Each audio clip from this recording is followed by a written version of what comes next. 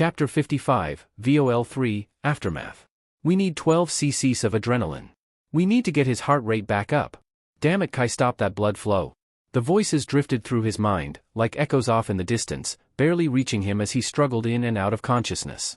White, bright light glared down on him, his eyes closing as they tried to shield his retinas from the harsh glare. There were people around him, blurred and indistinct, people he faintly recognized as those who were speaking.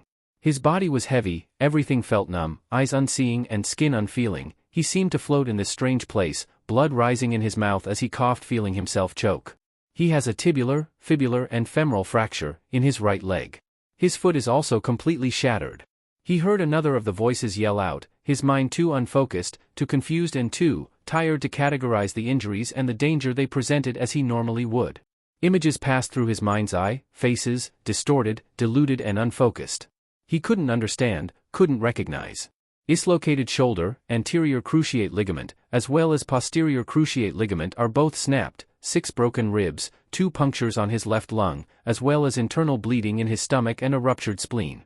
As the voice faded in his ears, growing weaker and weaker, Naruto felt something tug at his arms, removing the armored gauntlets from their place, carefully however to leave the golden bands that held his seals firmly on his wrists. Another sound reached his ears. This was something else, something small, metal maybe, falling against the floor. Naruto's head turned, his ice blue eyes opening for a moment, able to catch a brief glimpse of the butterfly pendant kept slightly beneath the armor resting on the cold floor of the tent before it was taken by one of the medics, and his eyes rolled to the back of his head, his body going lax as he finally gave into unconsciousness. Yoshino? A strangled yell was pried from Kakashi's throat as one of the medics pulled out the large wooden piece of shrapnel firmly dug into his side. Kakashi didn't know why they hadn't used morphine, some complicated thing about him possibly dying due to the fatigue his system was already in. Or at least that was the gist of it. Whatever the reason, it hurt a lot, and the copy ninja was not happy. A short distance away, Guy watched the proceedings with some concern, his arms crossed but his features apathetic, dark brown eyes shifting to the drapes of the tent as 2 more forms suddenly entered. Tayuya, Kidamaru. He greeted with a nod, receiving 2 in return. He continued. Naruto-sama, did you? Yeah, we found him, Green Man. Tayuya sighed, running a hand through her reddish-pink hair. Her hands were shaking a little as a shuddering sigh escaped her lips, obviously troubled deeply by what she'd seen. She leaned against one of the wooden posts that held up the med tent. Shit, it's been so long. I didn't even think anything could fuck him up anymore. Guy frowned as Kidamaru nodded his agreement. Yeah, the 6-armed shinobi continued for her. I mean, when we got there we expected, geez, I don't even know what we expected, but it sure wasn't that. He looked nearly dead. As an afterthought he looked up to Kakashi, who was gripping the sides of his bed so tightly his knuckles were completely white, one of the medics at his side working frantically to remove all the remaining tiny little slivers of wood that had broken off from the main piece.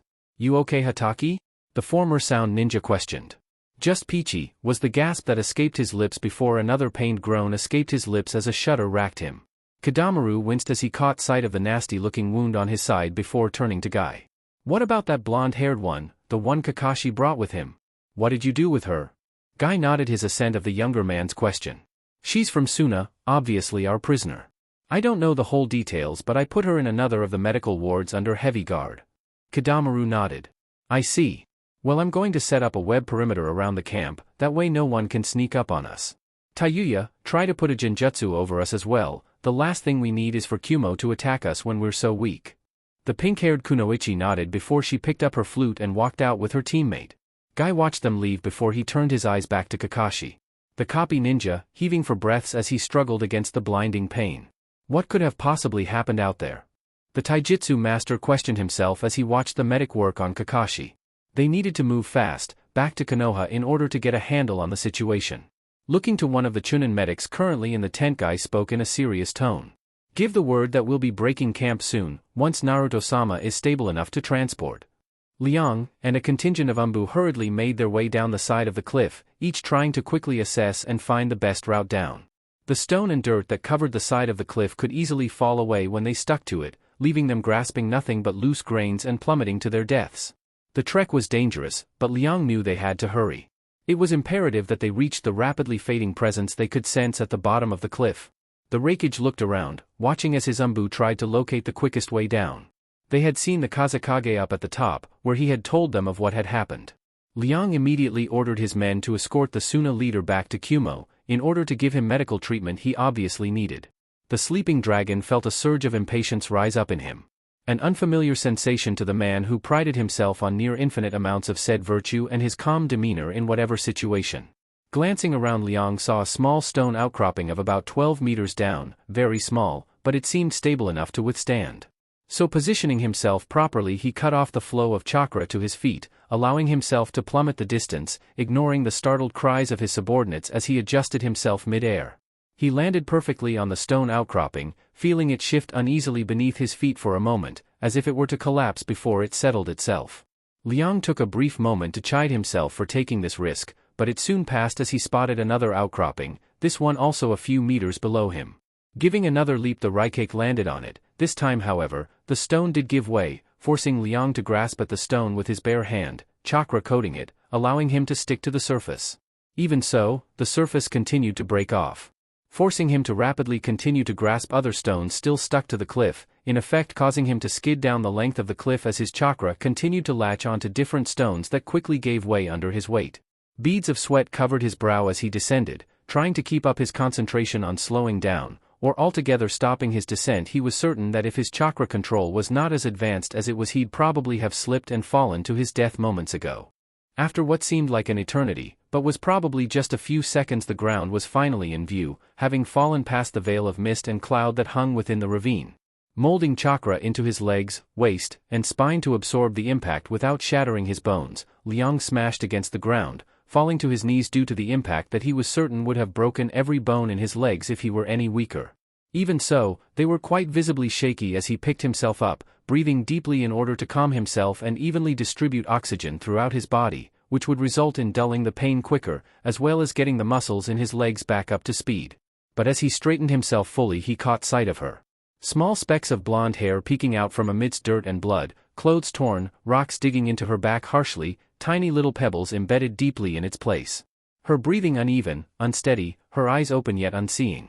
What had once been green grass beneath her now tainted red with her blood, pasty pale skin belying the amount she'd lost, as he could feel the traces of the kitsune's chakra bubbling just beneath the surface. Apparently, even the great Kyuubi could not single-handedly repair damage as extensive as this.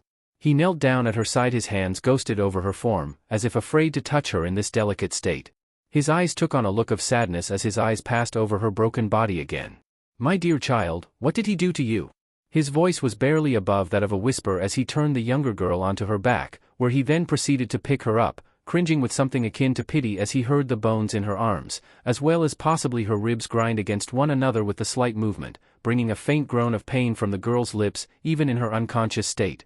Placing one hand to gently support her head and neck as best he could, while the other went beneath her legs to pick her up bridal style, he became acutely aware of the fact that both her legs were broken given the extremely hot temperature of the areas his hands came in contact with. He wished they could get a stretcher down here, but even if they could, getting it back up with her on it would be nigh impossible. One would be waiting at the top. Ignoring the blood that was now slowly seeping through his pristine white robes, Liang lifted them both up and again had to wince at the horrible sound of her arm falling limply to her side, crunching, scraping and grinding together as it did. Amazingly, another sound followed it, as well as slight movement from the injured girl. "Akina," he called somewhat uncertainly. The younger girl's eyes fluttered, gaining focus on his face for a brief moment before she groaned again, her head falling limply onto one side, resting unsteadily on his shoulder. "Sensei, please." Her whisper was so low he struggled to hear it, but as the words reached his ears, he felt a pit form in his stomach before she fell again back into the black abyss of unconsciousness. "Tell me it's not true." The Konoha army in defeat, Uzumaki Naruto critically injured, the Kazekage missing. This news sent shockwaves throughout the lands. As Naruto was safely transported back into the borders of Fire Country, Jiraiya's stewardship of the lands came under siege as previously conquered lands came under full assault of political and civil uprising. Dozens of small pockets of resistance sprung up in Kusa, Aim, Taki, Odo, Kiri, Konoha itself, and most especially, the recently subjugated lands of Iwa. Rumors of Naruto killing the Kazekage quickly spread onto Suna, where Baki, the jounin in charge of Suna during the Kazekage's absence, quickly marshaled Suna's armies, with the support of the people, as well as the former Konoha shinobi, who finally saw a chance of bringing justice onto the man who had murdered their families. An outcry for justice spread through the land of wind, fanning the flames brought on by the spark that was the rumored assassination of their Kage. Baki himself driven even more fiercely by the personal nature of his loss. Zhuge Liang soon capitalized on this, driving forward his men and marching them south, threatening the borders of Konoha and Iwa, as he placed large garrisons of troops in the fortresses of Sukumont and Omi, threatening both Konoha's northern border and Iwa's eastern border respectively, its navy also taking supply and trade ships along the Changjiang, which separated Kumo from the islands of Kiri.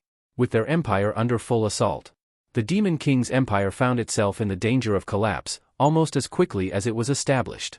His eyes slowly opened, revealing the calm blue iris quickly focusing on his surroundings. He lay on a soft white bed, but the calm sound of a gently flowing river reached his ears, its unfamiliarity bringing him to full alertness as he sat up on the bed, realizing that the silks that he now wore were not familiar to him either. The bed he currently sat in stood in the middle of what must have been a giant lake, as he could see nothing beyond the horizon, and the surface was too calm to be a part of the thrashing waters of the ocean. He touched his face, the familiar weight of his mask missing, the cold steel of his gauntlets, no longer present either. He looked around again and this time, managed to catch sight of a small, lonesome figure standing amidst the calm waters that glistened with the sunlight that fell over them. Tossing his legs over the edge of the bed, his bare feet came in contact with the water, finding it to be quite warm to the touch, the white silk which he was now dressed in almost blending in with his serene environment. Taking another look at the lone figure, he proceeded to make his way towards it. Slowly, ever so slowly, the figure came further and further into view as he came closer and closer to it. Its features soon becoming recognizable, until they were entirely unmistakable, even with its back to him. Just 4 feet away. Yoshino. The whisper of recognition barely left his lips before she turned to face him. Long flowing raven hair reaching her lower back, standing out in stark contrast to her bright blue eyes and silver silk dress. She looked older, somehow, since he'd last seen her, but it was unmistakable. He could never mistake her face. Those eyes, the same eyes that had looked upon him with softness, with kindness, with understanding. She looked at him then, when she fully turned. She looked at him, not at all surprised to see him. Her features were not twisted with rage or bitterness as they had been in their last encounter, but with a strange fondness, but laced with a somber undertone which rang strongly enough for him to see it with ease, even though she could never hide much from him. "This is not real," he stated, raising his chin slightly as he looked down at her. She was still shorter than him. Her eyes took on another look then, one he could not recognize as her features became even more somber. She stepped towards him. Naruto did nothing, even as she came within arm's reach, even as he felt her arms wrap around his waist and embrace him, he didn't move. The slow, rumbling sounds of thunder reached his ears as he felt her head rest against his chest and the rain pelt against their bodies. Strange, he should not feel in a dream. He looked down on her, his eyes meeting the top of her head as he rested one hand atop the dark crown of her hair and moved the other to wrap loosely around her shoulders, holding her amidst the rain. In the waking world, Naruto laid in his bed, fully dressed with multiple bodyguards in and around the room, all hidden from view. 3 other figures sat around the room, watching over their young leader's recovering form. One was Jiraiya, whom had been at the blonde's bedside since he arrived in Konoha nearly 1 week ago. Kakashi, who had arrived with him, still cradled his injured side tenderly so as not to tear open the stitches with any abrupt movement. And finally Hinata, whom had been called back from Iwa by Jiraiya, leaving Shino in charge of the delicate situation that was Iwagakure.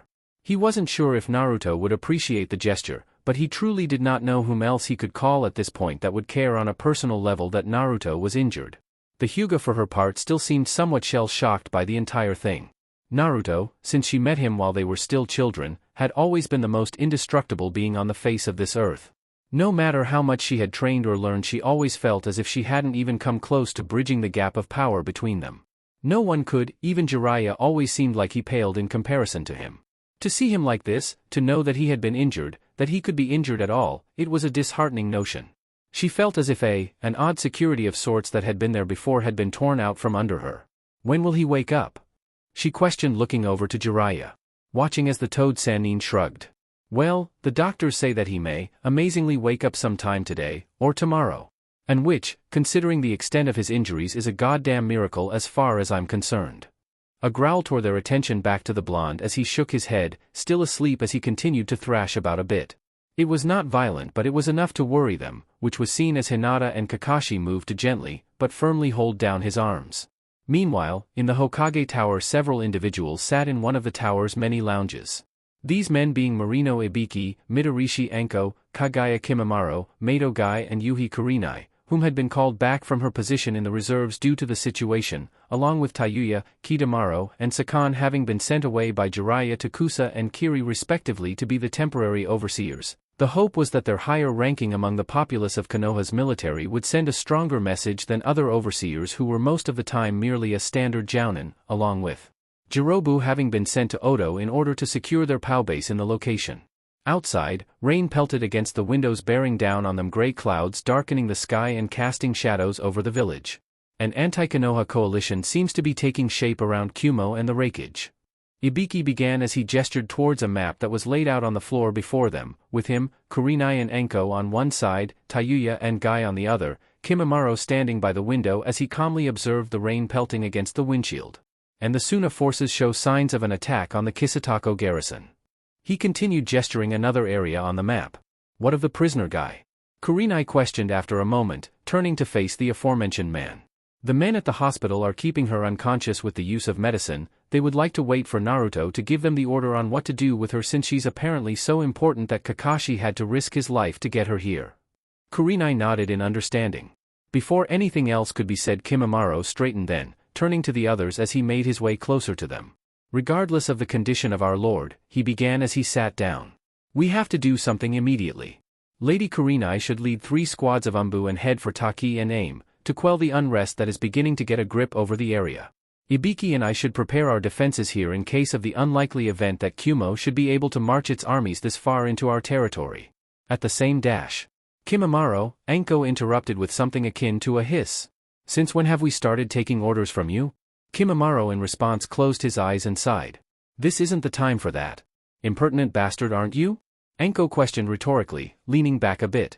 What we need right now is someone who can see us through this, or, Lady Anko, are you saying you have a better plan? The bone wielder stated, throwing a contemptuous glare in her direction. Snarling in anger, the snake mistress stood up and grabbed the bone wielder by his throat, despite the hand of one Mato Guy that held her wrist. Why, you pompous little dash. Enough. Another voice cut in, this one bringing all their attentions to the doorway. Naruto-sama. Were the surprised gasps that greeted his arrival, his single, red-clad form stepping forward with ease, Hinata, Kakashi and Jiraiya at his side. He did not have his usual iron mask and hood on, for which some of them were thankful to see. But, Naruto-sama, you're not well. Guy cried out in alarm, watching as the man he would have confused for dead 3 days ago walk past him and sit down at the head of the map where they all gathered. Mere flesh wounds, he grunted before he looked to Tayuya. Tayuya, send to Sakan and Kiri for aid. His voice startled her out of her momentary shock, quickly bowing to his order. Of course, was her response before she left. Wasting little time, he turned to Guy. Guy, Kurenai, take 5 Chunin squads and 6 Jounin and head for IWA, assist Aburame Shino, make sure you keep the reins of the area tight and that the Tsuchikage does not betray us. Ibiki, head south and direct the defense against Suna there. Kakashi will join you once he's fully recovered. Kidamaru, Anko, attack Kumo, draw them out of Odani Castle. His orders given, the men and women assembled bowed once, each responding with a chorus. Yes sir, before they each made their way out of the room, ready to complete the orders they had been given. Once everyone but Jiraiya and Hinata left, Naruto stood up again before slowly walking towards the window. Have the recovery teams found the bodies yet? You mean of Guan? Jiraiya questioned with no small amount of hesitation. At Naruto's nod he continued. Yes, he and the rest of the men that were recovered are in the morgue now. Naruto nodded. I see.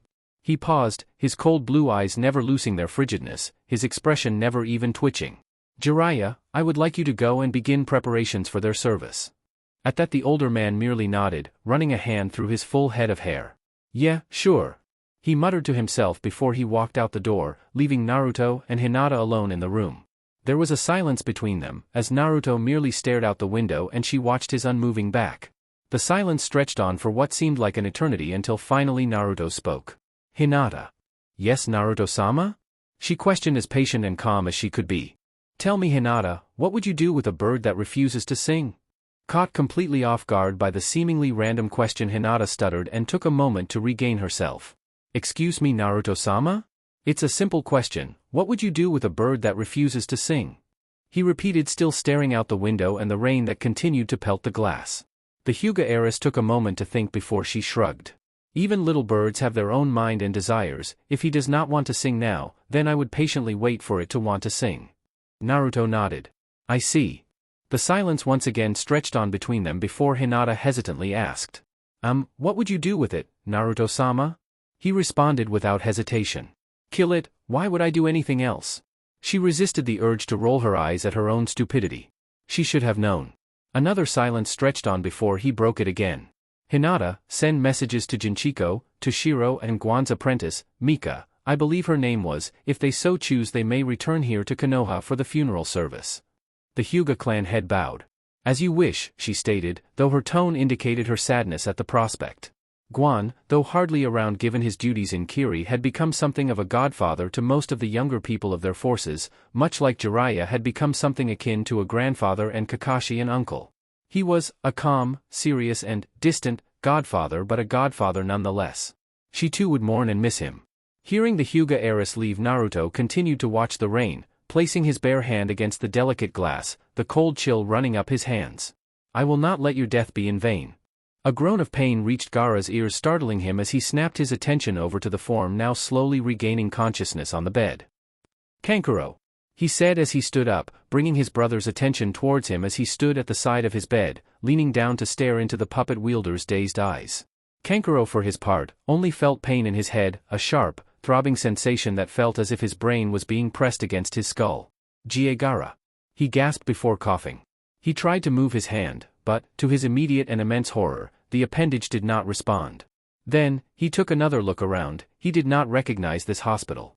Fighting down an immediate surge of panic, Kankuro swallowed the thick lump that formed in his throat, realizing that it could just be the side effect of some form of medicine, or probably hoping for it, as he hesitantly spoke.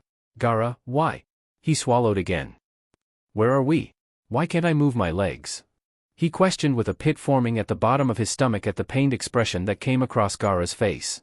Kankuro, I... The redhead took a breath through his nostrils, all but steeling himself as his face took on the grim countenance of the Kazekage. Kankuro, you've been paralyzed, from the neck down.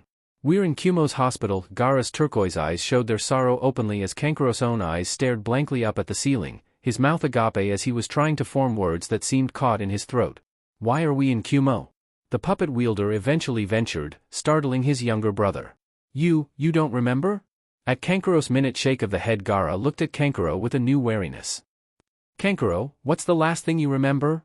The puppet wielder thought for a moment, and after several moments Gaara questioned again. Kankuro, what date is it? March 13th. He answered simply, but at Gaara's horrified look he knew that was not the date. Kankuro, it's April 15th. Gaara choked out. Kankuro had only been unconscious for 3 days. Gaara. Kankuro began swallowing another lump in his throat. Tell me everything that happened.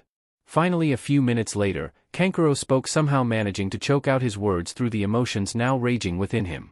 And Temari, what happened to Temari? He questioned as he realized his sister was not in the room. At the question, Gaara's head fell and he closed his eyes even tighter, his face scrunching up as his brows knitted. He took her. Kankuro's eyes closed as tears shined at the side of his closed eyelids, a shuddering breath escaping his lips. Gaara looked at his brother's face before he slowly reached out and grasped his hand firmly in his own. Brother, I swear I won't let him get away with this. His voice held such conviction, such a strong determination, and for a moment, Kankuro truly believed he would fulfill his promise.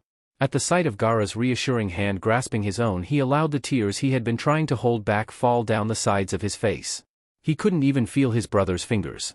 In another room, Zhuge Liang stood above Akina's slowly rousing form, the impeccable white robes blending in seamlessly with the surrounding white walls. His raven black hair in stark contrast to everything around him. He watched her eyes slowly flutter open, shifting left and right in order to look around the room before they finally landed on him, the dazed, lost look in her eyes causing him to stiffen somewhat. Sensei? Her voice was hoarse as tears slowly began flowing down her cheeks, sorrow bordering on the edges of despair lining her features. Yes? He questioned. He knew what she was going to ask, but he had to make sure. Sensei? She paused. Please tell me that he was lying, Sensei. Her face twisted in pain, but not from her injuries as she stared at his impassive face. Please tell me he's not my brother.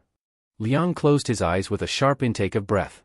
He had been hoping against it, but hope was a fool's game. He looked into her eyes for a brief moment before looking away. He could lie to her, tell her that he was indeed lying. But he wouldn't. For one thing, it would only dig him in deeper, because despite her words she would not just drop this here if he says so, she would look again and she would discover him. But also, some part of him admitted that he did owe her this much. He was willing to withhold information from her, but he was not willing to lie to her. That was a line even he was not willing to so callously cross. He sighed as he shook his head. I'm afraid that it is no lie, my dear, he was telling you the truth.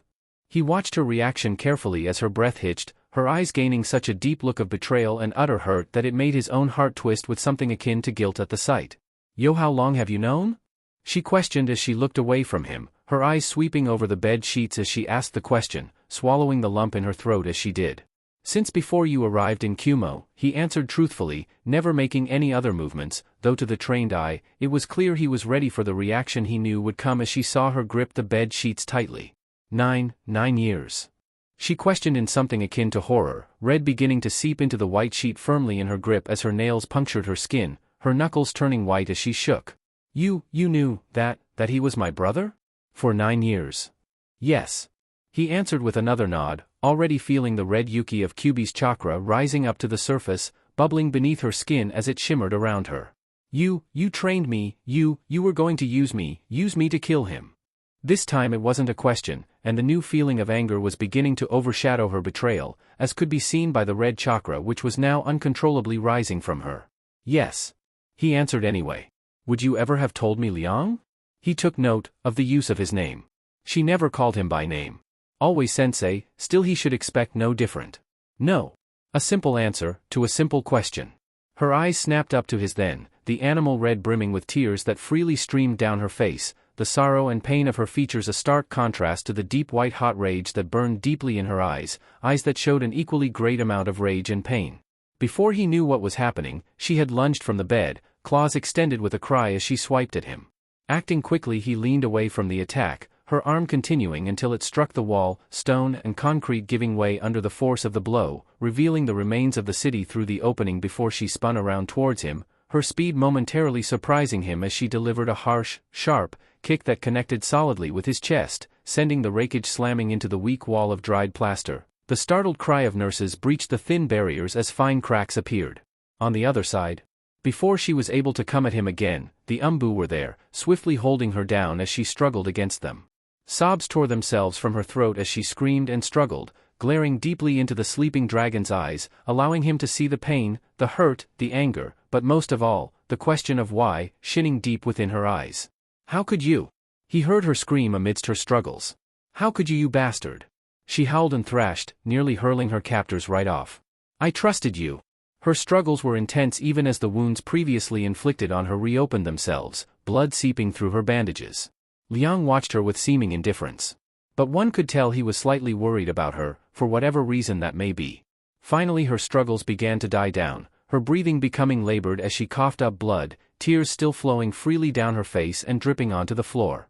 Falling to her knees as she continued to cry, still held in Gaara's sand. How could you? She asked one final time, blood falling from her lips and onto the cold hospital floor before she finally gave into the darkness that crept along the edges of her vision. The medics came soon after carrying a stretcher. Chapter 56, Meetings and Consequences. Rain pelted against them as they stood, looking at the closed caskets as they lay before them. Flowers lay strewn generously across the courtyard, the sobs and cries of the assembled crowd of hundreds creating a grim, somber orchestra. The gathered shinobi allowed the civilian members of the fallen shinobi's families to stand freely in the street as they took to the nearby roof and tree tops. Their black shinobi wear, reflecting that of the gathered crowds. The dark cotton seemed to absorb the light around it, coalescing their entire forms in shadow. Naruto stood on a podium, overlooking the assembled mass of people.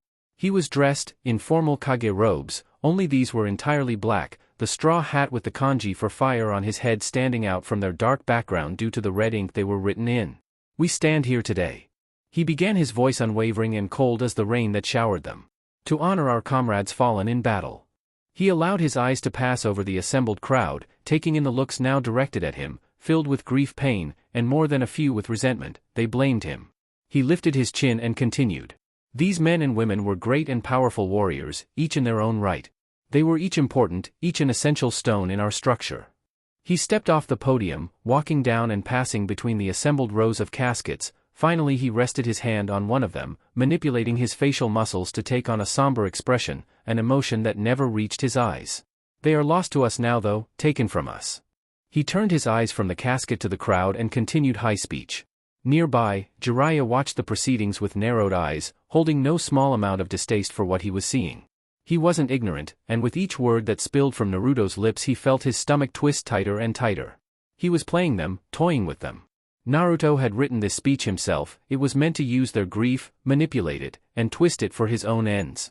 He was using his words as a means to get his claws into their minds and reaffirm them into his control. Jiraiya knew this was necessary, he knew that they needed to keep the populace belief in them. To keep their leash nice and short, otherwise their foundation would crumble beneath their feet and their empire would collapse around their ears, but he still couldn't help but feel utterly disgusted. He knew that being a ninja was far from the romanticized idolatry they used to convince parents to let their kids become genin in the first place. He knew that many times they would be called to do things some might consider evil, things that were harsh, cruel, even monstrous. But to use people's grief over the loss of their loved ones as such, to manipulate and control them this way, Jiraiya couldn't help but wonder what kind of leader would be so callous. "My people," he said, his voice piercing through Jiraiya's haze-filled mind, allowing a tinge of what Jiraiya could only call sadness to creep into his voice. "I know that no matter what I say here today, nothing can bring these people, your loved ones, back to you." He paused. Again he allowed his eyes to pass over the crowd, there were no longer faces of resentment, only of deep sadness. "But I feel your loss as well." He continued, placing his hand on one of the younger civilian boy's shoulder, possibly the son, or the younger brother of one of the fallen. "Each of these brave men and women, they were my soldiers, my comrades, my brothers and sisters." He walked through the crowds, watching as they parted for him. "And each one of them," he continued, raising his voice so it could be heard surely and clearly over the crowd, "I would feel the pain of their passing. The loss of each one of these brave men and women who gave up their lives for me." He paused again as if contemplating his next words. "No, not just for me, but for a vision. An ideal. A dream, that their families may be able to sleep in their beds without fear, that their families no longer need to worry if one of their own will not return from his mission this time. That wives will not be widowed, that children will not be orphaned, that this pain that we experience now, the pain of loss, the pain that another of our loved ones will no longer be with us will not be experienced due to these wars, these silent battles that take place every day." He took a breath. "This was their dream," he said. "A dream of peace." As he finished, his voice seemed to grow yet somehow remain the same in volume. His brows knitted together in anger then. "But some defy that dream. Some would see the chaos continue, to never allow the rivers of blood, shed from men and women as brave and proud as these that lay before you today, to stop flowing." He snapped his eyes up to sweep over the faces of the civilians around him, once again their grim faces slowly filled with anger, but this time, those looks were not directed at him. But toward the situation these people currently found themselves in, they wanted revenge and he would be their conduit for it. "My people," he continued, his voice gaining that familiar edge of danger Jiraiya and some of the shinobi that had previously worked with him could recognize. "I know that you wish to mourn your lost loved ones, many would call a shinobi who shows his sorrow to be weak. But they forget that a person is only weakened by their sorrow as much as they allow themselves to be. I look upon your faces now, and I do not see weakness. I see strength. I see power, I see a desire for vengeance." At his last words he saw their faces twist in bitterness and anger, tears shining in eyes that smoldered with anger, and Naruto had to stop himself from smiling in satisfaction. "Citizens of Konoha, I ask you now, after this loss, after this defeat, will you turn your backs on these, our fallen? Will you allow yourselves to be dissuaded by the blood now staining our enemies' blades? Will you cower in fear and allow the dream of these men and women, your families, to crumble? The dream they each gave their lives to preserve?" Murmurs came from the gathered, mutterings here and there. "Or will you stand with me now? As one people?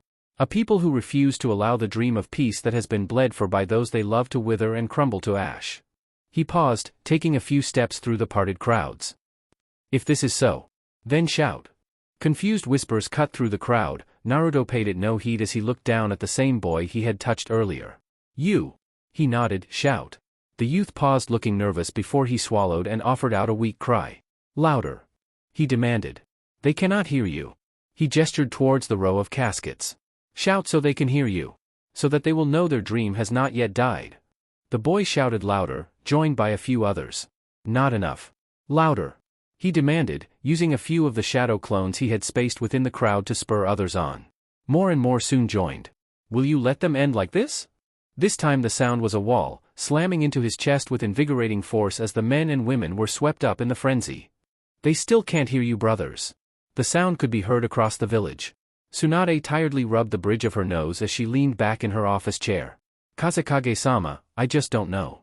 The red-headed Kage of Suna sighed as he ran a hand through his hair. Tsunade-san, your skills as a medic are legendary even in Suna. Are you absolutely certain nothing can be done? Tsunade sighed, leaning forward in her chair and resting her elbows on her desk as she laced her fingers in front of her mouth. Kazekage-sama, I don't think you fully appreciate the full weight of the situation. She reached into her drawer and pulled out a chart of the human and its bone structure.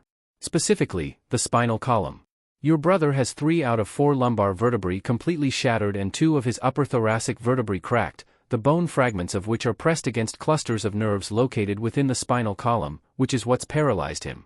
Even if I were to remove these bone fragments from these nerve clusters without killing him, the most Kankuro-san can hope for is the reuse of his arms. He'll never re-establish the use of his legs.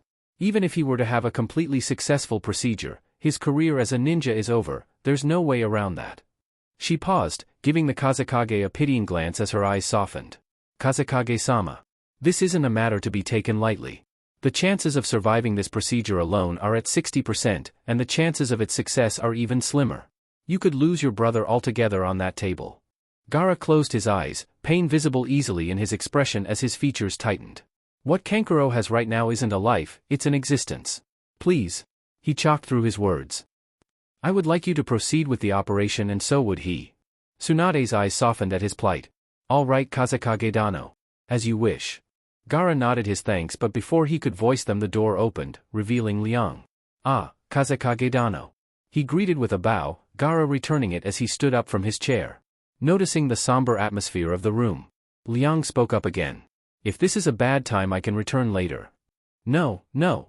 Gaara said with a shake of his head. We're done here for the moment, I believe. If you need me, I will be in my brother's room. Of course, Kazekage-dano.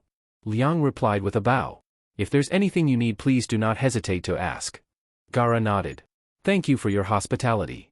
He bowed again before he turned to leave. Ah, Kazekage-dano. Liang called to him before he could leave. If you feel up to it, later on today, can you meet me in my office? I believe it is time we discuss our next move, against Konoha? Gaara's gaze darkened before he nodded grimly. Of course. Before he walked out the door, closing it behind him, leaving the sleeping dragon and the slug princess alone. After the door was closed, Liang turned to Tsunade. How is Ing? Tsunade nodded. Both her legs suffered several fractures. But with some physical therapy she should be back on her feet in about a month, and back on the active shinobi roster in 2 months. She'll be under for the next 2 days in order to keep her from the pain, which would probably be unbearable if she were conscious. After that you can visit her. Liang nodded. Thank you, Tsunade. Tsunade took a deep breath as she stared at him dead in the eye. Don't patronize me, Zhuge Liang. I know that's not all you came here for. Liang sighed slightly before he sat down in one of the chairs. Akina. He paused, minding his words within these listening walls. Is no longer ignorant of her origins. Tsunade's breath hitched, her eyes widening as she seemed to collapse in her chair, releasing a deep regretful sigh. I see. She looked back into his eyes. Her own eyes sorrowful and for once, fully showing her age. Liang could see that the decision to keep Akina's true origins from her were a decision that had always weighed heavily on her conscience. But, unlike him, when she had decided to keep the truth from Akina, it was purely on the belief that it was for the girl's benefit. The severity of that information could do many things to anyone's psyche. Tsunade had kept the information because she wanted to protect the younger girl. Whereas he had kept it, because he needed her in order to defeat her brother. And if she knew he was her brother, she would more than likely hesitate. He would not. He had demonstrated that quite clearly, judging from the condition he had left her in at the bottom of that gorge. Tsunade finally sighed again. Why are you telling me? Liang stood from his chair and approached the window slightly behind her.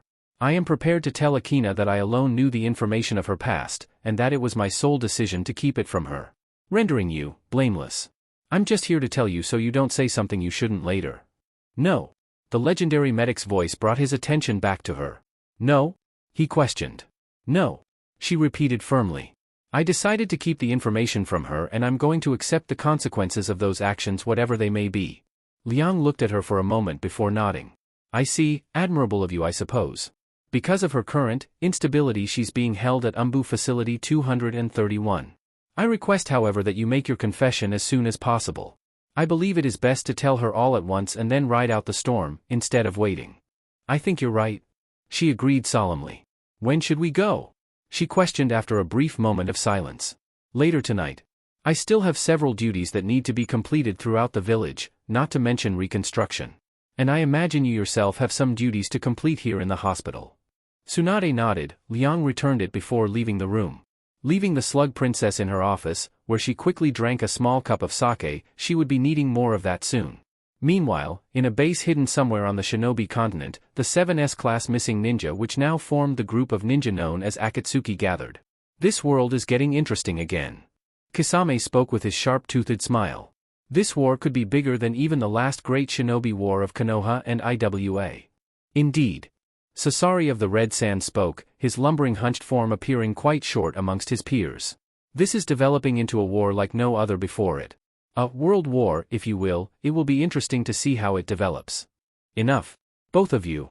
The chilling voice of Pain ripped right through the darkness of the cavern, silencing both of his subordinates with ease. This war will only make our jobs more difficult. There are only 3 Jinchuriki we are currently missing. The Kyuubi, the Nibi, and the Ichibi. All 3 of these Jinchuriki have become exceedingly powerful and will be carefully guarded by their respective village. The Ichibi is the Kazekage of Suna, the Nibi is a high-ranking Kunoichi Jounin in Kumo, and the Kyuubi is the man that has taken control of half the world by sheer might. Itachi finished for him. Pain nodded before he looked to Zetsu and Konan. Zetsu, Konan, you two are our top intelligence operatives. Outline the best strategy to defeat these 3. Konan nodded before looking to Zetsu. Should you go first or should I? You. The fly-trap-looking shinobi answered. The Kunoichi nodded before she cleared her throat. The Ichibi Jinchuriki can control and manipulate sand. He is praised for his nearly impenetrable defenses. His ability to control sand would make him nearly impossible to defeat on his home turf of Suna. I've learned that his defenses can be somewhat overcome with the use of sheer speed. In fact, this seems the only truly practical method to achieve this. Another method would be to wet his sand. It would make it slower, allowing for an easier time of defeating his defenses. But, in retrospect, making his sands wet also make them heavier, therefore more difficult to break through with sheer force and more powerful when used in offensive abilities, not to mention much more binding than his normal sand, meaning if he ensnares you in it with his sand wet you'll have a much tougher time of getting out. I would recommend Kisame and Deidara as the best ones to fight against this Jinchuriki. Pain nodded. And the Nibi. Ah, yes. The Nibi is quite different from the Ichibi. The blue-haired Kunoichi spoke up, clearing her throat a bit before she continued. This Jinchuriki we consider to be the weakest of the remaining Jinchuriki. But she is still quite formidable, proven to us by the deaths of Haiden and Kakuzu. We believed those 2 would have been enough to defeat her, but apparently we were wrong. Her attacks entail of the use of purple flames, more ethereal than and not as powerful as something like Itachi-san's Amaterasu, but this acts as a defense and offensive technique simultaneously, shrouding her entire body in it even as she launches several columns of flames at her opponents. This makes taijutsu nearly suicidal against her. Water does not douse the flames and it is not affected by wind either. The best strategy would have been Haiden cutting her before she transformed, but apparently he failed to accomplish that. Recommended abilities are high-level earth techniques, explosions or possibly strong poisons to incapacitate her before she has a chance to transform. For this reason I would recommend either Deidara-san or Sasori to fight her. Pain and the others nodded before rounding on Zetsu. Zetsu. Pain acknowledged with a nod. You are our best infiltrator. What have you discovered? Zetsu closed his eyes and took a deep breath. The Konoha Jinchuriki, sir, to put simply, is beyond the abilities of anything short of a 3-man team consisting of Itachi, Kisame and Sasori to defeat him. You believe he is that strong? Pain questioned skeptically. He did manage to defeat Itachi and Kisame when he was still just a boy. Sasori commented. With 10 years more experience. Many things are possible. The boy is in the prime of his life right now. Pain looked to Zetsu, silently telling him to continue.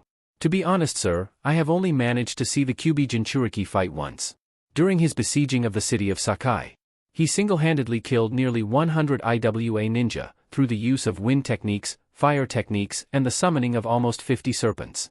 After which he faced the Kage of Iwa and several of Jounin-level guards that were possibly from Suna and former refugees of Konoha. He defeated them all without receiving a single debilitating injury. How much of the Kyuubi's chakra did he call on? Pain questioned. I sensed none of the Bijuu's chakra. Zetsu replied, simply watching as some of the others tried to hide their surprise with little success. Only Pain seemed unperturbed by this news. I see. The leader of the Akatsuki spoke. We will have to be very careful then. The villages are on high alert now, and entering them at this point would be foolish. Therefore we will have to bide our time. We cannot afford to lose any of you on field missions. I have studied the seals reportedly used by the Yondaime to seal the fox demon, and judging by their design, it will easily take all 7 of us to safely extract the Kyuubi. He allowed his eyes to pass over his subordinates. Return to your previous tasks, I will summon you when the time is right. Zetsu, find Haiden and Kakuzu's rings and return them to me. No words were spoken as 5 of the 7 ninjas slowly faded back into shadow, leaving the wielder of the Rinnegan and his longtime teammate alone. Temari's first sensation at returning to the living world was one of an almost overwhelming urge to vomit. Little known to her, this sensation was a side effect of the meds the nurses and doctors had used to keep her sedated while Naruto had been unconscious.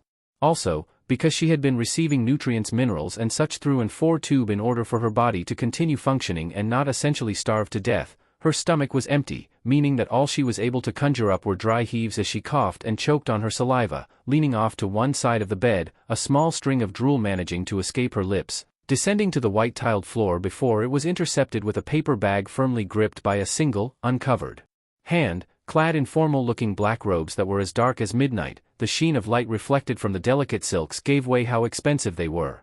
But she scarcely registered this in her mind before she chose to continue heaving and coughing as if she was trying to rid herself of her lungs. I would appreciate it if you would not release the contents of your stomach over my floors. The voice of the individual standing above her sent cold chills down her spine and made her stomach drop. It was like ice picks lined along her back, tiny little pin pricks sending her nerves into overdrive and her heart to racing in dread. She swallowed thickly, literally willing her stomach to settle before she looked up, her grayish-silver eyes clouded with trepidation as they met with the biting steel blue that stared straight back unflinchingly. Before she could contemplate this stranger in front of her, her mind was suddenly flooded with memories of the events that had taken place when she was last conscious. The battle, how she and Kankuro had rushed into the fight when it looked as if the Konoha Jinchuriki was about to strike their younger brother down. Even though they knew it was suicide, neither one of them could simply sit by and watch that happen. So they had fought, and she had seen her brother's favorite puppet, Karasu, torn to pieces and had shortly after bared witness to the horrifying sound of her brother's back being broken in 2 when the red-clad devil had kicked him with the force of a freight train.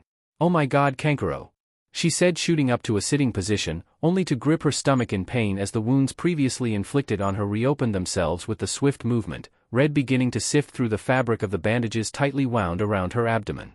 A thin sheen of sweat now decorated her brow as she let out a hiss of pain. She was breathing through her teeth, her chest heaving as the chilling voice of her observer once again reached her ears. "Do not move. You are too valuable to bleed out before you have fulfilled your purpose." "What are yo dash?" she began but froze as she finally caught sight of the outside world through her window. Her eyes met with a thick, lush vegetation of forest. But not just any forest, she recognized this forest, these trees. She recognized their species and knew that they grew only in Konoha, the forest supposedly grown by the Shodai Hokage. It was unique vegetation which for whatever reason only grew here in the Leaf Village. Her heart seemed to tighten, the pupil of her eye shrinking slightly as a terrible realization settled over her, chilling her skin, digging into her bones as they seemed to freeze the blood in her veins. Her breaths began to come in short, quick pants as she started to hyperventilate. She slowly turned back to her intimidating companion, her eyes taking him in this time, and more importantly, the clothing he wore. She recognized the robes. Gaara had needed to wear such clothing for funeral events during the deaths of some of the councilmen. There were obviously some differences but the design remained the same, and in order to verify, she looked to his wrist, a single seal, the seal of the Kage of Konoha engraved into the material in red lining. She had not seen it before due to the bag he had been holding. Her fear increased tenfold as she looked into his eyes again. This time, his fair image faded away, replaced with the more familiar, more terrifying image of the red-robed Devil King of Konoha. The man she had come to fear in her career as a ninja, and as she looked deep into his sea blue eyes she could just imagine them shift to red. But despite the disparity of him in and out of his armor, she could still see it, the cold, hard, uncaring eyes of the man that had murdered thousands. He nodded. "I see that you are now fully aware of the situation you find yourself in, Kunoichi of Suna." Chapter 57, Not Beyond a Measure of Control. Temari seemed to pale considerably before she shot out of the bed, backpedaling until her back was against the far wall. She immediately made a grab for where her kunai holster should be, only to realize her weapons were missing. She took a quick look at what she was wearing, realizing that it was little more than a hospital gown with maybe some skin-tight spandex shorts beneath that. She could also feel bandages around her abdomen and chest. Her eyes quickly scanned the room for anything she could even remotely consider a weapon to be used against him, though she knew it would more than likely be an effort in futility. She hissed as another stab of pain raced through her abdomen, forcing her to grab hold of the nearby table in order to remain upright. "As I said," Naruto drawled in his usual monotone. "Do not move, you are too valuable to bleed out before you have fulfilled your purpose." "What?" She gasped, clenching her teeth and eyes shut before slowly willing her lids to open to glare at the man in front of her. "What purpose? What are you talking about?" Naruto's chilling blue orbs dug deeply into her own, sending pinpricks of ice crawling up and down her arms and legs. He kept his eyes on her as he spoke, not moving a single muscle. "You will be used to secure Suna's surrender." Temari's eyes widened minutely, thoroughly caught off guard by the sheer bluntness of his statement. But soon it was replaced by burning hot fury. "No fucking way. You'll have to kill me first. You don't have a choice." His voice was firm and uncaring as she saw her grit her teeth, glaring at him as she glanced around the room once more. Naruto's eyes traveled down to her stomach, where red blotches were beginning to sift through her hospital gown. Temari's eyes rested on the small glass lamp that rested on the table next to the bed, and so with a strong fist she smashed it to pieces, gripping one of the shards in her hand, ignoring the biting pain as the shard dug into her palm, slicing it wide open as she molded wind chakra into her impromptu weapon, lengthening its blade till it was the length of a normal sword. She leapt over the bed, lunging at the Kyuubi Jinchuriki, the blade leaving a trailing arc as she swung, aiming for his throat. Naruto, however, did not even bat an eyelash as she attacked, dodging the swing before he latched onto her wrist with his hand, his grip strong enough to leave a bruise as she was forced to drop her weapon. She hissed in pain before she tried to lash out with her free end, only for it to be gripped in a similar fashion before the blonde turned her around and forcefully pushed her against the wall, holding her form against it as she struggled in his grasp, kicking out at his legs repeatedly. He absorbed the blows easily, barely even feeling the repeated impacts before the pain and exhaustion of her body showed in her efforts as she continued to bleed, the red fluid now easily visible through the hospital gown, sweat beginning to mat her hair down to her forehead as he held her against the wall. Her legs lost their strength and soon she was being held up by him. Naruto released his grip on her arms and wrapped an arm around her waist, holding her close to himself as he held her up from collapsing, making his way to the bed as he deposited her as gently as possible, not wanting to upset her injuries any more than what they were, ignoring the blood soaking into the fabric of his robes and the black clothes beneath as he released her form. Her chest was heaving with each breath as she weakly glared up at him. Naruto glanced behind him and with a grunt the door parted, revealing a medic Nin as she walked into the room. The blonde Kage turned his eyes back onto the injured Kunoichi as she feebly tried to move in the bed to sit up. "You are currently being held in my home. There are several umbu throughout the entire perimeter of this estate, and you will be allowed to wander throughout the entire estate freely except the scroll room. You are not allowed to leave these grounds. If you attempt to do so, there are 24 umbu ready to restrain you and bring you back here." Temari sighed, still having the sense of mind to catch his words. "Your estate, why?" She paused to swallow down a groan. "Why am I being kept here?" Naruto answered without even batting an eye. "Zhuge Liang's reach has proven long and his cunning great. I will not allow him to assassinate you, as he no doubt has already begun to plan. My estate is far more secure than a hospital." Temari turned her eyes up to his as she fought off unconsciousness due to the blood loss, her mind recognizing the name of Zhuge Liang easily as that of the Raikage. But she didn't understand. He was planning to assassinate her?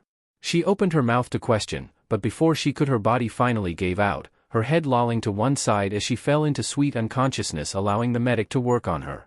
Naruto stared at her for a moment before he made a hand gesture, 2 umbu appearing at his side along with Hinata. "You too," he said, gesturing to the umbu, "set up the shifts. Do not let this one out of your sights.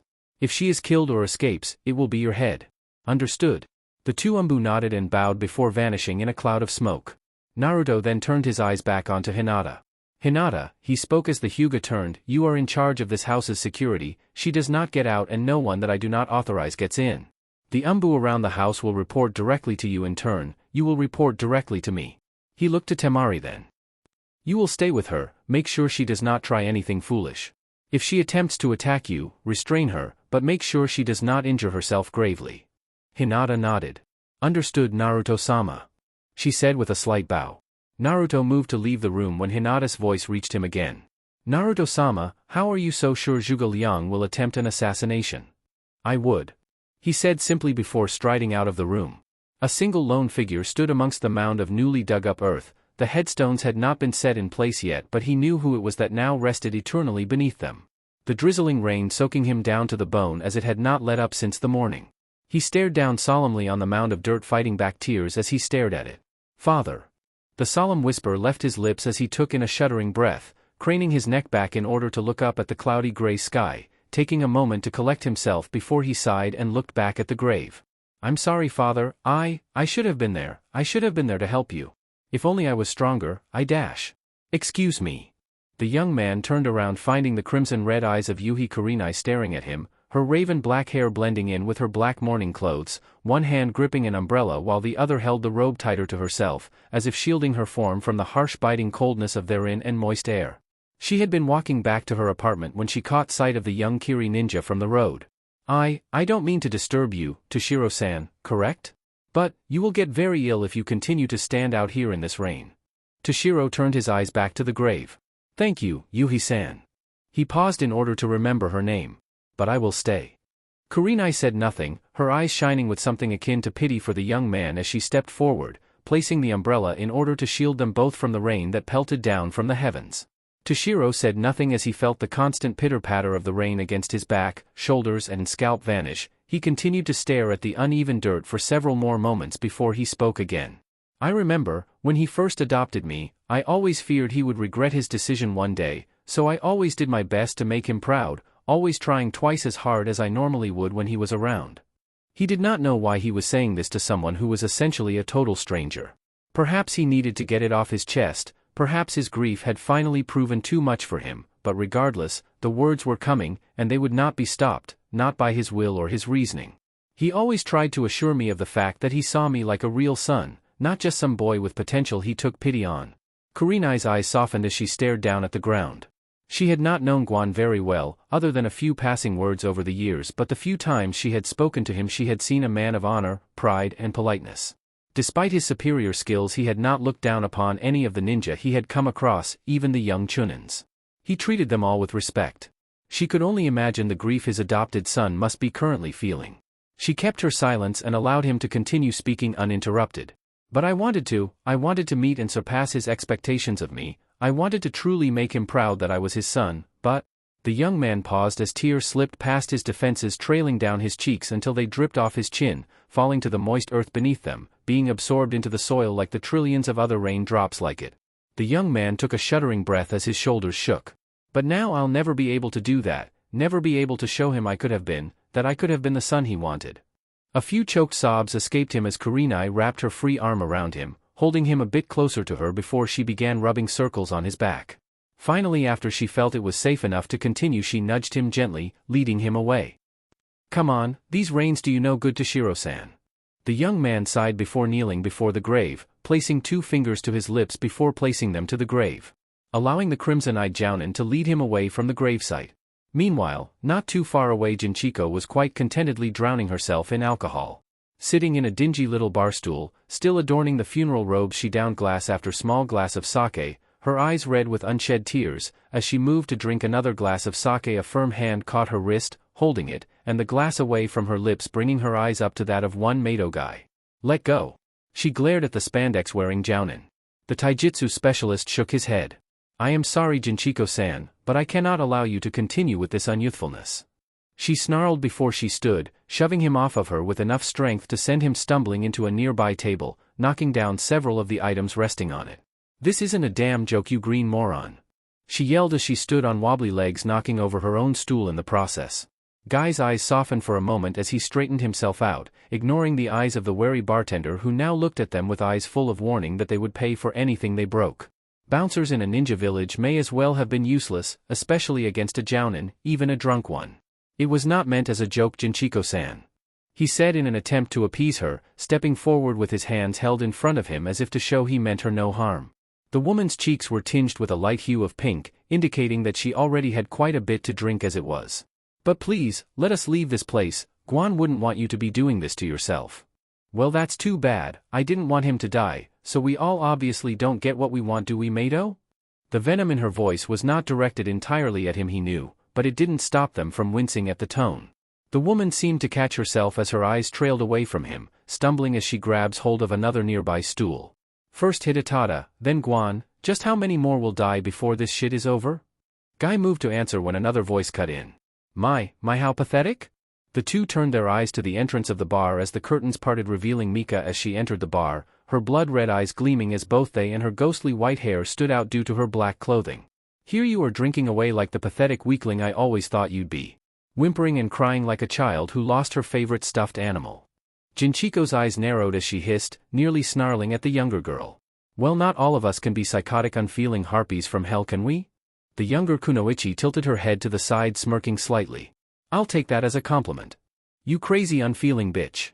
The older Kunoichi roared as she went to grasp her sword that leaned against the bar, being held back by Guy as the taijutsu master rushed up behind her and held her hands behind her back, pulling her away from the blade as he wrapped an arm around her neck. He was your damn sensei. That he was. Mika remarked absently as she idly flicked her fingernails. And a rather good one at that. I'll always remember what he taught me, especially the rules of the shinobi. You remember that one rule? The one that says a shinobi must always keep their emotions in check no matter the situation. I think I always liked that one the most. She paused as she saw the struggling woman try to get out of Guy's grip, smirking. But I don't suppose you'd remember that little rule, would you? Jinchiko's breaths heaved as she finally began to calm down, slowing her struggles as she glared at the young woman. I remember it. But I suppose someone as heartless as an orphan bitch like you would certainly have an easier time at it. It must have broken you up when he adopted Toshiro, but never you, huh? Mika's smile fell before any more words could be said. Guy released Jinchiko and walked between the two women. I believe you should leave, he said as he crossed his arms. The younger Kiri Kunoichi's eyes traveled to Guy's unusually serious face before she smirked, turning and walking out of the bar. Guy then turned his eyes to Jinchiko. Walking over to her, he wrapped a single arm around her shoulders. Come on. This place does you no good, he said before leading her out of the bar. Zhuge Liang sat in his office doing his best to clear his mind as well as he could. Running a hand through his raven black hair, he heard the door open. Trailing his eyes upwards, he found the one and only Sabaku no Gara walking into his office. Ah, Kazekage Dano, he said, standing up from his chair. Please, have a seat, he said, gesturing to the piece of furniture in front of his desk. Gara nodded before he moved to sit. The Raikage waited for Gara to take his seat before he leaned forward on his desk, lacing his hands in front of his face. Gara-san, I know you wish to remain here, in order to overlook your brother's treatments, but I need to ask you to return to Suna as soon as possible. Gara sighed before he nodded. Looking up to the older man, he spoke. I realize that Kankuro is in too delicate a state to move, but I cannot allow that to stop me. I will begin my return to Suna by tomorrow. I have already begun my own preparations. Liang nodded as he leaned back in his chair. That is good to hear. I will assign you a squad of 4 of my best umbu to guard you along your way. Just 2, please, Gara said. A smaller group has a smaller chance of being detected. The sleeping dragon nodded. As you wish then. Now. He stood and walked over to a large map hung on the wall of the office, gesturing for Gara to join him. The Kazekage did so, and soon they were both standing in front of the map. Zhuge Liang placed his hand over a specific spot on the map. Your Jounin subordinate, a man known as Baki, has begun to move troops onto Suna and Konoha's borders. So far there have merely been a few light skirmishes, few injuries on both sides, even fewer casualties, but very soon that will escalate. Now, when you arrive at Suna, you must quickly take control of your armies and strike out against the outposts here. He gestured to one area north of Suna, in an area between the borders of AIM and IWA, an area they could access due to Suna's near total control of bird country. In the near decade since the rise of the Konoha Empire, Suna, Kyuumo, and the previously independent land of IWA had worked on gaining control of small merchant villages in the surrounding lands, not only to strengthen their own economy, but also to use these lands as buffer zones between their respective villages. Suna had taken bird country, Kyuumo had taken a small city known as the Jiangling, a port city just south of their lands and a little north of Hai no Kuni.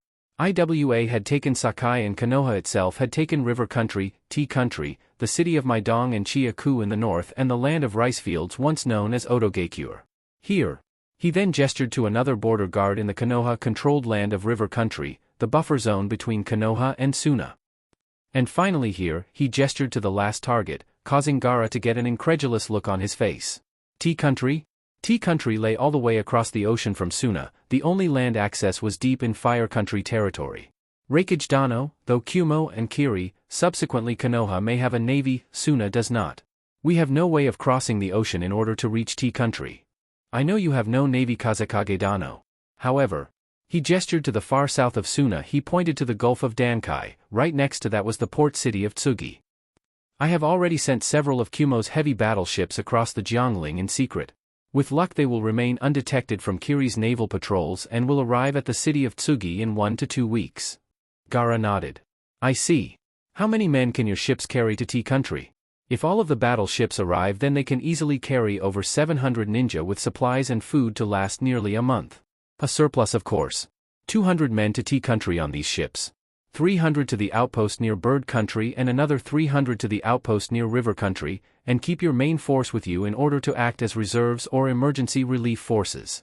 Gaara raised an eyebrow. Rather astute guesses. What will you do? As it stands right now I am still making preparations, but in 2 weeks' time I will be launching attacks here. He gestured to the northeastern border of the land that was previously Odo. Here. He gestured south of the now Kumo-controlled city of Jiangling, near the eastern coastline along the border of Konoha. And my navy will be landing in this peninsula. He gestured to the land that previously belonged to the merchant city of Maidong, west of Odo and east of Waterfall. Gaara nodded. I see. Is there anything you wish to accomplish with this six-pronged attack, I mean, despite the obvious splitting of his forces? Liang nodded. Perceptive, I see. Yes, there is an alternative purpose. IWA has been recently conquered. Its people held by a leash of virtual slavery. Naruto has over Toyohisa Shimazu, not unlike the Hyuga Kur seal of the branch family used several years ago. With these attacks Yoshihiro may see an opportunity to rebel. I will go to IWA soon, before the attacks begin, in order to barter him a deal. If he accepts, then we can expect reinforcements from IWA. If he does not, which I don't believe will happen, then we will be on our own. As it stands, however, IWA with the recent conflict has weakened them greatly, as well as weakened Naruto's own forces, however minutely. We still have a numerical disadvantage, but not as great as I had feared it would be. We also have a slight advantage in terms of terrain. Your climate makes it difficult for those without experience and knowledge to last long in the desert, and for Kumo the high mountain peaks have made for a perfect natural defense similar to IWA, as there are only several passes that can be used to reach our city. Gaara nodded. The silence before them stretched on for a while, before it was abruptly broken by the alarm of a clock. Liang bowed. Forgive me Kazekage Dano, but I must go. Of course. Gaara bowed, allowing Liang to take his leave. Before the Reikage made it to the door, however, Gaara spoke up. Zhuge Liang, what are our chances of winning? Liang paused for a moment before he answered. Unfortunately, I haven't the slightest idea. Once I know, so will you.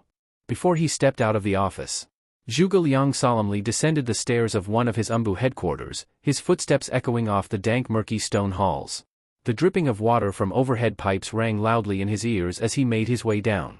Reaching the bottom of the steps, he caught sight of Tsunade standing outside of the room, her blonde hair cascading over her shoulders as she sighed, turning her eyes to him as he approached. Have you already gone in? He questioned. In response she nodded. Yes. Before she sighed somberly. It did not go very well.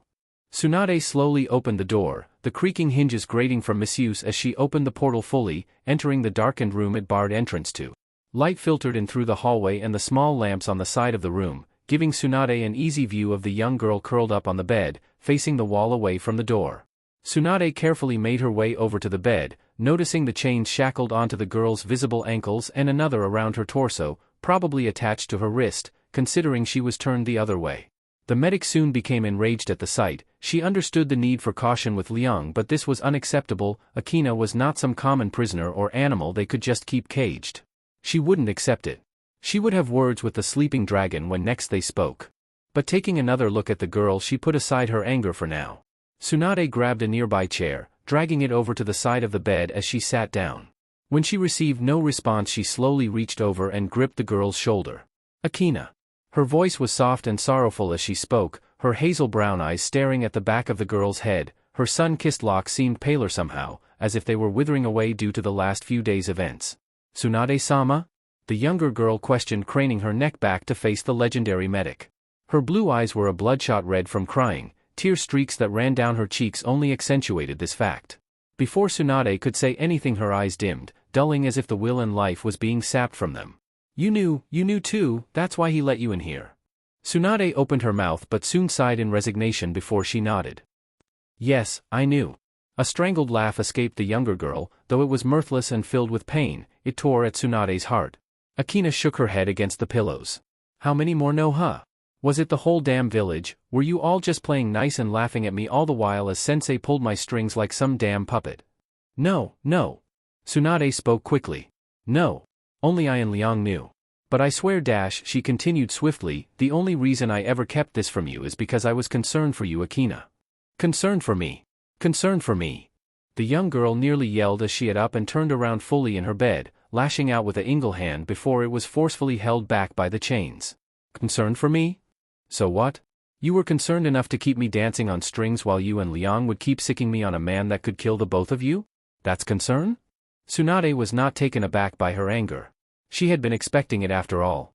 When I learned of your connection to the Uzumaki boy, you were still very young and recovering from very many emotional and traumatic events in your life. The death of your parents, the discovery of being a second Kyuubi Jinchuriki. If I would have told you that he was your brother, then who knows what would have happened to you. You could have completely lost your mind. She was nearly begging the younger girl to understand what a difficult position she had been in. The human psyche could only take so much before it snapped, if it had to deal with such a hard psychological blow so shortly after the death of her parents, something that Akina had not fully come to terms with until 2 years after the fact at the very least. Who knows what would have happened, and at that point she had kept the secret for so long she didn't know how to break it to the girl. Akina sat back on the bed, leaning her back against the wall as she looked down at the mattress, tears trailing down her cheeks and falling off her chin. Tell me how can I ever trust what you say ever again, Tsunade? The medic's eyes grew sad as she searched for an answer to give the younger girl, but in the end, she could come up with nothing. I don't know. Akina continued to stare at the mattress for several long moments before she spoke. Get out. When Tsunade made no move to do so, she yelled. I said get out. Tsunade sighed and bowed once before turning on her heel and walking out of the room. Reaching the door, she gave another glance at the Jinchuriki. For whatever it may be worth, I am sorry. Before she turned and closed the door behind her, leaving the younger blonde alone in her cell. Tsunade looked at the apathetic wreckage before she spoke. I want those chains off her, Liang. They are a precaution for the moment. He explained, glancing at her. Either you take them off or I break them off, either way they're not lasting the night. The medic warned. They had done enough wrong to this girl, they would not do another one. Liang closed his eyes and nodded. Very well, once I am done seeing her I will go up to the Umbu captain and tell him to remove them. Tsunade nodded. You better. Before she turned and walked down the hallway, making her way to the exit. Liang watched her leave before turning his eyes back to the door. He took a deep breath before he opened the door and made his way into the cell. He found the young girl in much a similar position to the one Tsunade had left her in. Her back against the wall, her eyes facing downward. When he opened the door she looked up at him, her eyes narrowing as she bared her already lengthening fangs. He nodded in greeting. Akina. What do you want? She snarled, the venom in her voice and raw fury in her eyes spoke volumes of the levels of disdain and contempt she now held for him. Liang sighed. I realize that you're very hurt, and that you're very angry at me, Akina. He said slowly as he took a seat across from her, making sure to stay beyond her chain's reach. I know that what I did to you may have been, that it is, unforgivable. A betrayal of the highest degree, but I hope that you can understand that I had no choice in the matter. You had choices, you had many choices. She interrupted, her grip on the bed sheets tightening. You just made the wrong ones. She glared deeply into his eyes. You didn't just betray me, Zhuge Liang, you betrayed my trust, you betrayed the faith I once held in you, you betrayed the belief that everything I ever did for you, that everything you ever said and asked of me was to earn your respect, your friendship and your love. I loved you, you were more than a sensei to me, you were like a father to me. Liang took a deep breath and closed his eyes. He knew to the extent, to the depth this wound went. But he had tried to keep his distance from her for this reason. He wanted to endear her to him, but not so much in case of this very event. But apparently he had failed, something confirmed as he listened to her painful and heartfelt voice. All of that is gone now. She finally said, glaring at him. Looking at the chains on her wrists and ankles she added. Obviously. She growled before turning her eyes up to him. A subordinate cannot serve a commander he doesn't trust. I will no longer fight for you, Zhuge Liang. That single sentence seemed to reverberate off the walls, like a deep gong going off right next to them. I see. Liang said as he slowly stood, her blue orbs followed his movements. I will be leaving for IWA in 2 days, Akina. When I return, we will discuss this further. There isn't anything to discuss. She interrupted. You are obviously very upset. He continued, ignoring her. He turned his eyes back up to her own. For what it's worth, I truly am sorry, he said before he walked out of the cell. Outside the iron door, Liang sighed.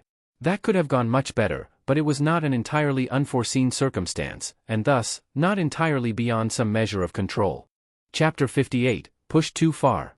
The sound of rusty hinges echoed across the subterranean portion of the Umbu headquarters, the grating creak sending chills down the spine of many a passerby. A single Umbu carrying a tray of food into the moss-covered cell. The man sighed tiredly as he looked upon the uneaten tray on the small night table on the side of the bed before turning his eyes on the young blonde girl who remained in the same position she had for several days now, her arms hugging her knees as she sat on the bed, her back against the wall.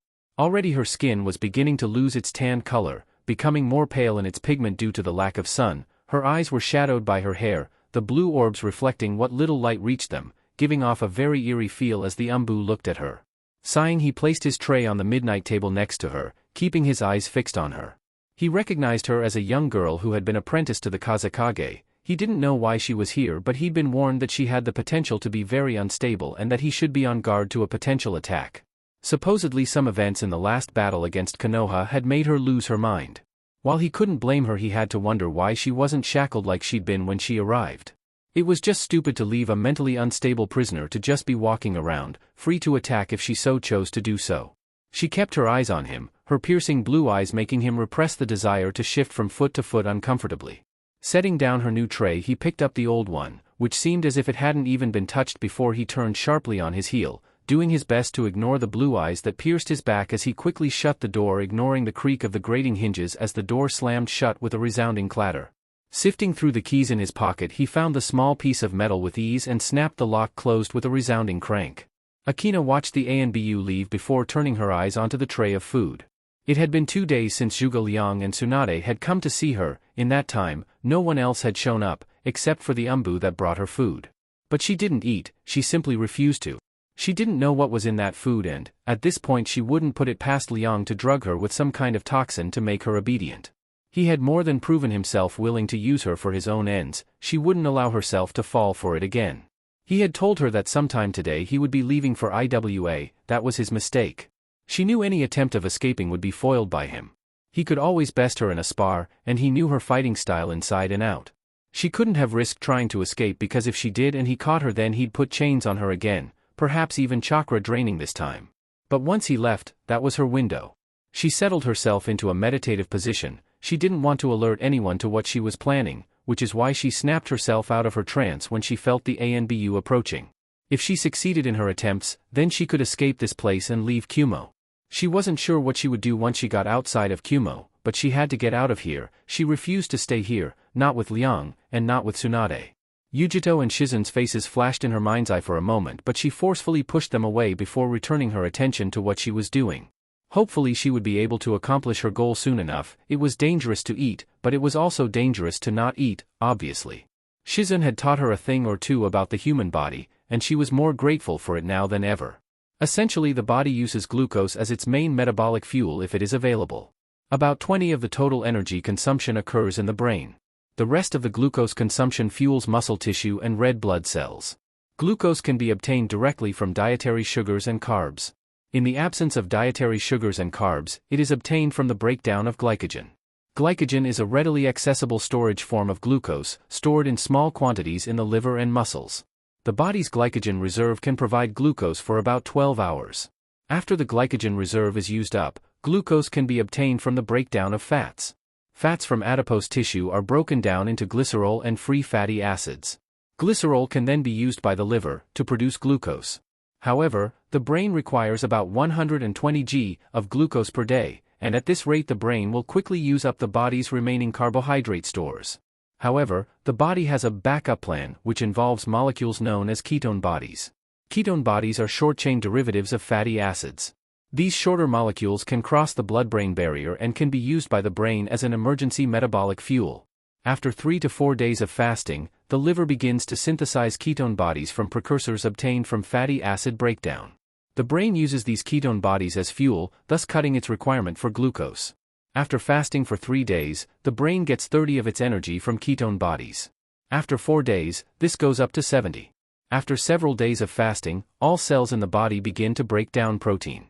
This releases amino acids into the bloodstream, which can be converted into glucose by the liver. Starvation ensues when the fat reserves are completely exhausted and protein is the only fuel source available to the body. Thus, after periods of starvation, the loss of body protein affects the function of important organs, and death results, even if there are still fat reserves left unused. In a leaner person, the fat reserves are depleted earlier, the protein depletion occurs sooner, and therefore death occurs sooner. So, the way she figured it, she weighed roughly 135 to 145 pounds. Given the average human's breakdowns of energy reserves, she had 4 days in total before the fasting began to wear down her muscle tissue. She had stopped eating roughly 2 days ago. So that would mean that she had about 2 days left. Settling herself into her meditative stance, she immersed herself into the recess of her mind. Niyujito ran past staff of the hospital and regular civilians blindly, ignoring Shizune as she yelled after her to come back. She rushed past everyone, pushing them out of her way as she ran towards the exit of the hospital. It just couldn't be. She refused to believe what she had seen outside her hospital window. That sight, that broken and charred ruin, simply could not be her village. But, as she pushed open the double-glass hospital doors with all the strength her recently awakened body could muster, she could not deny herself the truth any longer. What had once been an active metropolis, a city teeming with life, was now little more than a shattered memory in the face of the devastation that now plagued it. Yujito felt her eyes glistening with tears. The twin orbs looked like glass as she let them pass over the village. Her chest clenching painfully over her heart, as if her ribs were talons that tightened a vicious hold within her chest cavity. Both hands moved in a vague motion as if she was going to grip her chest, but they soon went to her stomach as she collapsed on her knees. Her breaths came in short, quick pants as she began to hyperventilate. She quickly placed one hand on the ground to hold herself up as she lurched forward, feeling as though she was about to throw up. She felt someone, possibly Shizune, rush up behind her. One of the medic's arms wrapped around Yujito in an embrace while the other rubbed soothing circles over her back. Tears trailed from Yujito's eyes down her cheeks, dripping from her chin onto the gravel clenched between her fingers as she let her eyes travel over the village. She could see them all, men and women, young and old, as they moved like the weight of the world was on their shoulders, sorrow brimming behind their features. She saw an old woman with a child, placing flowers next to a sidewalk, no doubt the site where one of their family members had died during the attack. The young boy had tears in his eyes, wiping at them furiously as they continued to pour freely. Yujito opened her mouth as if to speak, but whatever words sought their release became lodged in her throat. Finally the old woman turned away, beckoning the little boy away from the sight, his sobs continuing to reach Yujito's ears as the distance between them increased. The Nibi Jinchuriki looked down at the ground, where now both hands shook as they struggled to hold up her weight. Where was I, Shizune? Where was I when all of this happened? Shizune herself struggled to hold back her own tears as she continued to rub soothing circles across the female Jinchuriki's back.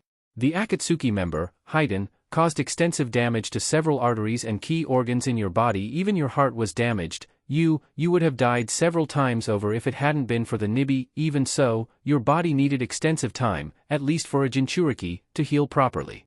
You have been unconscious for nearly 3 weeks, since the day of the Akatsuki's attack on you.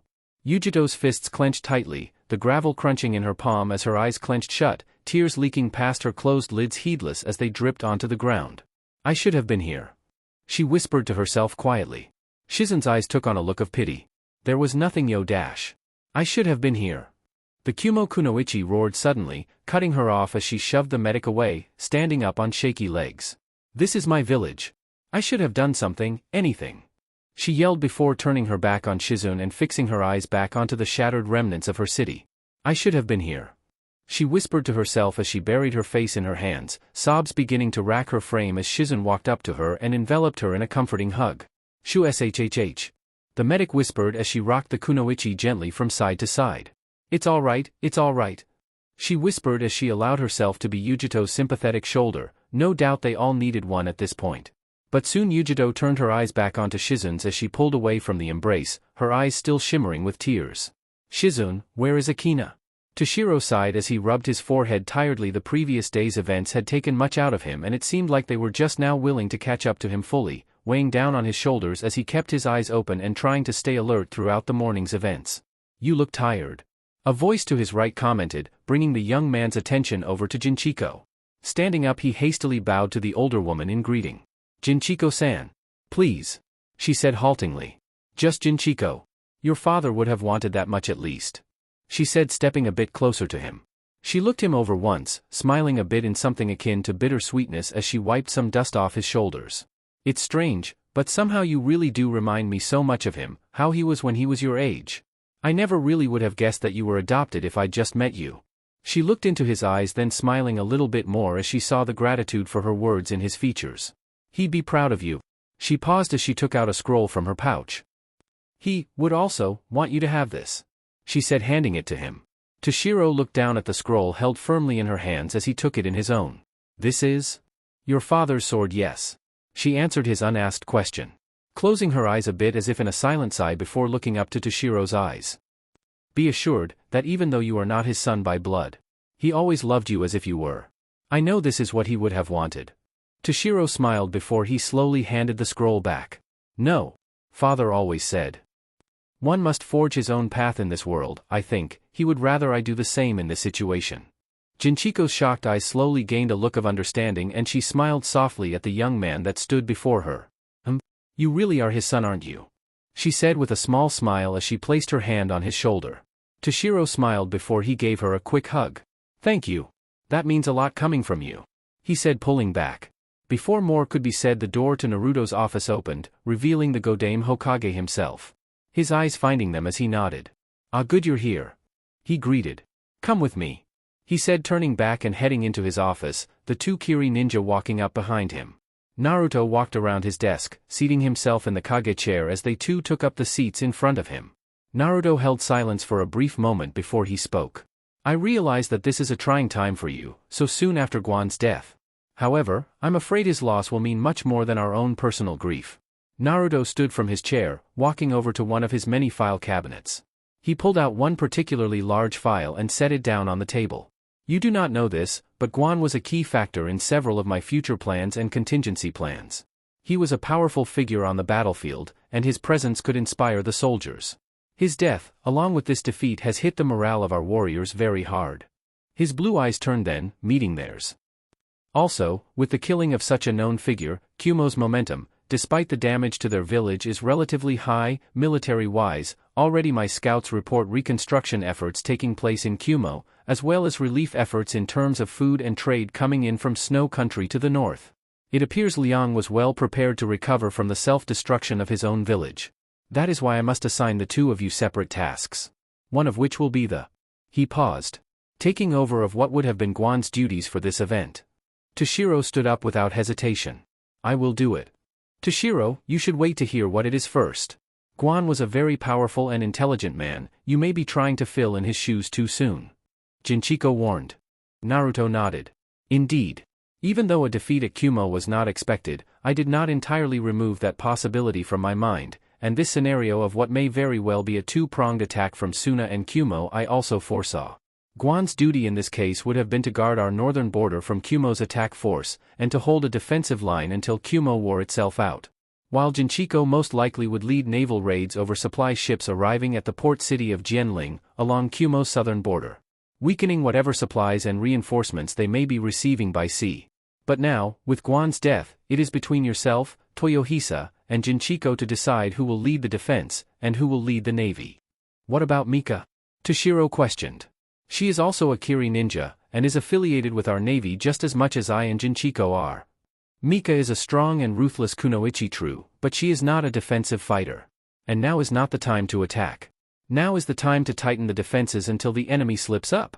Jinchiko, you know this young man best, which assignment do you believe he would be suited to? Jinchiko glanced up to Toshiro as he turned his eyes to look back at her, pleading for her to grant him the opportunity to prove himself. To prove that he could be equal to his father. The brown-haired woman sighed before she stood up. Lord, I think Toshiro would be the best choice for the land-based defenses.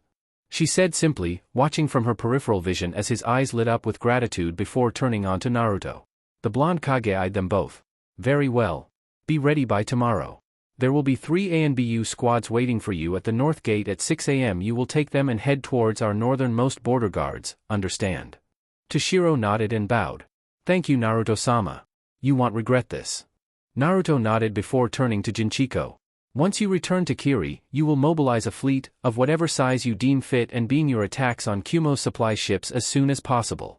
Understood. The Kiri swordswoman nodded. Good, dismissed. The blonde spoke watching as they both turned and left the room. Naruto sat down in his chair. Zhuge Liang. You may very well be the sleeping dragon, but I promise you, this is one war I will not let you win. The world slowly swirled into view, colors mixing, light bending. The distortions of a hazed mind and fluttering eyelids slowly mulling each other out, and becoming a single coherent image as Akina slowly emerges into a conscious state. Her breathing was heavy, every deep breath of air, hurting her, putting pressure on her chest as if her lungs were going to burst inside of her. The air was humid, but hot, almost like steam. She groaned, getting up to her knees as she struggled to pick herself up to her full height, only to lurch forward in a coughing fit, the pain in her lungs making her wince every time she coughed and was forced to take a deep breath. She took a look at her surroundings, ankle-deep water, a beam of light, from directly above, illuminating an area of about 50 feet in all directions from her. But after that light there was only blackness, like a veil had been dropped around her, darkening the entire world outside this small space. I see you've decided to visit Dash, a voice chuckled, the deep booming sound echoing all around her, as the foul stench of rotted, decaying flesh and dried blood hit her like a brick wall. She staggered for a moment, entering another fit of coughs as she retched, almost unloading her stomach contents but held back. Worthless mortal! The voice roared suddenly as a massive claw shot out from the darkness around her. A strangled gasp escaped her before she dove to the side, avoiding the claw as it slammed down on the area where she previously stood. The rattling of chains suddenly became apparent to her ears, and the darkness seemed to take on a grayish tone, as if a light from within was growing slightly stronger, illuminating the area from the inside out. She could begin to see something though. The faint sheen of fur, blood-red fur, gleaming even in the darkness. Before she could think on it further, the claw pulled back, the clink and clank of metal tearing through the silence with it as two blood-red eyes snapped open, staring straight at her, even through the darkness. Weak, was all the great beast said as it stared down at her. Its head seemed to move, and the grating of metal and clinking of chains again reached her ears. I grant you my powers fully at your disposal. And you cannot even defeat that small insect of a brother of yours. Akina slowly stood up from where she had fallen, her clothes and hair wet as she stared up at the great kitsune. My brother, you want me to kill him too? I hold no love for you pitiful sacks of flesh, child. I would kill you just as easily as I would kill 1,000 others. It makes no difference to me. But that arrogant, impertinent wretch you call kin, The Kyuubi seemed to shimmer in the darkness, the temperature of the water she was standing in rising by several degrees. He believed he could control me. He was arrogant enough to continuously force my cooperation, a force that was only perpetuated by the seal that bound me to him. Oh yes, if there is one human I would truly wish to slay it would be him. Second only to the fool who put me here in the first place. Akina closed her eyes, fighting back tears of frustration that threatened to build up behind her eyelids.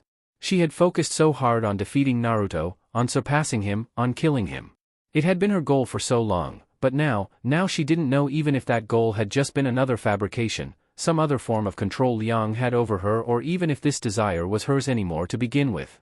Who did this goal belong to? Her, Liang. The Nine Tails. She took a deep breath, steeling her features before she looked up at the kitsune again. I need y dash. I know what you want, child. The Nine Tails interrupted her, his voice, somewhere between a taunt and a sneer. I have seen your mind, I know exactly what you want. You wish to escape. You wish me to grant you the ability to fully wield the fourth tail of power, allowing you to keep your wits and your senses for a short time in order to fight your way out of this place while your sensei is away. You wish to leave Kyuubi. The Nine Tails paused looking at the young girl as she gave a quick, curt nod. Kyuubi's teeth suddenly gleamed, flashing a grin full of malice at the kunoichi. Why would I do something like that, foolish kunoichi, He questioned rhetorically, watching her as her eyes widened in something akin to horror. Zhuge Liang is an able commander, and it seems to me, he is my best chance at killing that Uzumaki boy, even in your weak body.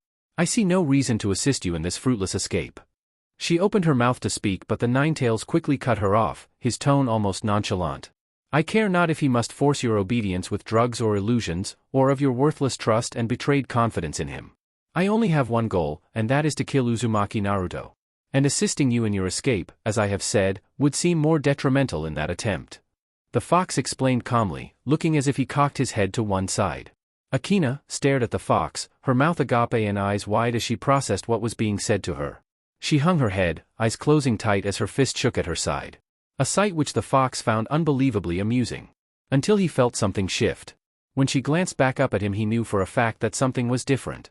When her eyes stared at him now, Kyuubi could see it all, now beneath the brave front, beneath the desperation that had brought her here, beneath the confusion. There was this small, almost underlying hint of what the kitsune could easily recognize. Madness. It was there, just brimming beneath the surface, a thin layer of reason, as thin as a gossamer thread was all that was left. The girl had been pushed too far, too fast, and too soon. Akina smiled a hard, tense smile at the kitsune, flashing her enlarged canines as she did. Kyuubi, if you don't help me, then I swear you will never reach that goal of killing my brother. Ever. The kitsune growled.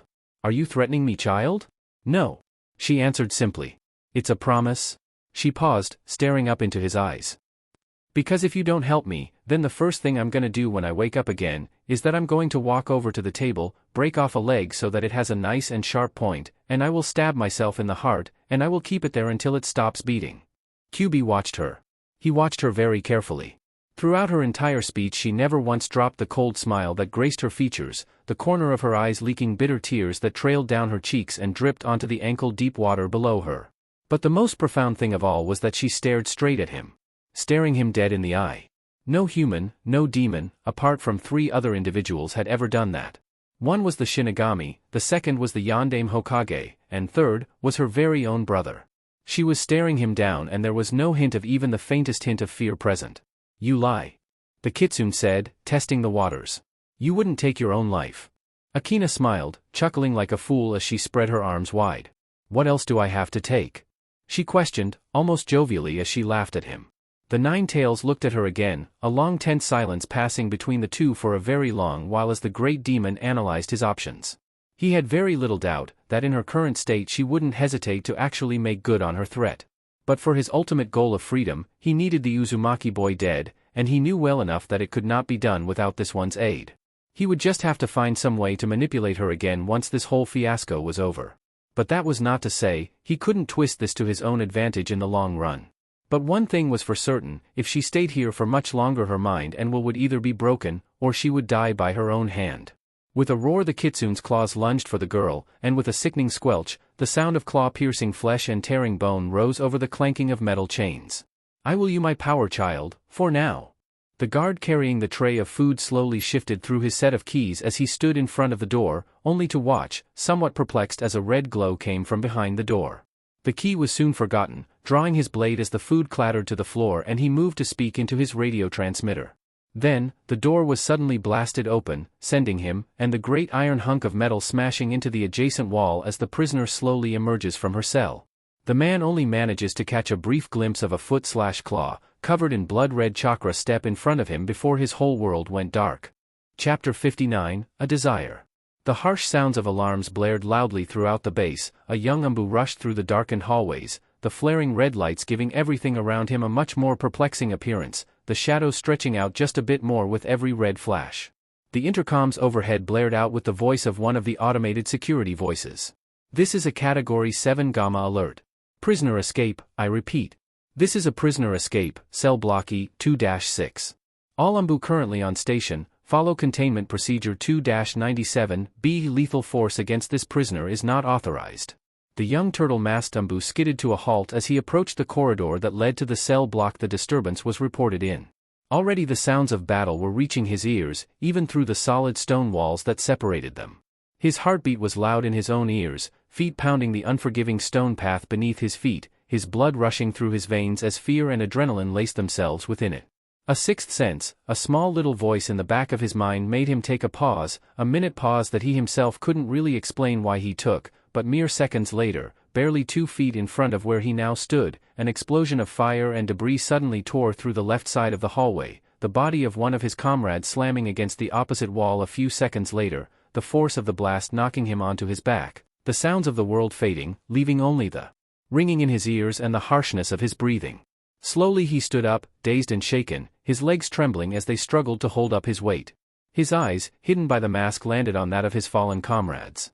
He took a single step forward in order to help him, but froze as a clawed extension which he could only describe as a foot, shrouded in a blood-red cloak of chakra, layered with hundreds of spiky protrusions almost like a porcupine. The foot was slowly followed by a clawed hand, gripping the edges of the hole, which the owner used to pull herself forward and into his full view. The stones beneath her foot and hand now smoking as they heated up due to the close contact with the evil chakra, for whipping tails extending from her tailbone. The chakra seemed to have been creeping up her neck when it stopped, drawing jagged borders where the chakra ended and her skin began, leaving her face completely visible. Her hair seemed to defy gravity, possibly due to her massive chakra output. The Umbu quickly drew his blade, watching as the girl turned her eyes onto him, her eyes switching from red to blue, and even to purple as she stared at him. Her eyes held a strange haunting air to them, a strange form of pleading, begging him for some unvoiced compliance. The sound of footsteps reached their ears, the clinking of armor and metal weapons rattling loudly in the confined space they were in as three Umbu suddenly rushed up behind her, placing her between them and himself. Another Umbu soon appeared at his side, the flaring of the alarm seemingly fading into the background as he stared at the young girl, watching as she looked at the assembled men before turning her now blue eyes onto him. A lone tear trailing down her face before evaporating into nothingness. "Get away," was the faint whisper that he felt reached his ears before her eyes, and the world, were veiled with red. Aburame Shino stood on one of the towers of the city wall staring across the expanse of land that stretched out before him, separating his men from that of the Kumo army, a mixture of ninja from Iwa, Konoha, Taki, Kusa, Aim and Kiri held their positions along the recently repaired and rebuilt defenses of the city of Sakai. The young Aburame clan head took a deep breath before he turned at the sound of footsteps, watching as the familiar purple-armored Yoshihiro stepped through the open doorway. He glanced around for a moment before his eyes settled on Shino, allowing a small smirk to form over his lips as they did, watching as the Aburame tensed up, probably unconsciously. The older shinobi didn't let that deter him as he walked up and stood next to the Aburame without an ounce of hesitation as he crossed his arms over his chest, looking on as Kumo set up its camp. Apparently they had brought everything they needed for a full-on siege. But, if Yoshihiro knew Zhuge Liang by reputation, which he did, well he knew the sleeping dragon was planning something. The question is what? Looking to Shino, who Yoshihiro could tell was observing him from the corner of his eyes, the aged Kage couldn't help but take a jab at the inexperienced commander. "That's a mighty big force Kumo brought out here," he commented. "You think you'll have what it takes to defend this place? Especially considering your master won't be coming to your rescue again." Shino adjusted his glasses easily on the bridge of his nose. "As long as your men follow my orders to the letter, then everything will be fine," he said before pausing. "I'm sure you know the price of betraying us." Yoshihiro's smile only got wider before he threw a sidewards glance at the Aburame, who tensed again at the older man's gaze. The former Tsuchikage did nothing more than a small waggle of his eyebrows before he looked off to the side again. Looks like Zhuge Liang has decided to make the first move after all," he said, jerking his head a bit. Shino turned his eyes into the same direction, finding a Kumo ninja waving a white flag back and forth. Several dozen feet behind him, a tent was already being put up for negotiations. The sounds of footsteps reached their ears, and this time, both men turned in time to see Yuhi Kurenai, Madogai, Rock Lee and Tenten all make their way through the door and form a sort of semicircle, Toyohisa quickly taking a place next to his uncle as Kurenai did the same with Shino. "Shino-kun," Guy stated as he crossed his arms. "You are the acting commander of this mission, but I should advise you that this, as you may have guessed, may turn out to be a trap." Shino nodded mutely. "I am aware of that. It is customary for the negotiators to bring 2 or 3 bodyguards." Kurenai spoke up. "If I may, I think the best group to take with you would be myself and Tenten, as we can best cover a retreat. If you must bring a third, then the only options remaining are Guy and Lee. And their skills are practically identical to one another, so either one you chose to take wouldn't matter." "What? I'm not invited?" Yoshihiro chuckled, his shoulders shaking with each harsh laugh as the Konoha commanding officers turned their weary eyes onto him. Of course he wouldn't be allowed to join. They all knew why Zhuge Liang had chosen to come here, though none of them said it. He wanted to coerce Iwa into an open rebellion against Naruto, and putting Yoshihiro into that tent would just be begging for trouble. He was no stranger to warfare, and he was no stranger to politics. They all needed to remember that, because if they didn't, well, he just may blindside them all. Giving a small snort, the former Tsuchikage turned and left the Konoha nines, feeling their eyes boring into his back as he did. Even so, the smirk didn't leave his lips. Yujido dully tightened the straps of her shin guards. Upon her insistence, Shizun had finally cleared her to leave the hospital, and after much frustration and stonewalling, it was the only term she knew how to describe it. She still had no idea of Akina's whereabouts, something that she could not understand why they would keep from her. She hadn't even seen Tsunade or Zhuge Liang since she woke up. Though Shizun said that Tsunade was extremely busy, which she didn't doubt considering the state of the village, and that Liang had left for IWA before she even woke up. She breathed a heavy sigh, her shoulders slumping in something akin to defeat.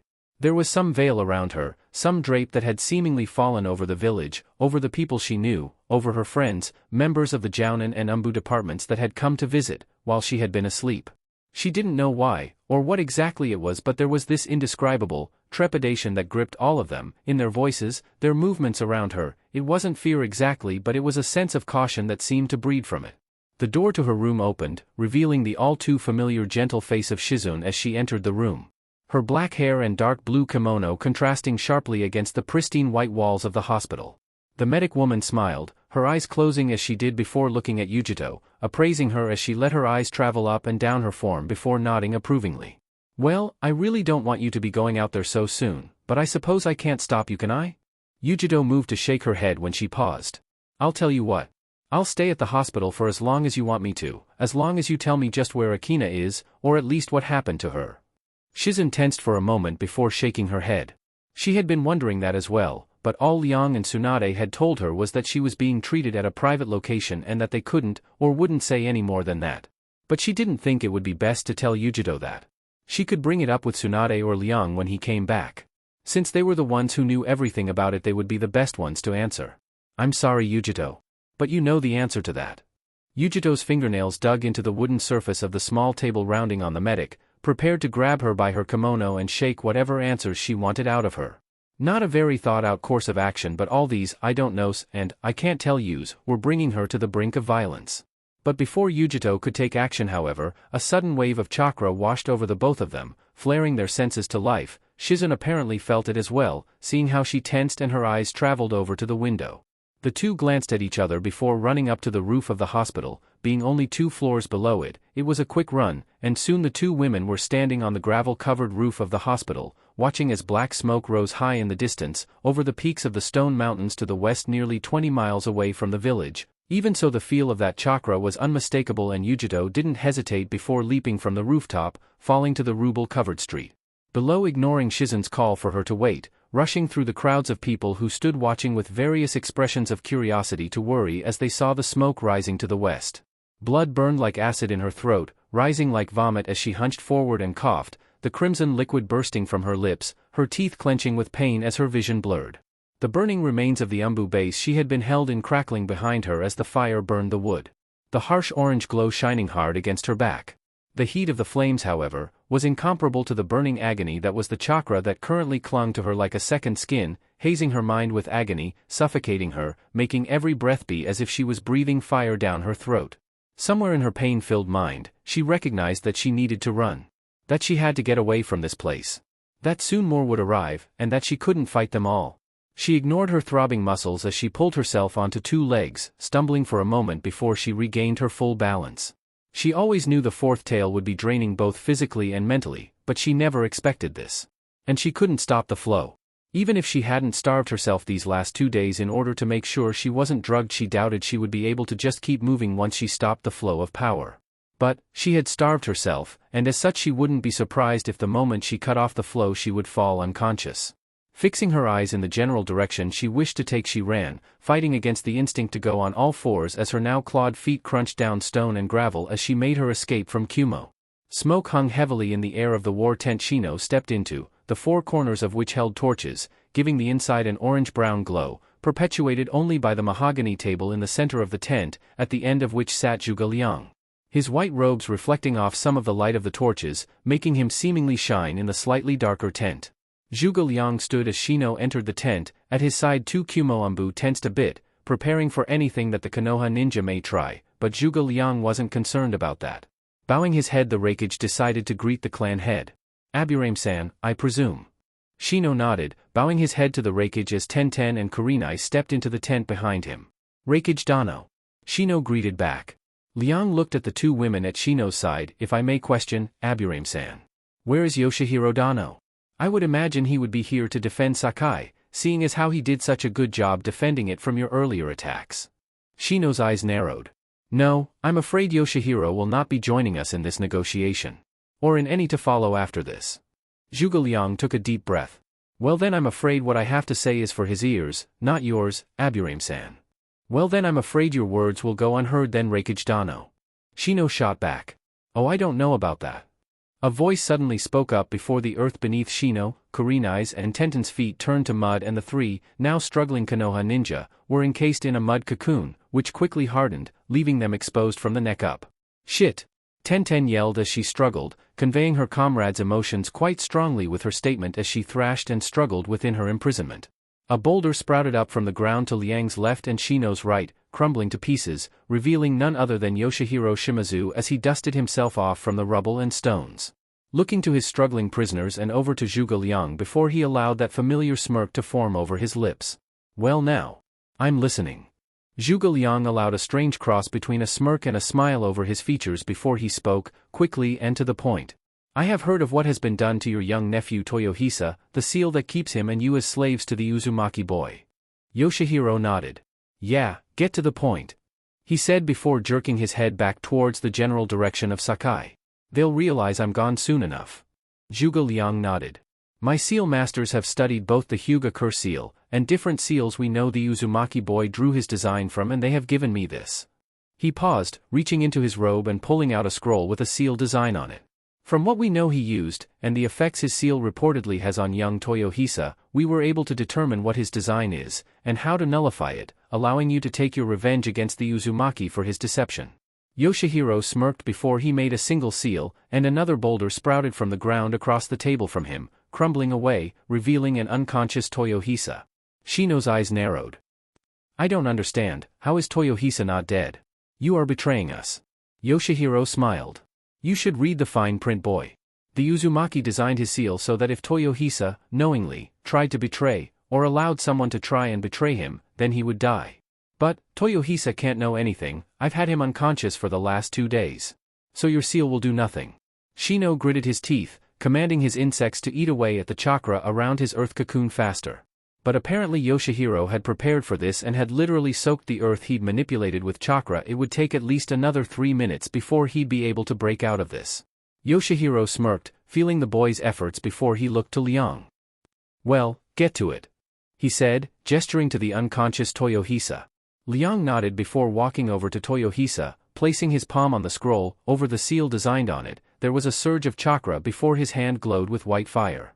Liang formed a quick series of hand seals before he used a small blade of wind chakra to cut open Toyohisa's shirt and vest, revealing the seal over his chest. Placing his palm on the seal, Yoshihiro watched in satisfied astonishment as the ink faded, the white flames around his palm turning purple as it absorbed more and more of the seal. Finally the seal fully faded and the, now purple, flames formed themselves into a ball in Liang's hand before fading off into nothingness. Throughout the entire process Toyohisa did not even move, remaining unconscious as the seal was seemingly disintegrated. Turning to Yoshihiro, Liang nodded. Very good. Now, then. He said before turning his eyes onto Shino, Kurenai and Tenten. Let us rid ourselves of these. Smiling a fanged smirk, Yoshihiro hefted his war hammer off his back. Oh please? He paused, standing in front of the still apathetic Shino. Let me.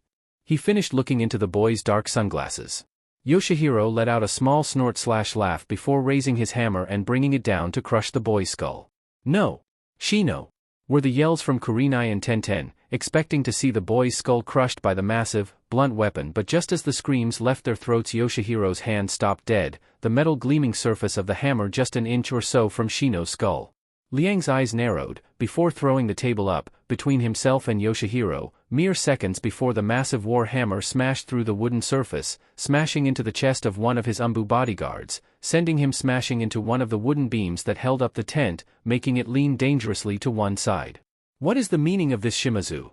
Liang questioned, several wind blades whipping around his white feathered fan as he stared down the smirking Tsuchikage, watching as Tenten, Shino, and Kurenai were released from their earthen prisons, with Tenten and Kurenai taking out their weapons and backing away from the former Tsuchikage, their eyes clearly gauging him like a threat as Shino's insects buzzed angrily.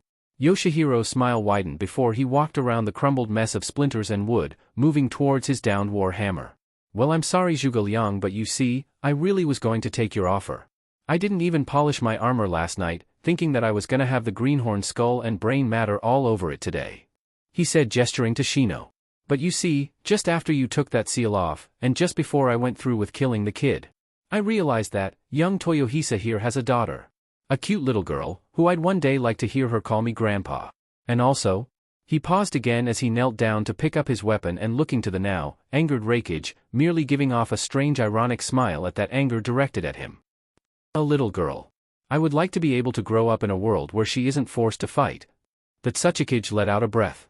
And unfortunately, your offer doesn't appear to include that particular condition. Zhuge Liang's eyes narrowed into angry slits, his fist tightening around the grip of his fan. I see Yoshihiro. Very deceptive, very impressive. Yoshihiro grabbed his hammer with both hands, one hand gripping the end of it, the other at about mid-length as he smirked. You forget, Sleeping Dragon, before I was Tsuchikage, I killed a lot of people, in a lot of different ways. He finished before raising his hammer and slamming it down onto the floor, making hundreds of earth spikes shoot out from the ground towards the Raikage. Liang raised his fan and with a quick, but short wave a lightning bolt shot through the roof of the tent, blinding those within before knocking them back with the force of the blast. By the time Shino, Kurenai, Tenten and Yoshihiro had gotten back on their feet, the Raikage and his two bodyguards had vanished. Off in the distance they could already see several Konoha ninja approaching. Yoshihiro soon felt the distinct pin-prick of a kunai against his throat. Looking down he found Tenten was the one currently holding the weapon. Stop. Shino's voice cut in. Yeah girl, stop. Yoshihiro spoke up. After all, I wasn't the only one in on this. He said, the smirk still staying on his lips, watching as Tenten's eyes narrowed before looking to Shino. You knew? She questioned incredulously. Of course he knew. Yoshihiro barked with his smile still plastered firmly on his face. Even I would have flinched if that hammer was coming down on my head. He admitted before pushing Tenten's hand away and walking up to the Aburame. Though even I would like to know, just how you knew. The Tsuchikage said, his smirk slipping from his lips a bit as he stared down the Aburame clan head. Shino didn't need to answer, as Yoshihiro soon felt a tiny tickling sensation on his finger. Bringing it up to eye level he found one of Shino's tiny little insects resting on the tip. The Tsuchikage smirked before turning and walking towards Toyohisa. I suppose you're not as green as I thought you were after all. He spoke before both he and Toyohisa sank into the earth, leaving Shino to the angry stares of both Tenten and Kurenai. Akina collapsed on her knees, red smoke seething up from her body, the four tails of red chakra still twitching and thrashing behind her, a contrast to her exhausted state. She could hear the sound of water nearby, her blurry eyes trying to adjust as she brought them back up, looking to the general direction she could hear the water flowing from. Finding a small crystal clear creek flowing down the mountain about 10 yards away. Her knees shook as she lifted herself up to her full height. Stumbling, almost as if she was drunk, towards the gently flowing waters. Coughing once, she felt a dribble of blood escape her lips, trickling down her chin. She paid it no mind though, continuing her walk towards the stream before she collapsed onto her knees again, her legs giving out after 2 days of not eating and the current abuse they were currently sustaining due to the Kyuubi's chakra. Swallowing thickly, the young girl proceeded to drag herself the rest of the way with her claws. Finally, she made it, allowing herself to collapse into the small, 3-inch deep creek, the cool sensation of water hitting her face again revitalizing her. Opening her mouth she allowed the life-giving liquid to flow into it, swallowing greedily, relishing the sensation as it traveled down her throat. It was by far the best water she had ever had the privilege of drinking. Once burning agony that had gripped her throat and lungs seemed to vanish, the icy touch of the water driving it back. Giving new energy to the young woman after 2 days of neither eating nor drinking. She didn't lift herself up, not willing to touch the water with her hands due to the superheated chakra that covered them. Instead she simply lay there, allowing the water to cool her face and drinking down as much as she could with each gulp, allowing herself a brief rest. It was here she allowed herself to look at where she was. Guessing from her location, she was far west of Kumo, near the White Sand Mountains, which shielded Kumo from any possible attacks delivered from the northern seas. The place where she currently sat was like a giant globe of stone. The surface was smooth but held a distinct spherical curvature to it. Far in the distance she could see some more of Kumo's high mountain peaks, before those gave way to a seemingly never-ending plain, the so-called Hawedo Unabara. The White Sea, named so for the ashen-white color the grass held during the day, and as the moonlight bathed down on it. Only during twilight did the color change, almost to a fiery red. But even so, it had retained the name the White Sea despite this peculiar phenomena. That was her destination, which was her borderline to freedom. Akina's brief rest was cut off even shorter than she intended at the sound of boots scraping on stone. Glancing over her shoulder she found the sight of one Niyujito, breathing heavily, hair disheveled with eyes that stared at her with something akin to disbelief, laced together with questioning and a veiled sense of caution. The younger Kyuubi Jinchuriki mustered up her renewed strength, pushing herself up onto her feet once more before turning to face the older woman she would have called sister. Chapter 60, Questioning an Uncertain Future. Toshiro hefted the burgundy sack onto the back of the horse, grunting, as the animal whined and shifted with the added weight. Normally, ninja had no need for horses as beasts of burden or transportation. But because they would be defending the northern border, they would need to set up several garrisons, and hunting food on the border of enemy territory was dangerous and foolish. He planned to create a defensive network of 4 different garrisons that ran along the northern border, with 30 ninja in each base. Basic fortifications could be built the day they arrived, but they needed food and supplies in these garrisons, and while kunai and shuriken could be carried in the thousands through the use of sealing scrolls, organic materials, such as rice, wheat, meat and even paper could not be sealed in basic sealing scrolls. It took a much more elaborate design which could take days to make properly, and by that time they could already be at the site they needed to defend. So they would guard and operate the caravan that held 4 months' worth of food for all of them, and 6 months' worth of supplies, including shuriken, kunai, swords, explosive notes, soldier pills, medical supplies, and basic construction and woodworking equipment. Releasing a breath, the Kiri ninja wiped some sweat off his brow before he moved to fix another piece of equipment onto the horse, when his effort was assisted by another pair of hands, fisting the cloth sack and lifting with him. Bringing his slightly surprised gaze upwards brought him to the sight of Jinchiko with a minor upturn of her lips as she helped him heft the sack onto the animal. "Jinchiko-san." He greeted with a nod as he adjusted the sack. "Just wanted to see you off." She spoke before looking around their current location. It's not good for someone to go off without at least a parting farewell from a friend. The statement was simple in itself, but Toshiro could hear what she was really saying, hear the tinge of regret in her voice, knowing that she had not done the same for Guan last time she saw him. Toshiro smiled as he rechecked the saddle straps, tightening them a bit more before turning to face the older woman, watching as she smiled a strange bitter-sweet type of smile before she wiped some dust off of his shoulder. "You'll be taller than me soon," she commented before looking into his eyes. "Take care of yourself, eh?" Giving a single firm nod, the young shinobi-turned-commander watched as one of the chunin under his kamen walked over, bowing to both Kiri ninja before speaking. "Sir, the caravan is ready to move."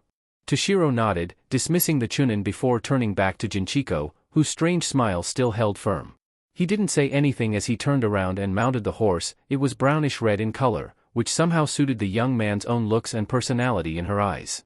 Looking at the older woman, he reached down, offering his hand, which she took in her own, gripping it firmly. He knew what she was asking of him, what she was demanding of him. He offered only another nod of his head, as he stared solemnly into her demanding brown eyes. He let his grip slip from her hand before he used it to grip the reins and turned to the others of the caravan. "We ride north, and we won't be stopping until nightfall," he yelled, raising his voice so that those further away could hear him clearly. Words of agreement were heard before Toshiro pulled the reins of his horse, kicked the creature in the ribs, and made his way out of Konoha. Jinchiko watched him leave, watched him as she had watched Guan leave for so many years, and it was no child she saw riding off into the forest road. "You are his son," she said to herself before slowly turning and began making her way back into the village. Yujito's wide, disbelieving eyes stared upon the visage of her surrogate sister, vile, demonic chakra clinging to her like a second skin, as 4 tails of chakra whipped and lashed out behind her. Her eyes, red, and more animal than human at this point, were darting in every direction, like a cornered beast about to lash out in whatever way it could. Her claws, for that is the only way Yujito could describe the current state of her hands, twitched. The ones on her feet dug harshly into the stone. Yujito began stepping forward, her hands held up in a placating gesture, but despite this her sentence was easily and quickly cut off as one of Akina's thrashing tails lashed out, swiping the ground in front of the Nibi Jinchuriki, leaving the stone red hot and forcing her to backpedal in order to avoid the debris caused by the attack. Akina's actions were accentuated by the harsh sound of her voice yelling out, "Get away from me." Akina took 2 steps back, feeling her chakra-covered feet enter the 3-inch deep stream. Steam quickly rose as the superheated layer of chakra came in contact with the cool liquid. "Get away," she repeated, flexing her claws dangerously as she locked eyes with the startled, and still disbelieving, Yujito. The rush of adrenaline seemed to fade for a moment, and the younger woman stumbled, delirium beginning to take hold due to the lack of food and extreme strain currently placed on her body because of the massive amount of power she was pushing through it. "I can't let you take me back. You want take me back to him, you can't." Her eyes were losing focus fast. Yujito could recognize the signs that her body was beginning to shut down. First would be the current delirium she was experiencing, dizziness, spotty visions, and loss of coordination and motor functions before she would finally pass out. All she had to do was stall for time, then she could take Akina back to Kyuubi and figure out just what the hell had gotten into the younger woman. Look, Akina. She began slowly, matching the blonde's movements as they began circling one another, with Akina soon hunching down and prowling on all fours, looking much like an animal ready to pounce, her teeth bared, fangs and all. It's me, Yujito. She continued slowly. Don't you recognize me? Some recognition entered her hazed eyes and, visibly regaining herself, the young woman spoke. She could feel Kyuubi's instincts beginning to slowly overpower her weakened senses, even though the Ninetales must have been holding back his influence drastically. Such a creature's presence can only be controlled so much. Yujito.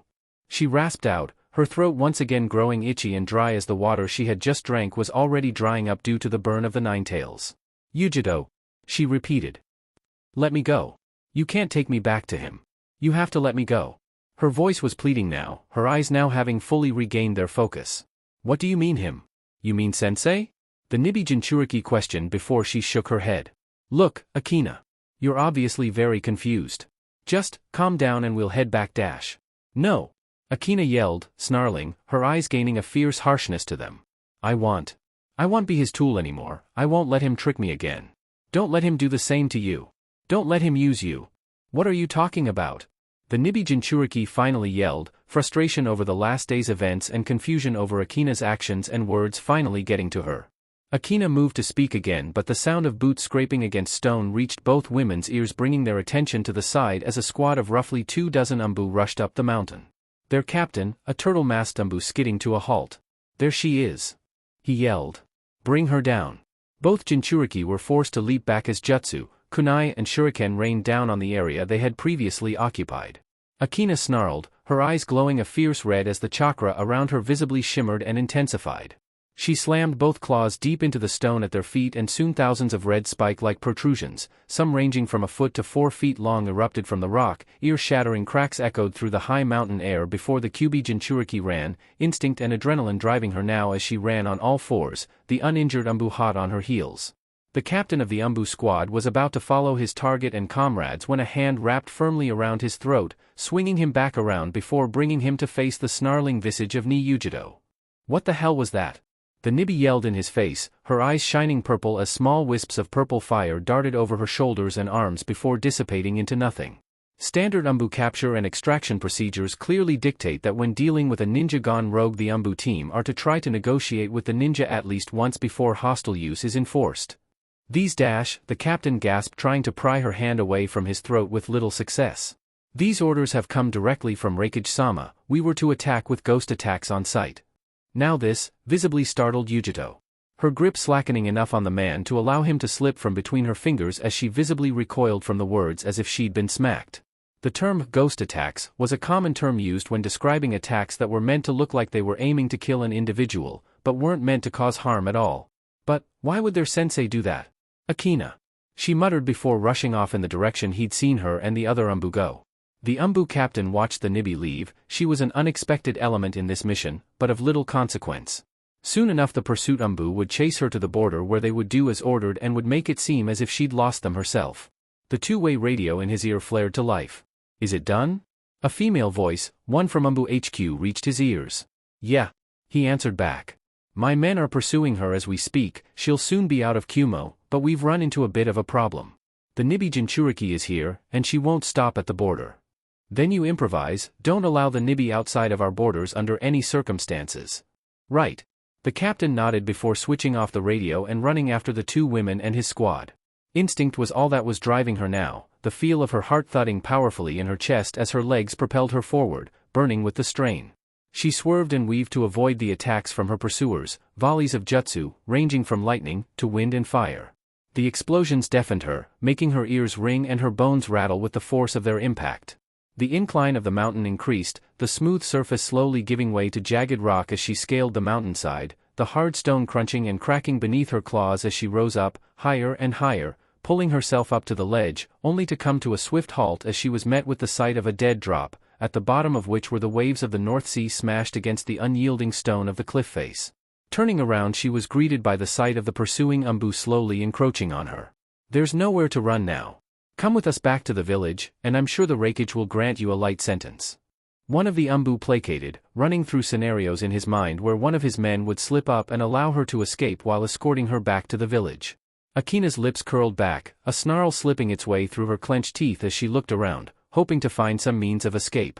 But with her back to the cliff, and in front the Umbu, there was little hope of that, and she did not have the energy to fight them in this state. Then, she caught sight of Yujito as she pulled herself up, above the edge of the mountain. The older Jounin's gaze finding her own before Akina snarled at her pursuers one more time. I won't go back, she declared before turning on her heel and running towards the edge. Yujito's eyes widened as she realized what the younger Jinchuriki would do, mere seconds before she actually did it. Stop! She yelled as she pulled herself up over the edge, but far too late as Akina leapt off the mountain, rapidly descending to the ocean below. She felt some of the Umbu holding her back as she struggled to reach the edge. No! She heard herself cry, as she tried to push them off. She didn't know for what, because they all knew there was nothing that she could do at this point. Akina was. Her strength seemed to vanish, the realization of just what the young girl she had grown to love and care for had done striking her fully in the chest, making her stagger, as she clutched her heart. Akina! The harsh wind lashed past her face, her hair whipping out behind her as she descended, the speed making it harder to breathe, harder to keep her eyes open. But she knew, as she felt that she needed to do something to break her fall, she couldn't hit the water at these speeds, it would kill her. But her eyes and limbs felt heavy, her chakra felt sluggish and weighed down. She could feel her body giving out on her and her vision fading, darkening around the edges as the red bled out, leaving only the familiar sky blue. Worthless mortal. The dark voice of the kitsune, a harsh echo in her mind as her body fell lifelessly to the crashing waves below. Must I do everything? The voice roared and she felt her body moving on its own, riding her in midair, so she was falling feet first. Her hands cupped together, aiming downwards as the 4 chakra tails coiled around her so that the tips were pointing towards her palms. A small tiny orb of black chakra gathered in her palms, seemingly absorbing the light around it as chakra gathered from the 4 tails, until these began to dissipate, becoming little more than specks of red dust as she fell.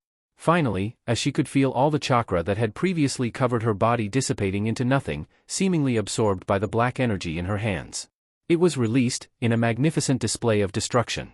The tiny black ball hit the water's surface, exploding with the force of a modern-day missile as water rose nearly 100 feet in the air sprinkling her as she fell and finally went beneath the waves. Her eyes burned with the salt of the ocean as she sank like a block of lead, the surface of the water getting farther and farther away from her, and she finally sank into darkness. The words of the kitsune once again echoing in her mind as she did. Foolish mortal, this will not be my grave. Temari's shoes clacked loudly against the hardwood floors of the strangely designed estate as she made her way through its foreboding halls. She had woken up in her room earlier and with that came the realization that it was not a dream and that she was indeed a prisoner in this place, a prisoner of his. She had found a kimono, folded neatly on the counter-top in her room, perfectly sized for her, something that made her feel, well for lack of a better term, violated. Knowing that he, or someone who worked for him, had taken her measurements while she was asleep.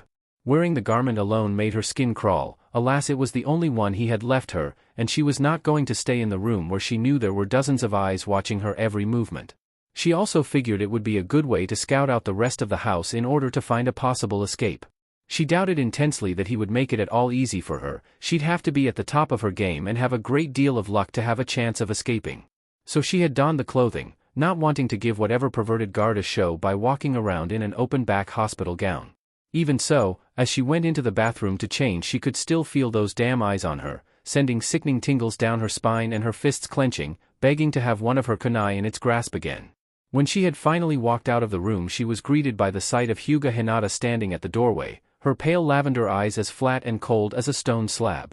When the Hyuga clan head spoke, her voice was a slow, monotonous drawl. She gestured down both sides of the hallway.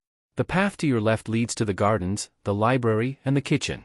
The path to your right leads to the scroll room, map room and conference hall, obviously you're not allowed to go down that way. She said with a quick taunting smirk which was just as quickly suppressed, leaving her with her previous flat expression. If you do choose to go down there, rest assured that our Umbu, possibly Naruto-sama himself, would find it as grounds with which to confine you to one area of the mansion.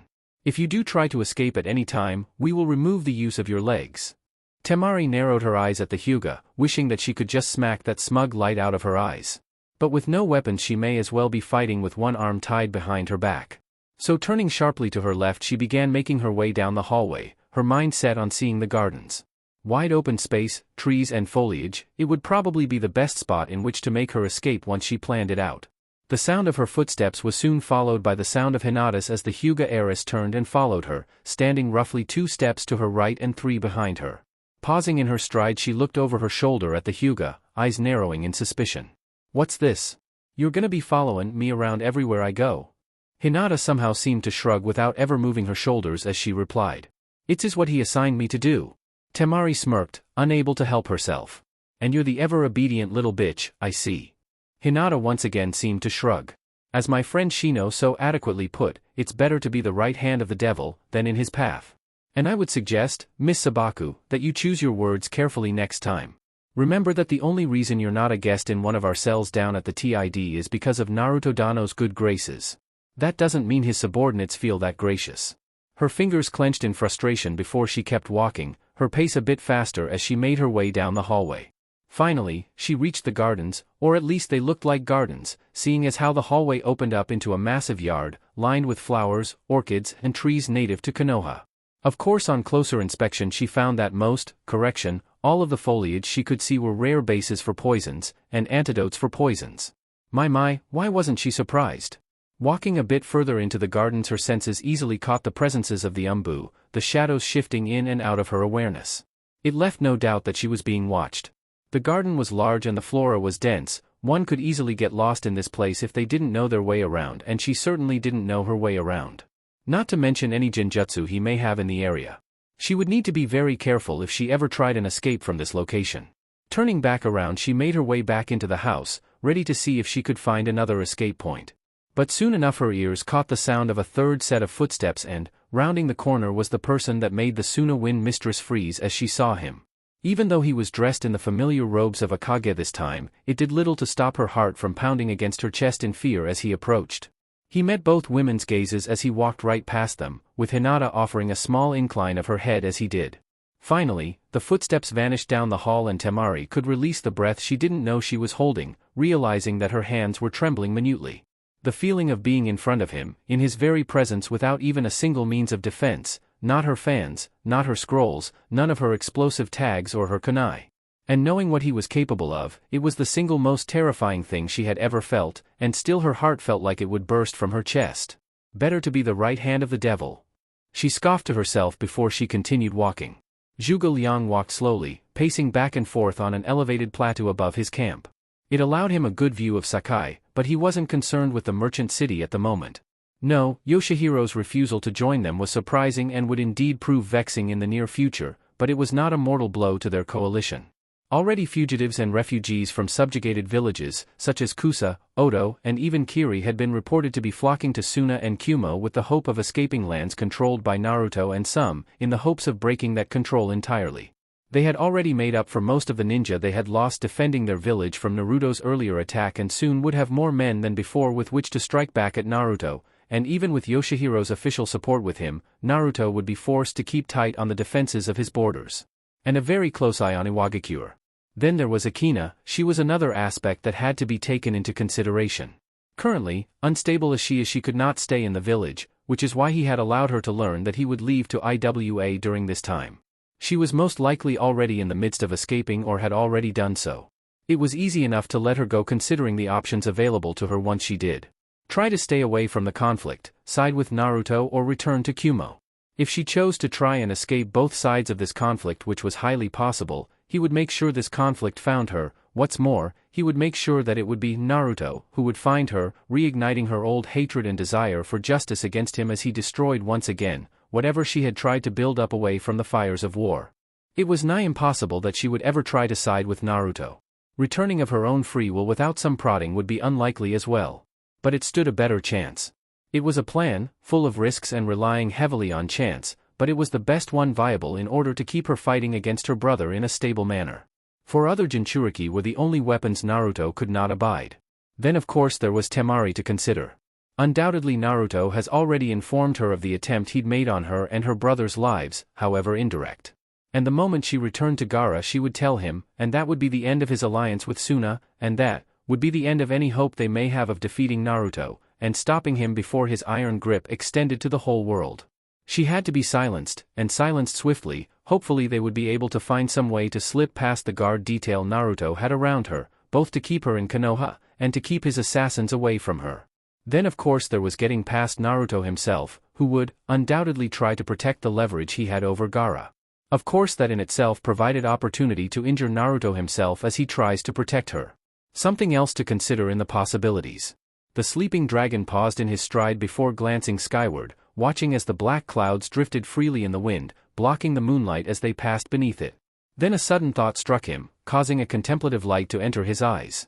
Even if we were to ultimately kill Naruto-san, who, I wonder, is to take his place? For he is right in his ambitions. The world cannot be allowed to continue as it is, warring factions all vying for power and money. The world needed to be united under a single banner. The only reason he opposed Naruto was because someone like him, like either one of them, they could not rule such a world, for it would be no different than the previous one, only the deaths would be those who expelled hushed whispers of dissent and dissatisfaction with his rule. Rebellion would be brimming just beyond a thin veil of happiness and satisfaction. No. That world would be no different from this one, and that he could not, no. He would not allow that. He would not let the sacrifice of thousands of men, women and children be for nothing. But the world needed a leader, someone the people could identify with, someone they could follow, someone who could lead a world of peace. But, where to find someone like that? Chapter 61, Doubt.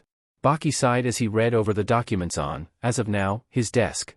His stewardship of Kaze no Kuni was mired with a feeling of unrest and mild panic from the people. Konoha marshaled their forces directly upon their doorstep, threatening their border garrisons. Small skirmishes were already breaking out throughout the northern defensive lines as Konoha poked and prodded at them, their assaults testing the will of the troops and the competence of the field commanders. Baki was a commander, he had led troops into battle before. But being in charge of a single battalion could never compare to being in command of all of them, and even though he needed not worry of the morale of his men, considering the cries of outrage and righteous anger the rumors of Gaara, Temari and Kankuro's death during Naruto's attack on Kumo had brought. The demands for revenge were driving them on, but that would only take them so far. Konoha had more troops, more weapons, more supplies and many more ships in the Kiri Navy, especially considering Suna had no navy at all. Baki knew his limits, he knew what he could and could not do. And he knew that he wasn't fit to lead his nation to victory, there was too much at stake, there were too many chess pieces to bring together and organize at once. He could not do this for long, he would mess up eventually. Suna needed a leader. They needed Gaara. But if he truly was dead, then Baki wasn't sure what they could do. Just then, a scuffle was heard outside the door, startled gasps reaching his ears before the doors to the office he currently occupied were thrown wide open, revealing the very object of his thoughts standing at the doorway as if he'd been summoned. His blood-red hair standing out among the heavy dark brown robes and light background that was the sunlit hallways of the office. Baki shot to his feet, mouth agape as he struggled to find words at the sight of his once-upon-a-time student. Kakazakage-sama. The red-head's sharp green eyes turned onto his old sensei as he nodded, his stride swallowing tiles as he walked around his desk and towards his seat, watching as Baki backed away to stand beside the table, vacating it. Baki. His voice was clipped and tight like the crack of a whip. The Jounin unconsciously tensed at the sound of it. Temari is being held prisoner by Konoha. I want the northern border guards to hold tight on the defenses. Order the northeastern units to push the attack into the enemy outposts in river country and the northwestern forces to strike at the border guards in Kusa and Taki. Send 3 Umbu units down to the trade city of Tsugi. There will be ships there that will be waiting to carry them deep into Tea country, to attack Konoha where they would least expect it. Baki, still in a state of shell shock over Gaara's sudden reappearance, could only stare stupidly at his former pupil as the man retook charge of the village in mere moments, adjusting himself into the role of high commander. Doing in seconds what he had been conflicted about for nearly 2 weeks. Gaara's eyes turned to him, their gazes meeting as he continued to stare. Today would be nice, he said wryly. Snapping out of his daze, the Kazekage's former teacher shook himself out of the stupor before bowing respectfully to his commander. Yes, Kazekage-sama. Before marching out of the office. Some men were born to lead and others were born to follow. Gaara was a natural leader, he was born to lead, and a spark of hope lit up in Baki's mind that their Kage was back and with him. Whether he was more powerful than the Kyuubi Jinchuriki or not it would not matter, for Suna would attain their final victory. Tsunade read over the medical files as she walked towards the room that housed Sabaku no Kankuro. It had been nearly 2 days since Akina's death. Yujito had been inconsolable since then, as had been Shizune. All three of them had buried themselves in their work. Yujito refused to look at either of the medics. Shizune, ever the proper Shizune, Tsunade had seen her hesitance, her eyes pleading for the answer as to what had happened to the girl that had driven her to do what she did. 4 of the guards out of the 20 that had been guarding the base were in critical, another 12 were injured. The 4 commanding officers were alright thankfully, if suffering from mild chakra exhaustion. Amazingly, none of them were suffering chakra poisoning from overexposure to the kitsune's chakra. One of the medics on hand at the station was something of an expert in dealing with those kids of. She stopped in the middle of the hallway, going deathly still. No. That was no coincidence, they had been prepared for her attack. But that didn't make sense. If they had been prepared they would have known how to subdue her, they would have been ready to implement the countermeasures Zhuge Liang no doubt had in place in case of this eventuality. Unless they were told not to, unless they were told to let her escape. A single name sprang to the front of her mind. Zhuge Liang. But she shook her head. He wouldn't do this, would he? What reason did he have to? Akina was his apprentice. He had practically become a second father to the girl, raised her since she came here at 12 years old. He wouldn't have ordered this, he wouldn't have ordered her assassination like this, right? Tsunade shook her head, pushing these thoughts away. It was ridiculous, unthinkable. He wouldn't do that, no one could be so cold. But still, despite her vehemence, somewhere in the back of her mind the seed of doubt had taken root and would soon spread like a fungal bloom, as it always does once it's in place inside person's mind. She approached the door, not bothering to knock as she knew he would have no visitors with his brother back in Suna and his sister captured. The only person that could be in the room would be Shizuka, a nurse she had assigned to his care personally. When Gaara had left she had promised that she would see that his brother was taken care of, and she was a woman of her word. Opening the door she saw Kankuro turn his boredom-weary eyes to face her. There was a small stand that held a book in front of him, operated by slight nudges of his chakra in order to turn the page. It was difficult reading the pages considering he couldn't even move his neck, but with 6 pillows keeping him in a slightly angled position he was managing. Snapping his eyes to her, the boy's eyes took on a look of relief mixed with a sense of true joy that finally the boredom and the monotony could be expelled from him, at least for a few moments with her visit, even if the visit would not bring jokes and laughter to him. Tsunade smiled and Kankuro managed to return the gesture as he greeted. Tsunade-sama. He tried to sound happy at her arrival, he really did, but the slight trepidation that shook his voice belied his nervousness. Kankuro-san. How are you feeling today? She questioned, pushing away her previously grim thoughts in order to give a bright countenance to one of the patients whose situation was most grim. She walked over to the side of his bed, quickly checking several of the pieces of equipment that were strapped to him. The 4 tubes currently providing antibiotics and other medications for the up-and-coming operation. Finally she allowed herself to sit at the side of the bed, watching as Kankuro's eyes followed her movements. Well, Kankuro-san, I'm not going to beat around the bush with small talk because I know you're not the type for it and neither am I. The operation you've chosen to undertake is very dangerous. The procedure would require surgery on several of the clavicle discs, which are along your upper spinal cords. The majority of these have suffered splinters, small hairline fractures as well. The shards of bone are pressing against the nerves that run along your spine, and that is what is paralyzing you. The procedure would remove the discs and replace them with artificial ones. This will grant you movement again in your arms and down to your waist. But that's where we come to the difficult part, isn't it? She muttered almost to herself before continuing, seeming to visibly sag with her sigh. Because you have recently undergone an operation in your lower spine, already they were much more fragile than normal when you received your injury. Because of that, well, Kankuro kept a tense silence. He never expected the news to be good, by any stretch of the imagination, but expectations could never compare to the actual experience of having to hear it. He couldn't deal with her attempts at sugar-coating it though. He needed to just hear it and get it over with. He could take it. Tsunade-sama, just say how bad it is. The blonde Sannin looked into his stubbornly determined eyes and sighed. To be frank, the chances that we will be successful in the second operation is about the same chance a snowball has for a long life in an oven. The operation can only be attempted once, safely, so this will be our only second operation is also very dangerous, and the chance of death is an estimated 39%.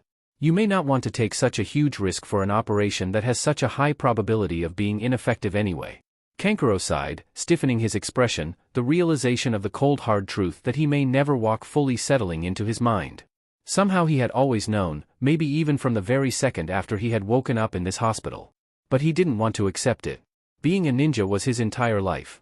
How could all those years he devoted himself to this, how could it all just be taken from him because of one single moment? One single mistake. He fought to hold back tears, not willing to show such emotional weakness to one of the most legendary ninja of their time. Tsunade had to admire him for that. She had no doubt that when she left this room he would let his tears fall, but never while she was here. A strong young man, a fine ninja. If you truly want me to proceed with the operation I will, but dash. No. He sighed softly, interrupting her. No. I can't decide right now. I just thank you, I just need time. He said, fighting hard to swallow the lump that formed in his throat, to keep his voice steady and even. Tsunade nodded as she stood up. I understand. She said, bowing once to the young man who now had his eyes closed in order to hide his quickly vanishing composure.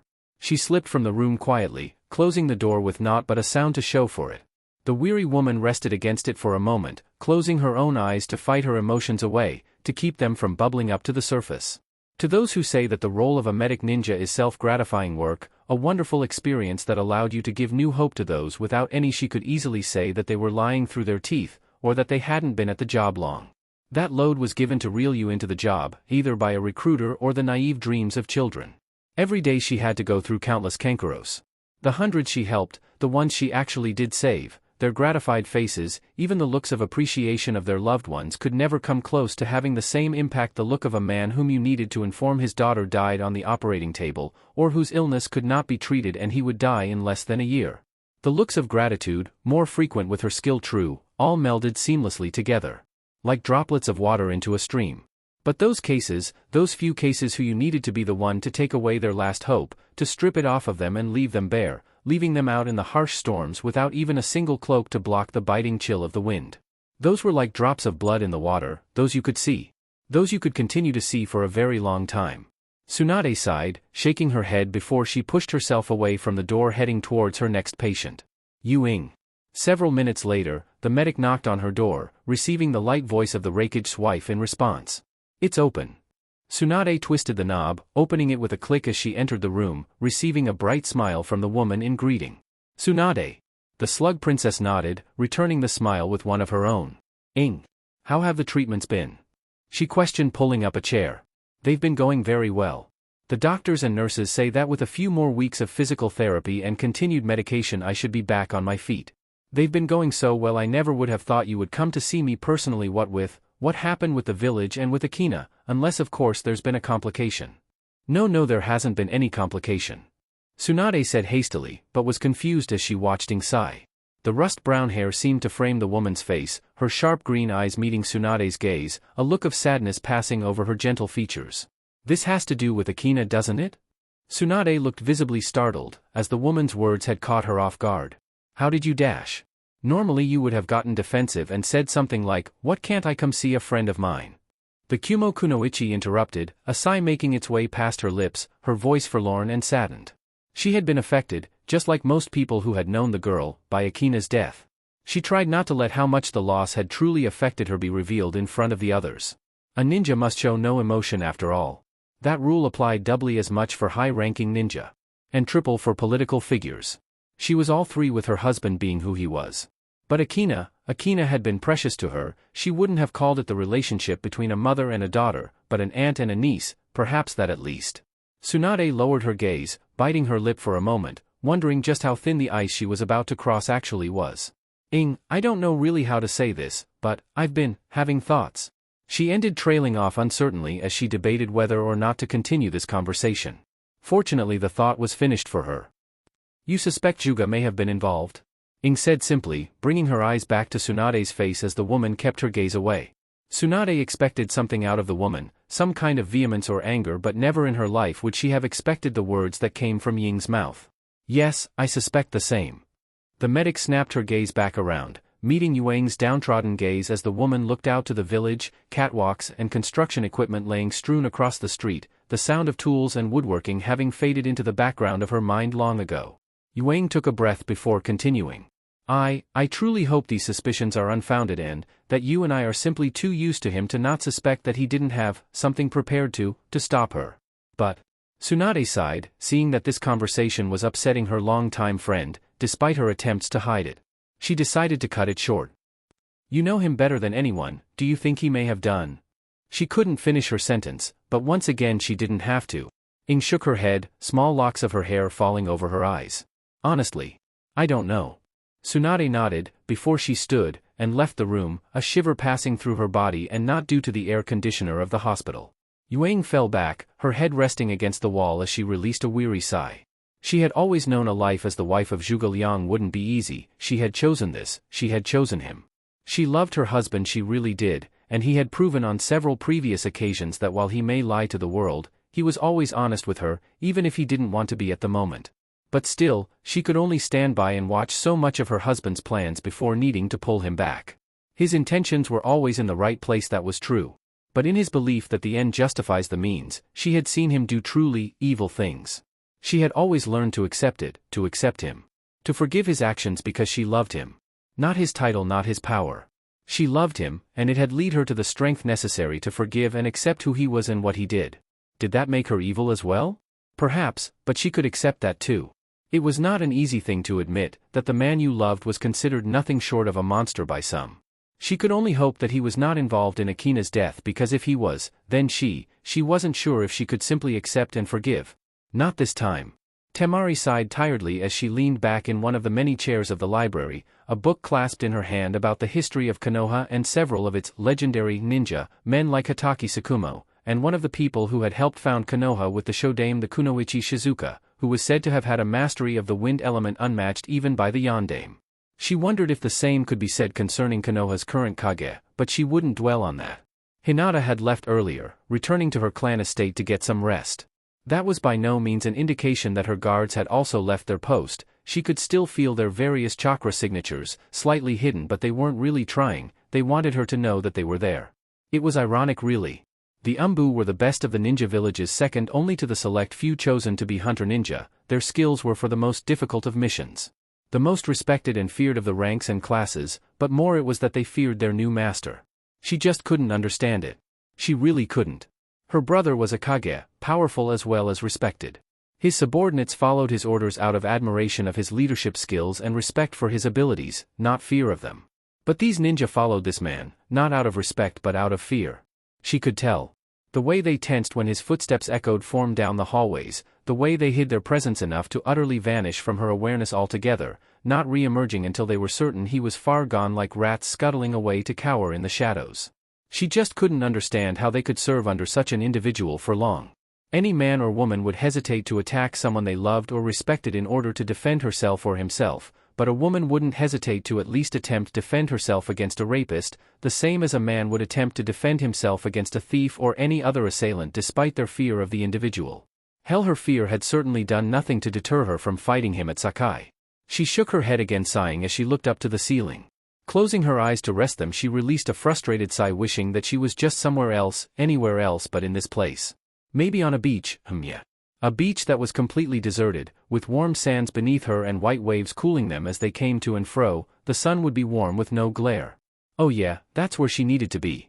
Once she escaped from this place and the war was over and done with, she would be certain to take a long vacation, and she would find that place, and when she did, not even Gaara would be able to pry her away from it. Her little daydream took her a little too deep into her own mind, because the next thing she heard was the bitingly cold voice of her host.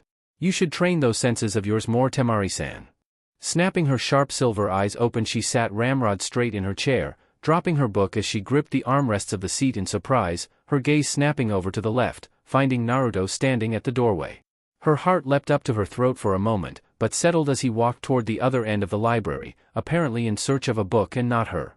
Thank the gods. With his back turned to her, she was able to visibly regain herself, steeling her features and her emotions before she growled. It's Sabaku to you. She snarled. Her voice made him pause in his tracks, and for a moment her heart skipped a beat in fear that she may have angered him.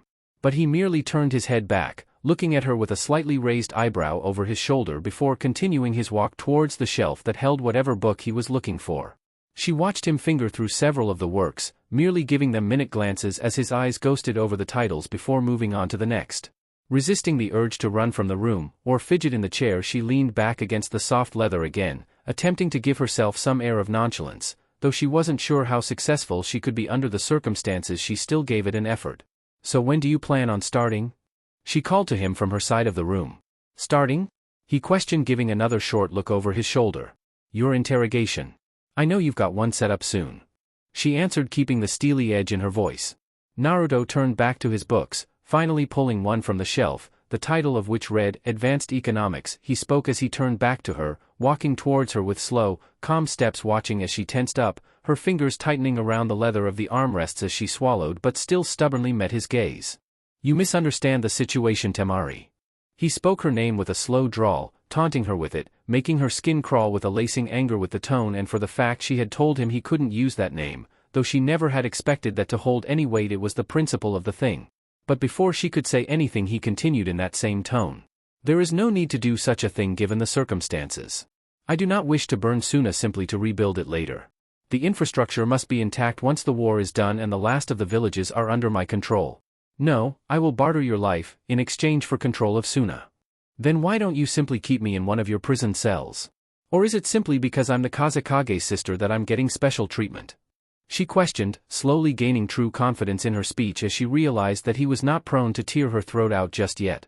He still needed her very much alive. And though she detested the notion of being used in such a way against her own brother, he didn't intend to give him the chance to carry such an attempt out. Because as I have stated previously, Zhuge Liang has already proven he is more than willing to kill you before. I do not doubt he's still quite as willing now as he was then. What? Temari began but soon trailed off as memories of the day she first woke up came back to her, Naruto's strange words just before she had lost consciousness. She had been too preoccupied after she had woken up the second time to really recall the conversation, but this was almost exactly the same. Naruto seemed to be willing to speak about it again without question, apparently having expected her not to remember. You claimed the day I woke up that Liang tried to kill us before. What did you mean by that? I don't remember Liang trying to kill me, only you. Naruto nodded. Liang is a genjutsu specialist. He manipulated both you and your siblings to engage me in the Battle of Kumo with a genjutsu he pulled over your eyes. In hopes that with your deaths, you could become martyrs that could rally Suna into opposing me. Your deaths are inconsequential to him. The fact that I did not kill you obviously upset his plans, as it has allowed me to bring you here, and so he is likely to try and attack you again, if only for the sake of keeping this information from reaching Gaara from the one source he will believe. You. My estate is far more secure than any prison can ever be, which is why you are here and not there. The men here know very well what the price for allowing assassins to harm you is. You will be well guarded until your use is complete. Temari glowered like a wolf, barely restraining herself from striking out at him, if only because of the knowledge that any such attempt would be an exercise in futility. She knew that whatever he told her needed to be taken with a grain of salt. Very little of what he said could, or should be trusted explicitly. For all she knew, he could say this so that she could tell Gaara after she escaped, and destroy whatever hope the Alliance may have of opposing him. Of course this information wouldn't matter if he traded her for control of Suna. Meaning she needed to get out of here, and she needed to discover the truth, if there even was any, of his words for herself. Naruto stepped forward again, this time even more slowly, and whatever tension had bled out of the woman shot right back into her system as he towered over her sitting form. You do realize with these circumstances, Temari-san, that even should you, by some miracle, escape this place, you would all but sign your death warrant? Temari drew in a breath at that, watching as he turned and walked out of the room, the Kage robes vanishing as he rounded the corner. He was right, of course. If what he told her was true, then Liang wouldn't allow her to come within 100 feet of a Suna or Kumo base. But then again, this only added to the fact that his story may not be true, considering the fact that this was simply more motivation to have her stay put. The Suna Kunoichi sighed. Her eyes now heavy and tired, a headache pounding at her temples as she forced the thoughts away, wondering if it was safe to get up and begin heading back to the room. Spreading out her senses, she knew it was safe. She could feel the presence of the Umbu again. Chapter 62, The Shifting Tides. An inky blackness was draped over her mind. Her thoughts were hazy, her sight distorted, diluted, unseeing. Her mouth was dry, as if filled with ash. Tendrils of shadow shifted in her sight as she struggled to pierce their blackened veil to see the world around her, but her success was a small one, merely catching a brief flicker of brown drapes hanging on the ceiling, illuminated by firelight before the world darkened again. A voice, distant, childlike, pierced the veil, then words melded together to form an incomprehensible gurgle in her ears. She felt something, a warm hand over her head, the sensation being the only thing she could cling to, the only thing her mind was aware of. But soon even that warm comfort was gone and the cold grip of sleep seemed to creep back up to claim her. It was later when she felt a small repeated pressure at her ribs, the slight nudges jostling her from one side to the other, feeling a small groan of pain escape her throat as the voice, one she knew to be a child, spoke. It was so distant but yet so close, the words were once again distorted and incomprehensible, leaving the young woman grasping feebly at them before she succumbed. Zhuge Liang stood behind his desk. A report from his Umbu captain held loosely, almost dazedly in his hand as his eyes ghosted over a single fragment of a sentence over and over again. Now believed to have died from drowning. The Umbu captain shifted uneasily from foot to foot, watching as Liang's jaw twitched and clenched, his jawline tightening as his fingers rubbed tensely over the paper. Leave was the single tight word that escaped the rakish lips, and the captain was more than happy to oblige. Bowing hastily, he vanished before he was even upright. Liang stared at the paper, his body tensing more and more with every passing second, winding itself tight as the veteran shinobi tried to control himself, to take his emotions and bury them under the layers of ice that had long been in the making throughout the course of his life, to smother them in the biting cold of it and remain true to the shinobi code that had been indoctrinated into his system since before he had even made his first kill. But it was to no avail, and in a display of rage rarely seen by the Raikage, he flung the paper to the side and punched down on his desk with enough force to break the wooden furniture in two, its legs buckling as the papers and files that had been neatly organized on top of it drifted lazily down to the ground, having been jostled from their place. The strength seemed to leave Liang then as he collapsed back onto his chair, closing his eyes, and this time he was able to rein in his anger. A lesser man may have destroyed the entire office rather than just a single desk. As it stood, his breathing was heavy, his hands clenched, tightening on the armrests of his chair until the blood seemed to drain from his fingertips due to the force of his grip. He realized with some detachment that he was very glad Tsunade was still in the hospital, because at the moment, he wasn't sure he would be able to deal with the questions and accusations with a clear head, and he knew they would be coming. But apparently fate had denied him this brief time to fully gather himself and his thoughts as another woman entered the room, one that would prove to be far more troublesome, yet for slightly different reasons. He let his head fall back, resting against the soft leather of his chair as his dark brown eyes took in the appearance of his wife. And images that would normally calm his spirit and bring a smile, however slight, to his face, but now, with what he knew was going to be brought, her image wrought only a magnification to the weariness that shrouded him, as well as a sharp, almost physically painful stab of what could only be described as guilt piercing his chest.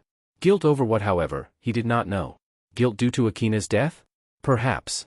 Guilt due to the fact that he had hidden so many things from her and everyone. Or perhaps it was the guilt due to the knowledge that the deaths of so many people had come to pass, for a cause that now seemed nearly as lost as their lives were. With Akina's death, he just wasn't sure if they could win any more. The Kazekage was strong, true, Yujito was strong as well, but he had been riding everything on Akina, on the hope that she could one day become strong enough to stand toe-to-toe against Naruto with another Jinchuriki at her side. Whether that would be Gaara or Yujito, it did not matter. She would need their help, true, but she was the catalyst of his plans.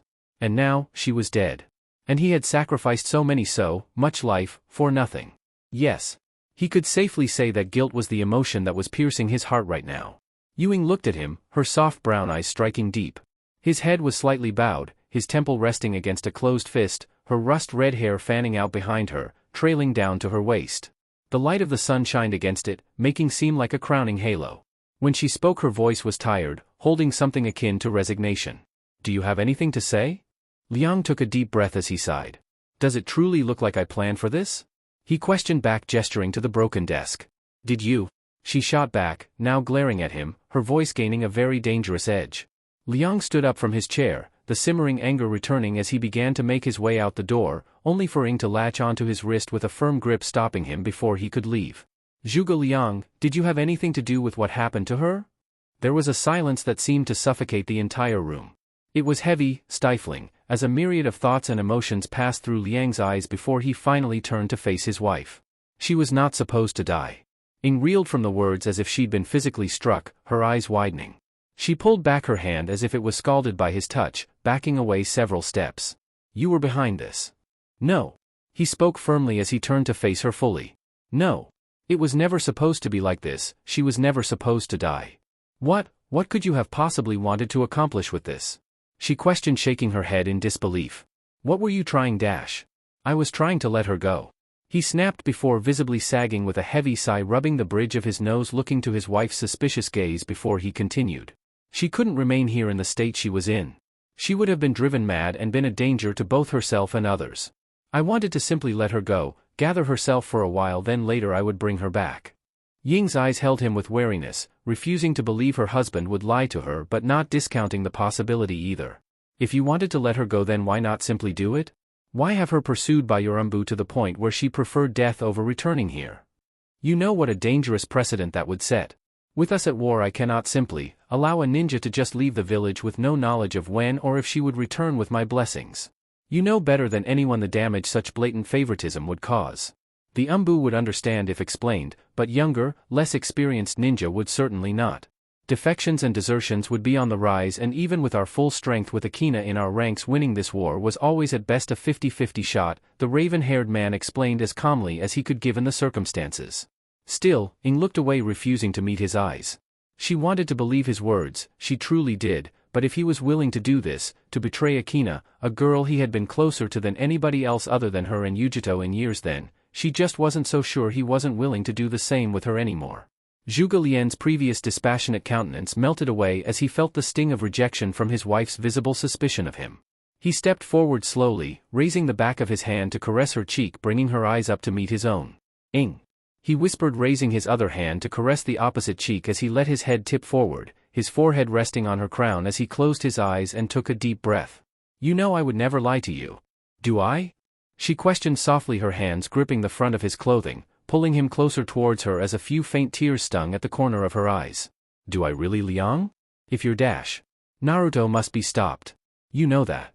He cut her off as gently as he could. At what cost? She questioned, pulling away from him, staring into his eyes with a strange form of pleading. Zhuge Liang gripped her hand in his. Any that I can give. He said softly before continuing in a stronger tone. Naruto must be stopped, and if I have to be remembered solely as a tyrant in history to do so, I will do it. But please, he said, his voice slightly thicker with emotion as he stared deep into her eyes. I need you by my side. I cannot do this without you, Ing. She looked at him then, not with just her eyes, she truly looked at him, piercing the veil he shielded himself with from the world, and slowly leaned into him, accepting his embrace as she clutched the hem of his robes. I will always stand by you, Zhuge Liang. She whispered, ignoring the sting of tears as they trailed down her cheeks. The sleeping dragon sighed in relief, hugging her tight as he kissed the crown of her long rust-red hair. My Ing. My Yu Ing. Yes, she was his Yu Ing, and though he may not admit it often, he knew that if he needed to sacrifice her love to win this war, even he could not pay so high a cost. Because truly, though he claimed her to be his, it was he that belonged to her. Naruto sat in his office, a file held in his hand as he stared at the Chunin messenger, the man shifting uneasily from foot to foot as Naruto's sharp blue eyes glared into his own. You are certain this report is accurate? The Chunin nodded hastily. Yes, sir. Our spies in Kumo have confirmed it through several highly reliable sources. Though his voice was as sure as possible, the slight tremor in it told Naruto quite clearly of the man's unease at being in this office with him. Naruto's eyes trailed back down to the file. You may leave, he said with a wave of his hand, and the young messenger was quite happy to follow said orders as he quickly bowed, turned, and practically ran from the room. Naruto slowly laid the files down on his desk, the papers shifting a bit with the momentum of their fall. He stood, his robes fluttering in the afternoon breeze as he made his way to the balcony, watching as the orange-hued sun began its slow descent beneath the horizon. So, you have taken your own life then, dear sister? Or perhaps, a ploy, by Zhuge Liang? No, no. Not this time. No, you yet live. If nothing else, I know this to be true. What shall you do now, I wonder, my foolish sibling? Will you fight the world? Vanish from it?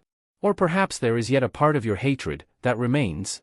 So deep in his contemplation was the Kage that he barely caught the sound of his door creaking open.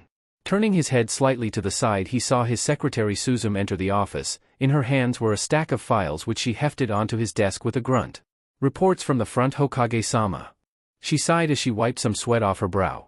Naruto walked back into the office, his hands ghosting over the reports before he opened the first one and began trailing his eyes over it. Suzume watched him work with his near-mechanical efficiency, making no show of taking a short break after her long walk up those stairs with all those reports. You'd think that with all their advancements in ninjutsu they would think of an easier way for people to get all the way up here, maybe some kind of box that brought people up with pulleys. Now there was an interesting concept. Suzume shook her head away from those daydreams. Unlike most ninja of the village, she had to speak and interact with Naruto on a near day-to-day basis. Much of her initial fear had dissipated within the first year. Oh sure, she knew he could tear her apart with his bare hands if he really wanted to, but because she had proven to be a little too good at her current job, many of her transfer requests had been denied, and she wasn't quite willing to test her luck on failing Naruto too many times. He may very well kill her rather than simply get her transferred in exchange for a new secretary.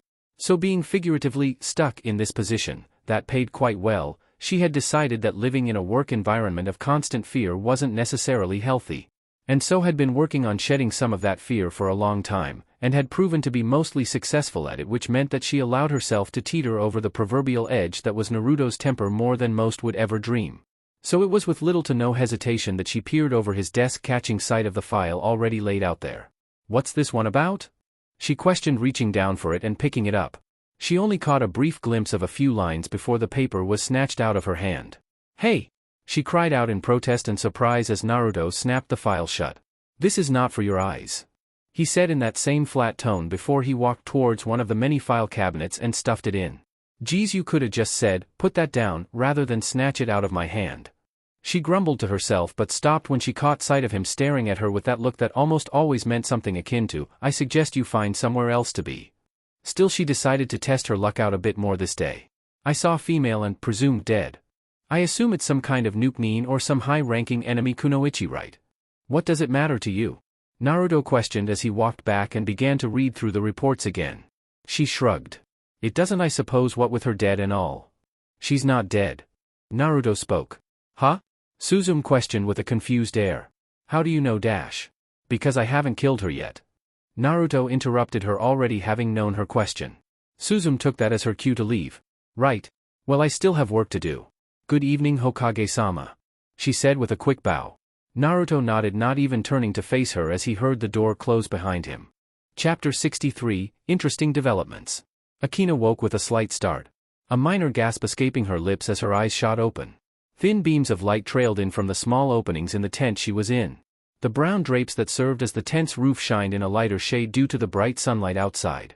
The sound of laughing children reached her ears, along with the commotion of what she could only guess was some kind of marketplace considering the myriad of sounds. She sat up on the haphazard cot looking at her surroundings. Finding a small fire pit in the center of the tent, smoking with the slightly glowing ashes that remained from whoever had set the fire the previous night. Apparently whoever these people were, they had somehow managed to feed her, because the ache and gnawing pain that had been gripping her stomach and the weakness and weighing down on her extremities was gone. Her skin was a bit paler than she remembered it, though that could just be the dim lighting of the tent. She looked down at herself, finding that her chest and abdomen was wrapped securely in bandages. A few minor red blotches were still apparent where the burns had taken a bit longer to heal than the rest of her injuries. The lower half of her waist was covered by a pair of long, slightly torn brown pants. They fit well enough though. She gulped a bit, sincerely hoping that whoever had changed her had been a woman and not some perverted guy that had gotten a free show. Though the woman, given whatever preference she had, could have been considered to have gotten a free show as well now that she thought about it. She looked around one more time, but this time caught sight of a pair of eyes attached to a very short body peeking in from a small opening. She opened her mouth to speak, but as soon as she did, the child, startled at having been seen, scurried off before she could say anything. "Hey, wait!" she called before standing up, wincing at the soreness in her legs and arms, carrying up the small blanket that she had been sleeping with and draping it over herself as she stood. She made her way to the entrance of the tent, apprehension gripping her chest with a faint presence as she wondered just who she would see out there. Most people she knew of lived in villages, not in tents and huts, unless of course they were in some type of military encampment. But if that were so, children would certainly not be freely roaming around as they seemed to be doing. So pushing the small bit of apprehension away, she peeked out of the tent. The sight that greeted her seemed to be that of, well, if she didn't know any better, some kind of refugee encampment. But it was too big. This couldn't be a refugee camp. Most of these camps held 50 to 200 people at the most. But this one seemed close to nearly triple that amount. The people went about their business, not noticing that their guest had woken. Men carried large boxes to and fro to their destinations, while some of the women worked around the camp itself, some setting up tents and others cooking the hunt the others had caught. The children she couldn't see, but she could certainly hear their rambunctious laughter and roughhousing clear to her from whatever distance they were. Fanning out her senses, she found many ninja were amongst the crowd, most chunin, though some could be jounin or possibly ANBU. It was then she heard the shuffling of rapidly approaching feet, and her tuned senses fixed themselves on the strongest chakra source approaching her. Looking a little to her left, she saw a child, most likely the one she'd seen outside the tent, approaching, dragging behind her a rather tall man, easily 6 feet 2 inches. He dwarfed the seemingly 6 or 7-year-old girl. The amount of chakra she could sense of him was easily jounin level. He wore a yellow jacket with a navy blue undershirt with a matching yellow pair of pants. He had short-cropped orange hair that was barely an inch tall. Yuichi. What is it now? I have things to do. I can't play. He argued as he tried to pry his hand from the girl's grip as gently as he could. Obviously this big guy had a soft spot for children. The little girl stopped a few feet away from her and pointed. The larger man's eyes followed the direction of her finger and caught sight of the blonde-haired former Kunoichi. A smile spread across his face, his bright green eyes lighting up, and for a moment she thought he was simply far too bright to be a shinobi. Red flags went up in her mind as her first suspicion was that it was some kind of deceit. Still, despite the prudence and likeliness of such a thought, she quickly pushed it aside. It wouldn't do well to be suspicious of her apparent rescuers, at least, not openly. Oh, you woke up, eh? Lucky for you, we didn't think you'd make it past the third day when we found you. The man commented as he stepped forward, the little girl hiding behind his leg. She had to crane her head back a bit in order to keep eye contact with the strange orange-haired man. I bet you're kinda confused, yeah? He said after a brief moment of silence as he scratched the back of his head. He extended his hand. My name's Hiru, the elected leader of this camp. What's yours, eh? Akina moved to answer when a tug at the bottom of Hiru's pants brought her attention down to the little girl. Oh yeah, and this little one is Yuichi. She and some of the other kids found you when they were playing down by the beach. Akina smiled, though it still held a little bit of nervousness. Really? My name's Akina, I guess I should thank you for saving me then. She said, smiling down at the little girl who blushed a bit at the praise coming from her. Yup. Hiru nodded, ruffling her hair affectionately as the little child beamed at the praise from the two adults. As she looked up to Hiru's eyes, Akina caught sight of a small tiny scar on the side of her throat. Hiru smiled at the girl. Okay, now Yuichi. I'll take care of the nice lady for you. Go on and play now. Yuichi smiled happily before running off. Hiru watched her go with a slight upturn of his lips. She's a good girl, yeah. Pride was heard in his voice as he spoke of the small dark-haired girl. Akina nodded, turning her eyes to Hiru as she spoke. I'm sorry to ask this, but who are you people? Why are you living in such conditions? Hiru finished for her as he again scratched the back of his head. His expression a strange mix of sadness, irony, and bitterness. We all came from different places, but we're here because we've basically left our villages. Akina blinked for a moment. You mean, you're all fugitives? Fugitives is one name for us, yeah. Or at least the name Konoha would give us. So you're refugees? Akina asked rhetorically, somewhat shocked despite her initial suspicion of the same. But, this camp is so big? Hiru interrupted with a tired sigh. Yeah. Just goes to show how many lives that Demon Kage has broken with his damn wars. Hiru seethed, his eyes gaining a hardened edge to them, the previous gentle countenance vanishing for a moment. Guy's a damn monster. Akina would have agreed had it been a month ago. Everything had been black and white to her then. Everything was so clear to her then, and now she wasn't so sure if she had ever been on the right side, or even if there was a side to be on. Before she could even realize why it had come to her, a thought slipped into her mind. There must be a reason for what he does. And even though she initially reeled from the thought, she realized with some clarity that it must be true. That there must be some reason, some event, some drive that compels him to do what he does. But what was it? And even if there was one, could it ever justify all the blood on his hands? She didn't think so. Again Hiru scratched the back of his head. Apparently that was a habit of his. Turning to her, he forced a smile onto his lips. Bah, enough of this depressing stuff, eh? His voice brought her out of her melancholy thoughts as he wrapped an arm around her shoulders in a friendly gesture, smiling down at her with that bright smile of his. This is a time to be celebrating the fact that you're all right. I shouldn't be depressing you like this, eh? Thanks, but you barely even know me. For all you know, I could be an enemy spy sent to infiltrate your camp. Shouldn't you be just a little more suspicious, like asking me where I came from and what happened to me and stuff like that? She questioned incredulously. The sheer absurdity of how trusting this man seemed to be catching up to her. She had always been trained to look for deceit behind every kind smile and friendly face. Funny, maybe she should have looked for it in the face of the man that told her to do so. Hiru's smile, though dimmer, was still in place. We have had to look out for spies in the past, that's true. But I don't know, you just don't have that look about you. You just look like someone who's a little lost right now, eh? That, and if you're really a spy, you deserve to infiltrate us after nearly killing yourself down by the beach, eh? That's commitment. The man laughed at his own joke. Akina, startled, took a step back. Looking up at the brightly dressed refugee leader, she looked like she was about to ask something when a man ran around the corner of one of the other tents. Hiru-sama. We need you on the north perimeter, Masakage has injured himself. Well, looks like I gotta cut this short. Look, I'll talk to you later, okay? Right now I gotta go see what's wrong with one of my guards. You can walk around the camp as much as you want, just remember this tent is yours, so come back here when you're done. Don't get lost, I do still need to ask you a few things to see what you'll be doing around here. And before she could say anything, Hiru turned and walked away, leaving her alone in the middle of this completely unknown group of people. She looked around, panicking for a moment. She moved to call after him, but by the time she had brought her eyes back to where he had been walking, he was already gone. So giving the place another once over, she walked back into the tent to try and find some warmer clothes. If she was gonna explore this camp, she sure as hell wouldn't walk around with just the clothes and blanket she had on. As she entered the tent, she let her previous meeting pass over her mind. It was odd, and the red warning flags that had been going off in her head were still very much standing. But that wasn't what concerned her presently. No. Her concern was what she would do now. She had escaped Kyuubi, that much was true. But now what? Where does she go from here? What does she do? Does she just disappear and leave this damn world with her brother and a traitor of a sensei to rot and burn in its own devices? No, she couldn't do that. She couldn't do that simply because, despite Liang, there were still people she cared about in Kyuubi, people who were her friends, her family. She couldn't just abandon them to Liang or to Naruto. But where could she go? What could she do now, here?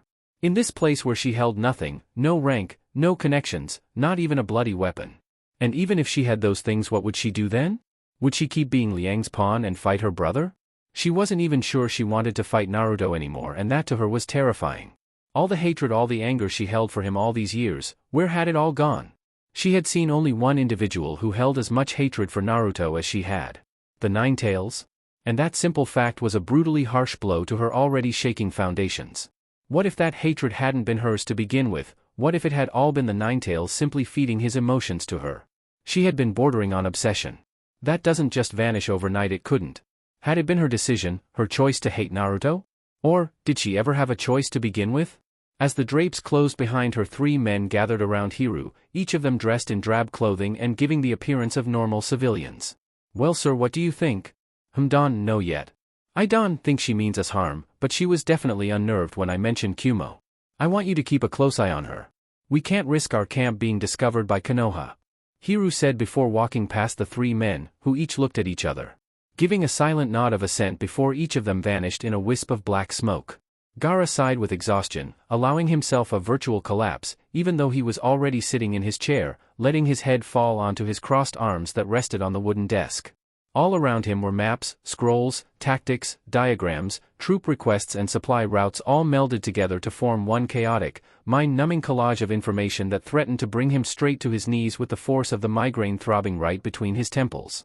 Rough day, huh?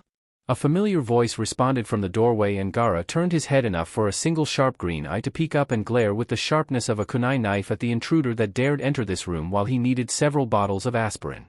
This visitor, by the way, was none other than Haruno Sakura, bringing in, what do you know? Yet another massive file for him to sift through. At this rate, the Devil King didn't need to worry about winning the war, because by the time he was done reading and going through all these forms and plans, the war would be over and done with. Biting back several expletives that fit the situation, the Kazekage sat up again, glaring at Sakura, though it was more due to the circumstances of her visit rather than the visit itself. Wasting no time, however, he got down to business. Those, I assume, are the medical reports. Got it in one, she said with a quick smile as she set the files down in front of him. Gaining a more somber look, however, as she spoke.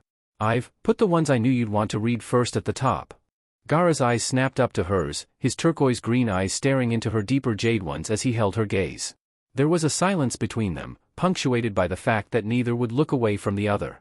Finally it was Gaara that turned his eyes away from hers, down to the top file. Opening the parchment, he found the pictures of 2 very close friends of his, Akamichi Chuji and Inazuka Kiba. Gaara's brow furrowed, eyes narrowing in discontent as his fingers tightened minutely on the assorted papers before he released a heavy sigh, the papers slipping from his fingertips and limply falling onto the desk, adding to the mess already in place around it.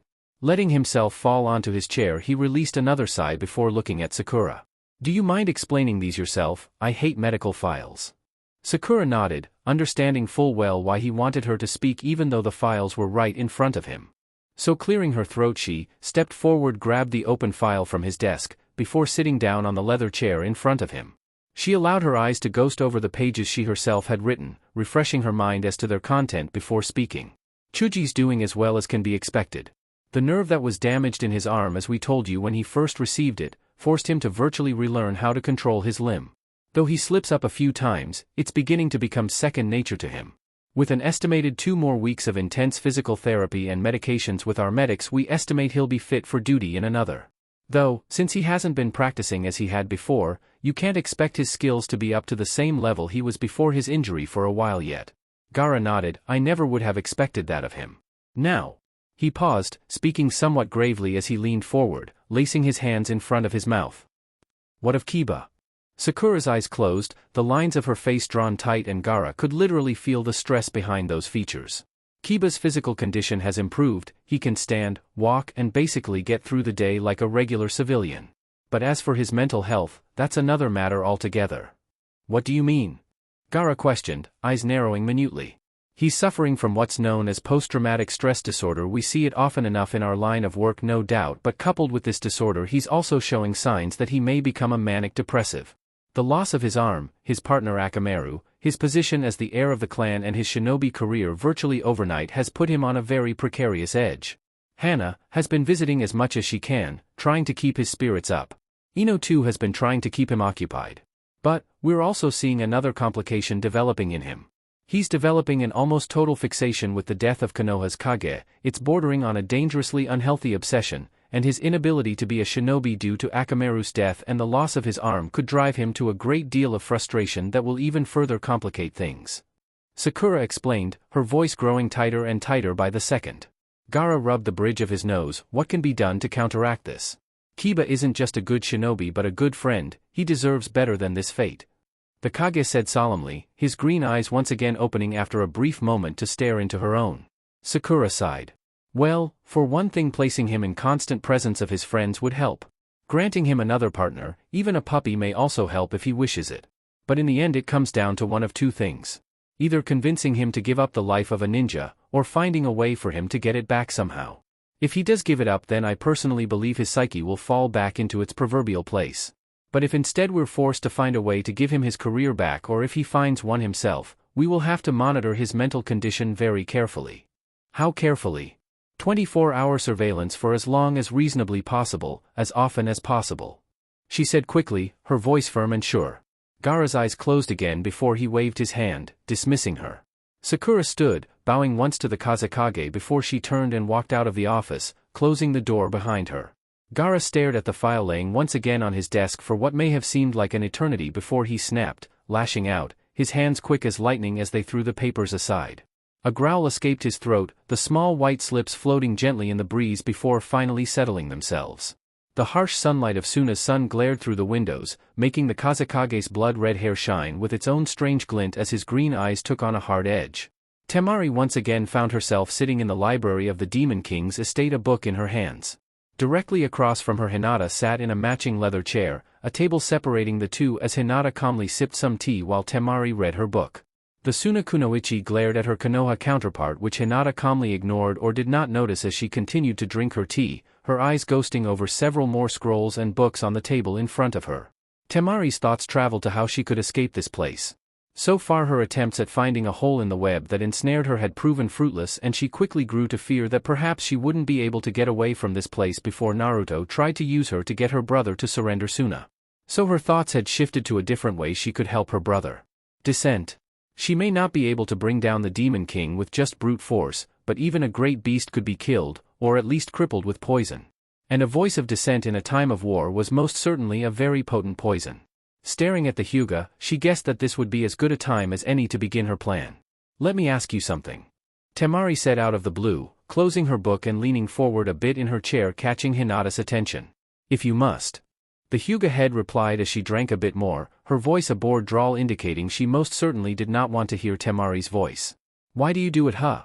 Why do you follow a man like that? And don't give me that right hand of the devil crap. You're his general and a clan head, you hold one of the highest positions in this village, but hell, even you're scared of him. Fear and respect are two different things, Miss Sabaku, you should learn that. And denial tends to not work for very long. You should learn that too, princess. Temari said, huffing as she crossed her arms, leaning back in her chair. No matter what you say, it's clear as day that this entire village would rather be swallowed by the earth than be in his presence when he's around. Everyone, even your Damambu, recoil in fear. I'd be disgusted if I wasn't so confused as to the reason why you just stand by and let it be. Hinata's eyes narrowed with a bit of anger and annoyance seeping into their pearly white depths. You understand nothing of what he's done. Of what he tries to do. Her voice was like a glacier, sweeping everything in its biting chill. Then make me understand. Temari growled, fire burning in her eyes, a direct opposite to the frost in her counterparts as she stood up, Hinata following her example a moment later. Make me understand why it is that this whole village just bends over for this guy. He's strong but so are you, damn it.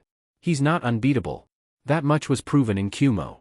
Hinata's expression did not change from the previous cold anger that had been etched onto the lines of her face, and her voice came out as resolved as ever. He is the strongest of dash. So what? Temari growled, interrupting the Hyuga mid-speech, hiding a smirk as she did. She was rattling the cage. She doubted she had shaken the foundations of the Hyuga girl, but the Umbu, they weren't as certain, as secure in their blind following of this man, they could still be swayed. Might makes right is that at Hyuga. This time the voice that responded, however, was not Hinata's. Indeed it does. The effect was near instantaneous as Temari nearly jumped to the ceiling like a cat and Hinata's back straightened until she stood almost ramrod straight. Neither had sensed him entering the room, too distracted by their previous discussion to even have a hope of detecting the normally undetectable ninja. Temari turned around slowly, her silver-hued eyes slowly meeting his own as he stood in the doorway, watching them both through a veil of apathy and nonchalance. Slowly she gathered up her courage. Arguing with the Hyuga clan head was one thing. Arguing with this man was something else entirely. Still she felt secure in the knowledge that he needed her alive, not dead, and the most he would do for her little insubordination would be to stick her in a cell or remove her privileges of walking around through this house. Or at least that's what she told herself. Still gathering her courage, she spoke again. So just because you're the strongest you get to do whatever you want, is that it? And what happens to those who weren't trained to be shinobi then, huh? What rights do they have? None? That's some rule you got there considering just how many civilians there are. Naruto stepped forward, his imposing height now apparent as he easily towered several inches above her. He stared into her eyes that defiantly met his own, stubborn anger belying the fear that was the undertone of her gaze. Interesting, the Jinchuriki thought to himself, admitting that she was very brave, as well as very foolish to argue. His voice remained an apathetic drawl, boredom now lacing his tone. Despite what you may think, the fact is that in this world might does make right, and it has been that way long before I was even conceived. Is it not the strongest ninja of the village that became the Kage? The strongest that advance in rank and gain more privileges? Is it not only shinobi or former shinobi that make up the village council? No, princess, might does make right in this world. He stated simply before striding past her toward his earlier destination. So that's your justification then? She argued to his back, fire once again simmering in her eyes. That's how you say all this death is acceptable? My justification, as you put it, will come once total conquest of this land has been achieved. Naruto said, looking over his shoulder. Hinata from her place observed the heated, at least in Temari's case, discussion. Her eyes wide and disbelieving as to what she was witnessing. Here this mere slip of Asuna Kunoichi was vehemently arguing with the man one simply did not argue with. Hinata had to think that she was either very brave or very stupid. She was willing to bet a bit more on the latter. Justification through conquest? Temari asked incredulously as her gaze hardened. Then what happens when you lose, huh? What happens when you see that this world and the people in it won't just lie down and let you walk all over them? Then this world will burn, Princess of Suna. This time his voice was different, it was familiar, and it stopped whatever arguments she had dead in her throat. That was the voice of the man she had fought at Sakai. The mask and clothing may not be the same, but that bitingly cold voice certainly was even without the mask. You really are a monster, she said after a brief moment's pause. Perhaps I am, he admitted. But you are beginning to try my patience, he said, and Temari soon felt a firm quick push that shoved her back into her chair. Though it took her a moment to realize it, she soon deduced that it had been a controlled burst of wind chakra that had knocked her back. As Naruto turned to leave, he caught one last glance at the Kunoichi's eyes. The fire that had been there before was still simmering behind those lenses, burning hotter now than they had before. Most interesting. Chapter 64, Hidden Suspicions, Hidden Emotions. Naruto read over the report, his face visibly hardening as the lines of his features grew deeper with anger. He glanced up at Suzume, who stood in front of his desk, her fair features serious for once as she waited for his inevitable questions. This is a confirmed report? Suzume nodded. Every word, sir, she affirmed with a firm voice. Naruto fought back a snarl as he eyed the page. Zhuge Liang had struck out from Kyuubi, attacking the newly established garrison on MNT Edoku that had been set up by Toyohisa. The young man had managed to defend the border well for the first few skirmishes, showing that he indeed did have the potential to be his father's son, but after the first week Zhuge Liang had arrived on the field and using simple taunts he had fanned the flames of Toyohisa's rage. A simple act, especially when Toyohisa holds the Raikage personally responsible for the murder of his father. After that the battle had gone downhill, and it now seemed as though their northern garrison would fall, leaving the entire northern forest open for Kyuubi to invade, leaving little between that army and Konoha's very gate. Coming to a quick decision he rose from his seat, his voice once again lowering itself to the familiar octave Suzum had learned to tread lightly around. "Send out messages," he said, striding around his desk and heading for the exit. "To who?" she questioned, startled by the abrupt command and even more abrupt exit. "Shino in Iwa and Kimimaro to the north. They are closest to Toshiro. Tell Shino to send one of the commanders under his lead, either Kurenai or Guy, and tell Kimimaro to either come himself or for Anko to come, I don't care which." Before she could respond the door slammed shut. His orders were clear and Naruto, at this point, had very little patience for repeating himself. Akina sat in front of a large bonfire, a thick wool blanket wrapped around her shoulders as she watched some of the refugees around the fire all engaged in various discussions, varying in nature as they each ate some of the prepared food from their plates. She herself was enjoying a chicken soup, which had been served in a small tin cup. Of course, she could only assume it was chicken soup. After all, it was kinda hard to tell considering there was no chicken in it. Some of the refugees had sought out conversation with her, but she had politely turned them down, saying that she needed some time relatively alone to think. Some had nodded and left it at that, others having thrown knowing looks in her direction as they walked away. Apparently it was a common occurrence for new arrivals. Still, she really did need to think about what she would do now. She couldn't stay in this camp forever. Either Liang or Naruto would find this place soon. If not looking for her the first time, then certainly the second. No, she couldn't stay here. Her very presence was a danger to these people. She needed to leave, and she needed to leave soon. "Yo! Miss Gloom and Doom," came the familiar voice of Hiru, startling her as the large man simply plopped down at her side. A large plate of potatoes, pork and a variety of other things she wouldn't eat, considering the fact that they were still moving, adorned his plate. "What you doing out here all by yourself now, eh?" Akina shifted to get a little distance between herself and the ever-smiling Hiru. "Oh, Hiru," she said with a hint of nervousness in her greeting, offering a hesitant smile as he sat. "I was just thinking on some stuff," she said, hoping he'd be like the others and catch the hint. Unfortunately he didn't and simply continued to chew his food, loudly. "What about?" he asked. She sighed in something akin to weariness. "Nothing much really." "Oh come on now. You've been sitting here looking like someone's been twisting your gut for the past hour, he said, leaning closer as he offered her a drink she hadn't realized he had. "Come on?" he prompted.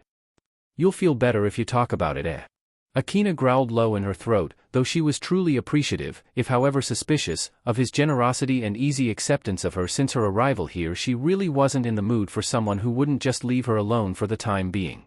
Haven't you ever heard the phrase, "Let sleeping dogs lie"? Haven't you ever heard the phrase, "No man is an isla, no woman is an island"? Akina turned to glare at Hiru, a deadpan expression adorning her features as the orange-haired ninja continued to plaster that smile all over his face like it was going out of style. With the way the world was going, maybe it really was. At the insistence in his eyes the young Kunoichi sighed, hugging her knees as she pulled them closer to herself, her eyes turning to stare blankly into the fire that rose high in the center of the crowd's circular formation. After a few minutes of her silence she spoke. "I'm thinking what my next move is gonna be. What can I do from this point on?" Hiru blinked stupidly for a moment before he swallowed whatever he had been chewing. "Why are you thinking about that? It's not like we'll kick you out. You're more than welcome enough to join us on our road to Kyuubi," the bright ninja said with a smile, watching how her own features widened, and he could practically feel her heart skip several beats as the blood drained from her face. The light of the fire making her skin seem just short of ghost-like. "What's the matter?" he asked innocently, tilting his head as he morphed his face into a genuinely curious expression. "You don't look so good, You dash." Akina paused to moisten her suddenly dry lips. "You're headed to Kyuubi?" Hiru nodded. "Yeah, we have to. We've got so many people we can't stay in any one campsite for more than a week at most, otherwise we'll get caught. Tomorrow we start packing up and the day after tomorrow we're on the move again. Kyuubi and Suna are offering sanctuary to every refugee of Konoha that wants to join them. Obviously they have some screening process that we all need to go through to keep up security, but we won't have problems." Akina seemed like a mouse, trapped between the cat's jaws or the mouse trap as her eyes darted left and right, her breath coming in shorter, harsher intervals. You can't go to Kyuubi," she said, turning her eyes away from him as she refused to meet his gaze, which was now slowly narrowing. Why not?" He spoke, his voice carrying that familiar friendly lilt, a stark contrast to his darkening expression, the minute hand signals he made alerting his ninja to subtly converge around the area, preparing for when he gave the last signal. She said, swallowing thickly, "the Raikage he's not what you think. He's—" Hiru hid his suspicion, once again placing a compassionate look on his face as he placed a hand on her shoulder, bringing her attention back to him. "What is it, What'd he do to ya?" Akina once again turned her eyes away from his. "Let's just say, he hid a lot of things that shouldn't have been hidden." Now here, Hiru had something we call a conundrum. He could simply allow this Kumo-nuke-nin to do as she pleased. They were two people, technically on the same boat, running from their homes for their own reason, but they were obviously heading in the opposite direction from one another. But, if he did that, if he went with the age-old policy of live and let live, there was a chance the Raikage could find out. And if he did, would he still accept them in his village? Could he risk the people under his protection for this one girl? It was as he was thinking this that she turned to face him, a new cloud shadowing her sky-blue eyes, forcing him to have to stop just short of reeling in surprise. Those eyes held a haunting image, a shadowed pain and a silent plea within them. Right now, without words she was asking, no, begging him for his help. To understand her plight. And he did. He knew he did. They all did, everyone had their stories, their tales of broken lives and shattered dreams. That's what this place was, a sanctuary for all those whose lives had been destroyed, taken apart by the Devil King and his ambitions. Why should he believe that people in other villages were not suffering from their leaders as well? "We will keep going to Kyuubi," he said after a moment, watching as her downtrodden expression deepened, turning her face away from his. But he continued watching as her ears seemingly twitched and she allowed a small light of hope to re-enter her eyes as she turned back to face him. "We can give you some supplies, and weapons, enough to at least get you on your way." He finished scratching the back of his head in that familiar nervous gesture. Akina opened her mouth to speak, but soon enough the only response she could think to make was, "Why?" "Because," he said, shrugging a bit as he stood up. "We're taking our chance for a better life, and I don't think I should steal yours." He finished before walking away, taking another bite out of his meal. Akina watched him go, sadness etched onto her features. She looked down to her still half-full cup of soup. Her reflection stared back at her. But in response, she only saw the silhouette of a broken woman. A woman who couldn't even say she had a home to turn to anymore. She sighed, throwing away the rest of the soup with an air of self-loathing twisting around her. She needed to stop this worthless self-pity and get her act together. She didn't know what she was going to do once this camp left her, but by God she would have this figured out by morning. "Ino!" Sakura yelled as she made her way through one of the few oases that were a safe distance from Suna. The palm trees shielded her from the harsh sun, and the sound of a nearby stream could reach her ears. "Ino, are you out here?" The pink-haired medic yelled as loud as she could, hoping her friend would hear her and answer back. She had already been looking for a few hours, and this was the third oasis she'd been looking through for her friend, and if she had to deal with more sand getting in her eyes, or shoes, or hair, or places she'd rather not mention, Ino was definitely going to pay for this. "Damn it, Ino!" the pinkette finally roared, making several of the nearby birds soar away in fright. "Geez, Sakura, I'm right here," Ino called out from beyond the trees. Sakura scowled, stomping her feet loudly as she pushed past the foliage. Finally, she approached the clearing where Ino was in, her pale blonde hair visible through the canopy. The blonde was visibly exhausted, breathing heavily as she leaned against a tree, a thin sheet of sweat covering her body. But as Sakura approached, she could tell there was another person in the clearing with her. "Hana," she said, finally pushing through the greenery. "What are you two doing out here?" she questioned harshly after a brief moment. "We are at war, and though it's unlikely, the enemy can always slip past our lines with a small group. We don't need two of our best getting killed before there's even a battle." "Oh, don't worry about us, forehead," Ino said, using that familiar name that always signified she was beginning to get annoyed with the pink-haired medic.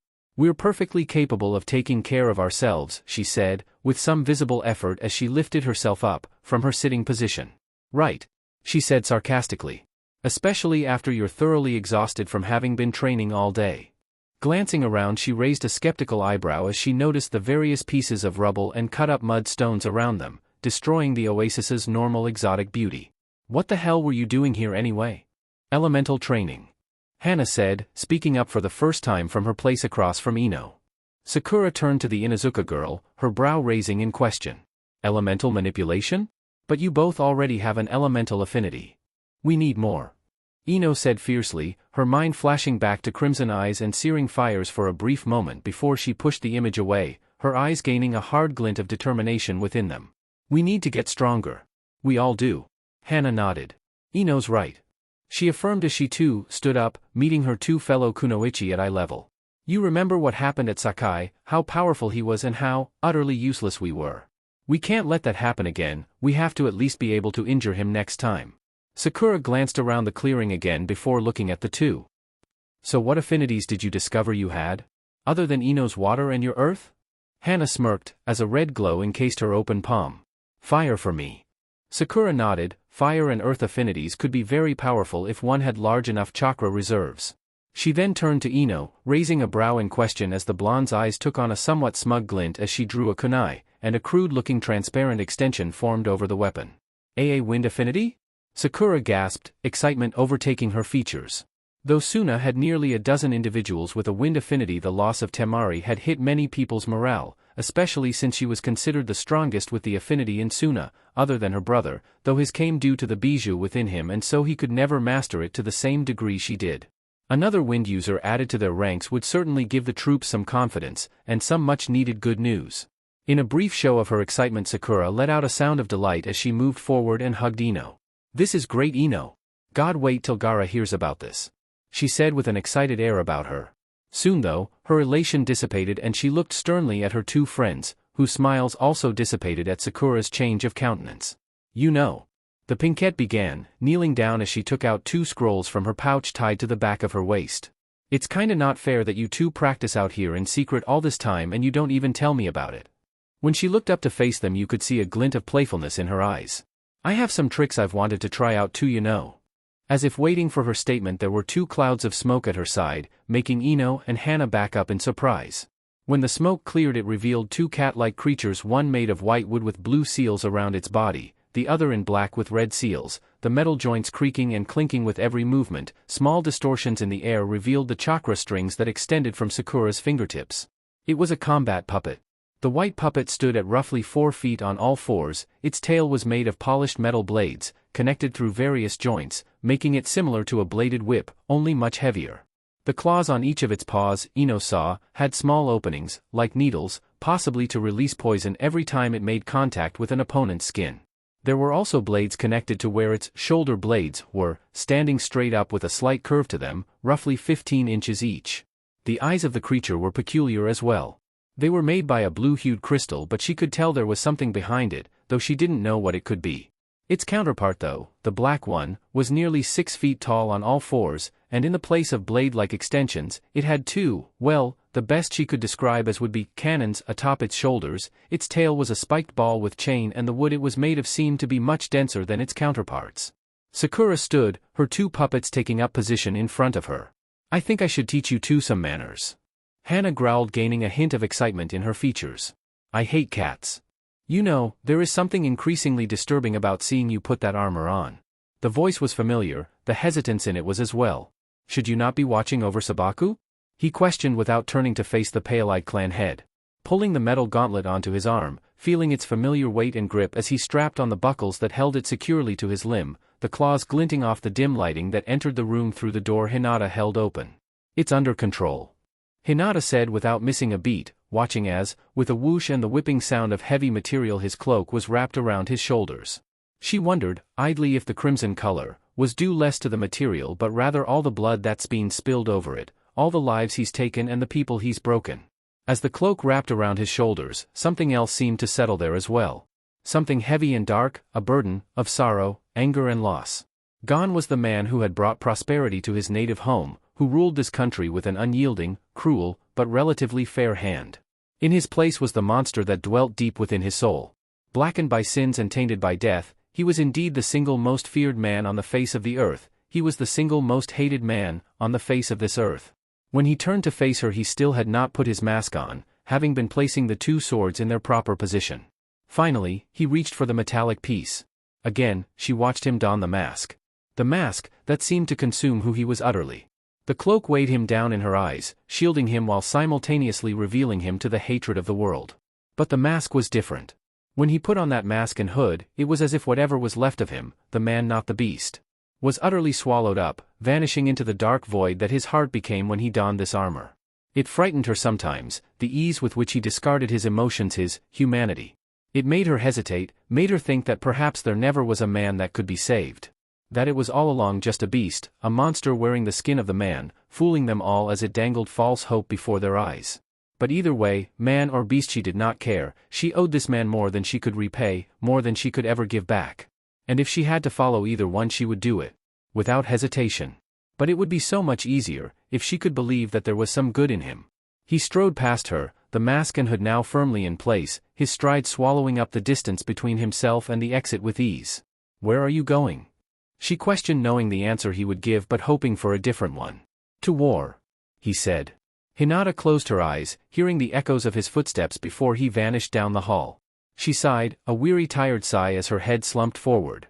"I know," she whispered to herself before turning to leave, heading back towards where she could sense the wind mistress once again wandering the manor, no doubt searching for her means of escape. Idly Hinata noticed that rain clouds appeared to be gathering above. Chapter 65, Proximity. Akina stood at the side of the road, a caravan of horses, men, women, children, supplies, and many more assorted items were striding past her. Hiru was standing in front of her, a somewhat sad look on his face. "You sure you don't want to come with us? You'll be safer, eh? It's dangerous to be walking round Konoha territory alone, especially nowadays." Akina smiled at his concern, shaking her head. She was dressed in oversized brown clothing, the only one the camp could spare for her, some equipment pouches, which included kunai, shuriken, a canteen of water and a small tent was strapped to her back, a heavy, wool cloak hung from her shoulders, wrapped around her neck like a scarf was in tatters, meant to keep her warm should it begin to rain while she traveled, a common occurrence in Konoha apparently this time of year. Kyuubi usually didn't go a week without at least a drizzle, the high altitude of the mountains actually helping the moisture envelop the city streets. "Thank you, but I can't. I want go back to Kyuubi." Hiru nodded. "Well, all right then." He shrugged before ruffling her hair as if she was a mischievous little sibling. Akina's face scrunched up in slight distastes, but accepted the friendly gesture for what it was as she pushed his hand off with a small smile. Hiru hefted his own pack onto his shoulders. "Well, I guess I'll see you around then, eh?" He spoke, smiling brightly in his familiar way as he turned and walked away, one arm lazily waving behind him. "Yeah, see you around." She returned almost softly as she watched him depart with the caravan. She fingered the three-pieced staff she had asked a blacksmith to hastily craft and link together, that now rested on her back.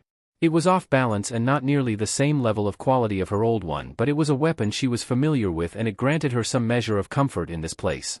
This place where she was completely alone with no home to turn to.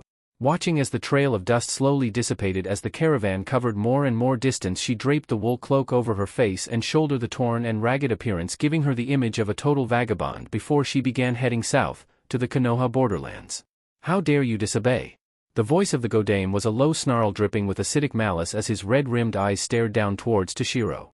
Kurenai and the bone-wielding Kimimaro were at his side, both having arrived almost a full day before him, considering the fact that they were much closer to the northern garrison than Konoha. Kurenai and Kimimaro, unnerved by their leader's anger, could only imagine what Toshiro was going through. They scarcely remembered the time the blonde was this furious with anyone. The reason for his anger was a simple tactical matter.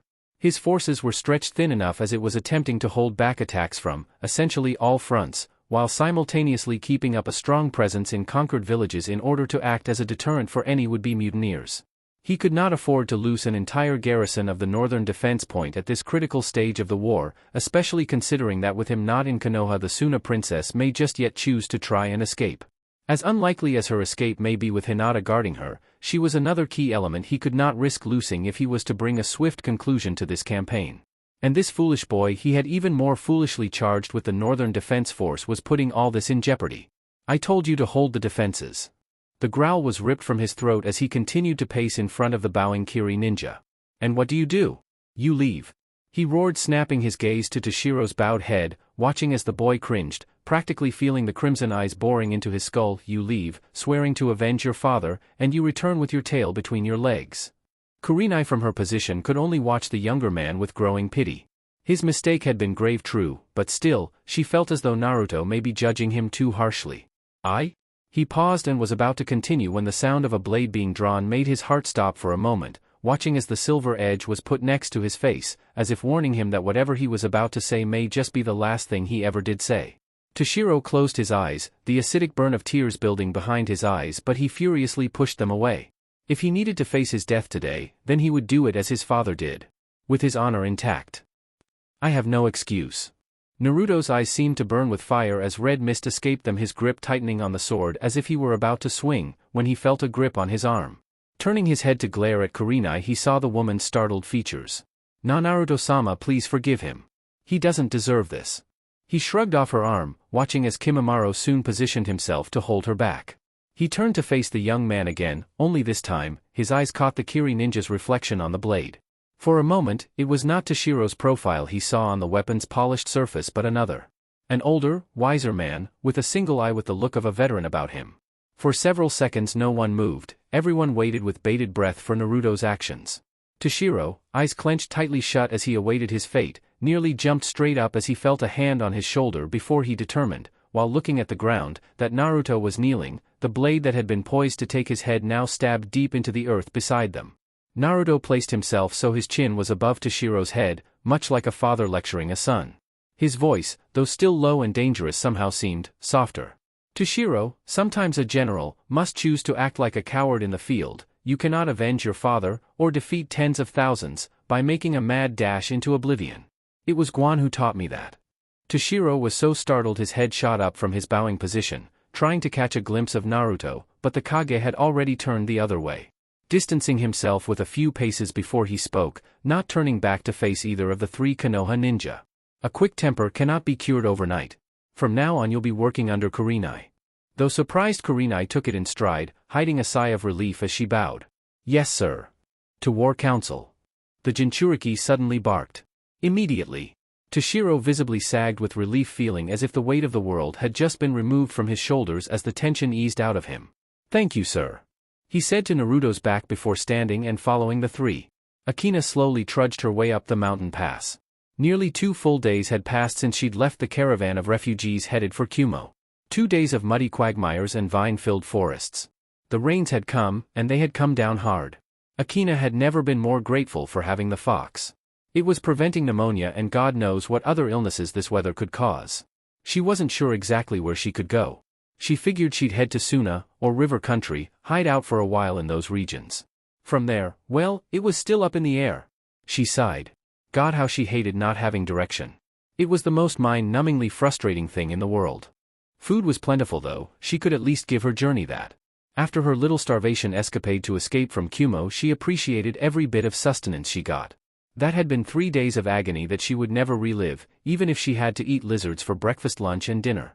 She sighed tiredly, the gravel of the jagged mountain passage crunching and scraping beneath her soft shoes, lightly digging into the soles of her feet.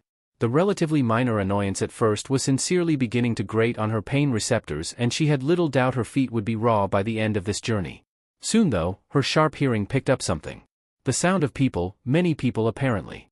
She stopped, crouching low and sliding into the shadows as she'd been trained to do. She decided to investigate. It may be another refugee camp, and if it was a Konoha or Kyuubi camp, well, she'd at least get their numbers in order to figure out how careful she had to be in order to slip past them. Shifting through the rapidly dimming light as clouds obscured the moon from view, Akina was grateful for the lack of equipment she currently had to manage, less clunking sounds as she moved. As she approached a high stone outcropping, she peered down to the orange hue of campfires. Peeking over the edge, her eyes caught sight of a man that made her heart leap into her throat as she hastily scooted back into her hiding place. Zhuge Liang. Her breathing accelerated, her chest heaving as panic momentarily overtook her mind. She fought it down, pushing it away as she forced herself to calm down. He hasn't seen you, he hasn't seen you. She repeated slowly in her mind, gulping down the lump in her throat. Gathering her courage, she peeked around the stone again, doubling her effort to hide her presence. She ignored Liang as much as possible, instead choosing to focus on the 3 Umbu around him. One to the Raikage's far right spoke. I say we give simultaneous attacks, sir, from the pass north of their camp, while a strike force sneaks up the cliff, face south of it, approaching from the valley. No. Another responded. They currently stand near the summit of the mountain. They control the high ground, they have the advantage. Therefore, my lord, I would suggest we send our best infiltrator squads to hide on the summit itself. Then when we deliver simultaneous attacks on all the passes that lead up to the summit, With the enemy distracted with the attack, the infiltrator teams can set fire to their camp, and then systematically attack from the rear. Akina heard Liang drawl thoughtfully before a Chunin approached. Bowing with haste, "My lord, he's arrived." Akina saw the three Umbu captains tense. And Liang's shoulders straighten. "Are you certain?" the Reikage questioned. The Chunin hesitated but bowed a bit lower. "Not absolutely, sir, but we don't think it can be anyone else." "Then your plan has worked, Reikage-sama. We have drawn the Kage of Konoha towards us." Naruto. Akina thought somewhat numbly. "No. It is not certain. Begin preparations to take predetermined countermeasures, but do not execute them until we are certain he is on the battlefield." "Yes, sir." The assembled ninja chorused before they vanished in clouds of smoke, Liang calmly walking back towards his camp. Away from Akina. Akina breathed a sigh of relief, rolling over so she could lay on her back, the tension pouring out of her. She closed her eyes as she released a breath she hadn't known she'd been holding. But soon her eyes opened, trailing up to the black sky that hung above the mountain. He was here. She scanned the vast empty sky. Somewhere. Naruto stared at the map of the battlefield. Kimimaro, Kurenai and Toshiro stood across the table, patiently waiting for him to start. Finally, after what seemed like an eternity, the blonde Jinchuriki spoke. "Our forces are diminished. The enemy outnumber us at least 2-1 and many of our elites are injured." Toshiro's head lowered at that, the gravity of his mistake made more apparent by the Kage's words. Kurenai nodded. "What is our plan for defense then?" Naruto's eyes shifted to her. "What defense?" He put his hand on the table and pushed forward all the small pieces that represented their shinobi squads forward, plowing them directly into the enemy's drawn lines, towards their camp. All three generals' eyes widened. "But, that's..." Toshiro began hesitantly. "The only thing that will catch Zhuge Liang off guard." Naruto finished. "He expects you to tighten the defenses. To try and hold out until reinforcements arrive. A full-out attack is not something he will expect." The three commanders held their tongues, uneasy at the idea of a full-out assault apparent even to a non-ninja. Naruto straightened. "Kurenai. You shall lead the main attack force, use your Jinjutsu, assist in the initial advance as much as possible. Keep the enemy confused and disoriented. Kimimaro will lead the second wave. You are the spearhead that must reach the enemy camp. Your immense power will be the nail on the coffin." All three ninja waited for him to speak, to continue with the next stage of his plan. But soon it became apparent there wasn't any. "Naruto-sama." Kurenai began somewhat hesitantly. "What about you? When will you join the attack?" Again, his eyes turned to her. "I will not." His voice was so flat, so simple the statement made even Kimimaro gape with shock. "But..." Toshiro began. Naruto's arms crossed. "I cannot risk Zhuge Liang discovering me here. Your defeat may just be an elaborate ploy to lure me away from Konoha. Should he discover me here, then, if it was his intent, whatever plan he has set up in the village will be sprung. Though I have left the village with orders to maintain a state of high alert, I would rather avoid unnecessary losses. I will only join this battle if it seems to be going poorly." The three generals turned to face one another, unease clear on even Kimimaro's face, but nevertheless, his caution made sense considering their enemy. They bowed and slowly filed out of the tent, leaving Naruto alone. The Kage looked down to the map again. But soon his attention was drawn away. He glanced to the left and right, curiosity in his body language. He sensed something, a familiar something. His eyes turned back to the map. "So, have you sought me out then?" Chapter 66, Through the Fire and Pain. If one were to look towards the mountain pass that acted as the border guard to Konoha and Kyuubi, they would be surprised that in the wee hours, near midnight, they would find a great orange glow, settled near the foot of the mountain, visible for miles all round. As one would draw closer and closer, the sound of battle would be easily discernible over the normally dead quiet atmosphere that permeated the air at this time of the night. Fires burned high, spreading across the valley that led to the encampment of the Kyuubi ninja.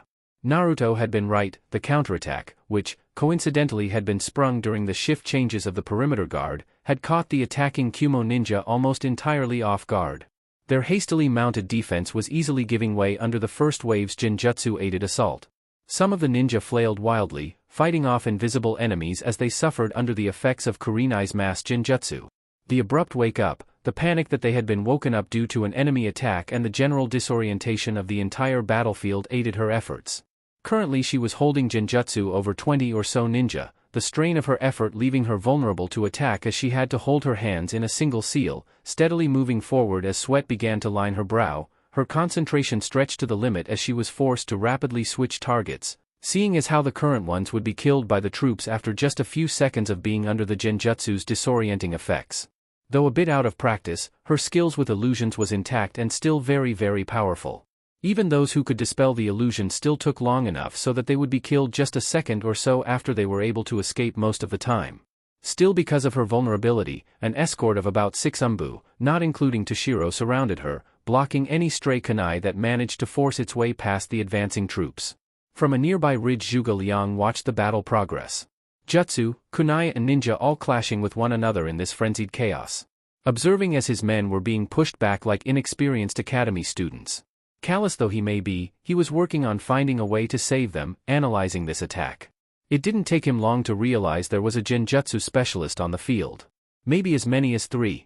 They needed to be neutralized if they would have a chance to push back these ninja.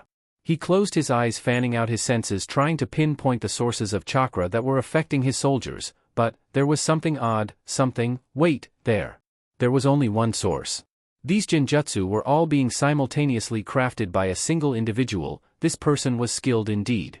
Zhuge Liang could only recall one person from Konoha who had these skills in his files. Yuhi Kurenai. Interesting. The sleeping dragon admitted. But frowned as he realized that Naruto's appearance yesterday may have been one of her illusions, crafted with the intent to intimidate. She would have to be dealt with. As far as he knew, her skill in genjutsu was second only to his own. And she, unlike him, was not a prodigy. The devotion she must have for the art of illusions was admirable, if nothing else. Wasting no more time, the sleeping dragon vanished in a swirl of barely visible wind. Kurenai wasn't sure what had brought her out of her concentration. What had broken it? Whether it was a sound she hadn't completely registered behind her, but that her subconscious had recognized as out of place. Or perhaps a peculiar sliver of chakra she sensed had alerted her. Or maybe it was just sheer instinct. But something had caused her to suddenly dive to the side, seconds before a blade pierced her shoulder, causing her to cry out in pain, catching the attention of the guards that had been around her. The ones behind her had their back to her. In order to catch outside threats, they had never expected someone to have the skill and speed to appear in the middle of their formation. When they fully turned, they only managed to catch a brief glimpse of the Reikage holding what appeared to be a ball of condensed lightning in his hand. Before a shockwave knocked them all away. Kurenai, whom had been closest to the blast, felt the impact full force, the pressure of the shockwave making her feel as if her skull was being crushed, disorientation and nausea easily taking hold as she was bodily launched away from the man, tumbling like a rag doll, her ears bleeding as the world spun. As she finally came to a stop, her first instinct was to clutch her head. The screams of pain pried from her throat didn't even register in her mind as the vertigo and deafening ring in her ears refused to settle. Zhuge Liang shot forward like a bullet. She was his main target. A kunai, extended with a wind blade, was gripped in his hand, the same weapon he used to injure her just a few seconds ago. His arm reared back, ready to make the killing blow when his senses alerted him to the rapidly approaching danger, and he stopped dead in his tracks just as a familiar voice reached his ears. No! The Reikage leaned back, avoiding an axe swing aimed to his face before he leapt away. Catching sight of Toshiro as he did, the young Kiri ninja now standing between him and the downed genjutsu mistress. "Ah, young Toshiro," Liang drawled slowly. "Come to avenge your father again?" he questioned, tilting his head a bit to the side. Toshiro growled, but inched back, closer to Kurenai. He wouldn't fall for the sleeping dragon's tricks again. He needed to protect her. If nothing else, he needed to save her from this man. Zhuge Liang's eyebrow quirked upward slightly. An interesting but not entirely unforeseen development. The boy had learned from his defeats. Naruto leisurely made his way up the side of the mountain. Already he could hear the battle below well underway. Kimimaro would lead the second wave soon enough. But the battle was only half of his concern. No. The other half was on an entirely different train of thought. On the person he could feel steadily growing closer and closer, seeking him out. He approached the precipice, eyes naturally focusing on the trails of fire that continued to spread across the valley floor, the embers soaring high into the midnight air. Their faint glow, at times revealing the face behind the shadow of the hood. His eyes focused then, almost zooming in on the progress of his troops as they kept a steady advance on the Kumo camp. He scanned the battle for Kurenai, finding her a few moments later, huddled in by several umbu and Toshiro as they guarded her.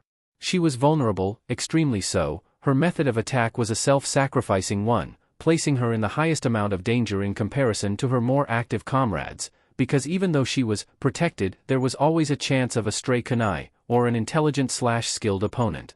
Suddenly, the Jinchuriki straightened, his eyes no longer paying attention to the battle at hand, instead, focusing straight ahead of him, to the empty sky and expansive forest landscape beyond. "So," he said slowly, turning around with measured steps to look at the rogue-like figure clinging to the shadows directly behind him. "I was right. You have come." Akina opened her mouth to speak, but words eluded her. What does she do now, as he stands directly in front of her? What does she say? What could she say? Should she say anything? Naruto, for his part, observed her, watching her shift from foot to foot. His eyes pierced the veil of darkness, watching as her own gaze shifted away from him, down to the gravel-covered floor beneath their feet. My, he drawled. "You appear to be hesitating, dear sister." He spoke, amusement lilting his tone, a foreign sound though it was cold and taunting in its nature. "Where's your hatred? That determination for my death that was so clear to see during our last confrontation?" Once again she turned her eyes away, hugging the wool scarf tighter to herself to stave off the sudden chill, hating how his eyes seemed to dissect her with merely a glance. For a long time the two siblings simply stood there, staring at one another. It was as if, for them, time stood still for this instant and nothing mattered, not the war, not the battle beneath them, not the stark differences of their circumstances. None of it was of concern. They were like night and day, he a specter. The symbol of the shinobi. The embodiment of a perfect killing device. She was a something else. She represented something else. Something he could not fully comprehend. And because of that, she was something different, something that needed to be eliminated, destroyed, silenced. Yet, he did not draw his blade, did not poise himself for attack. Instead he spoke slowly, drawing out each word as if they were measured doses. "Why have you come here then?" She began, hesitance and unease once again rearing their heads. What had she come here for? What had she hoped to accomplish with confronting him? Battle was not on her mind. She did not come here for a fight. But fighting, for so long had been centered around targeting this man that it was difficult to consider him outside a context of fighting. Naruto's eyes narrowed slightly. "You come here he began. "Seeking answers to questions you are not even certain of." He stepped forward, eyes narrowed. The extra closeness allowed him to tower over her as he did with most individuals, forcing her to look up in order to meet his eyes. She seemed to find her voice then. Her tone was soft, but easily heard. "You're right, I'm not even sure why I came here, what I was thinking I could gain from this." There was a pause, a lull in the conversation which seemed to stifle the air around them both. "I guess," she continued, a hint of resignation in her voice. "I guess I just wanted to know why." She looked up to meet his gaze. "Why is it that you do this?" She let out a single humorless laugh. "Why do I go through the countryside and see hundreds of men and women fleeing their homes? Why do I see cities tear themselves apart because of you? Why did you kill everyone?"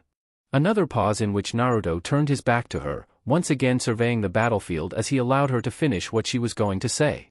What he knew she wanted to say. "Why did you kill my parents?"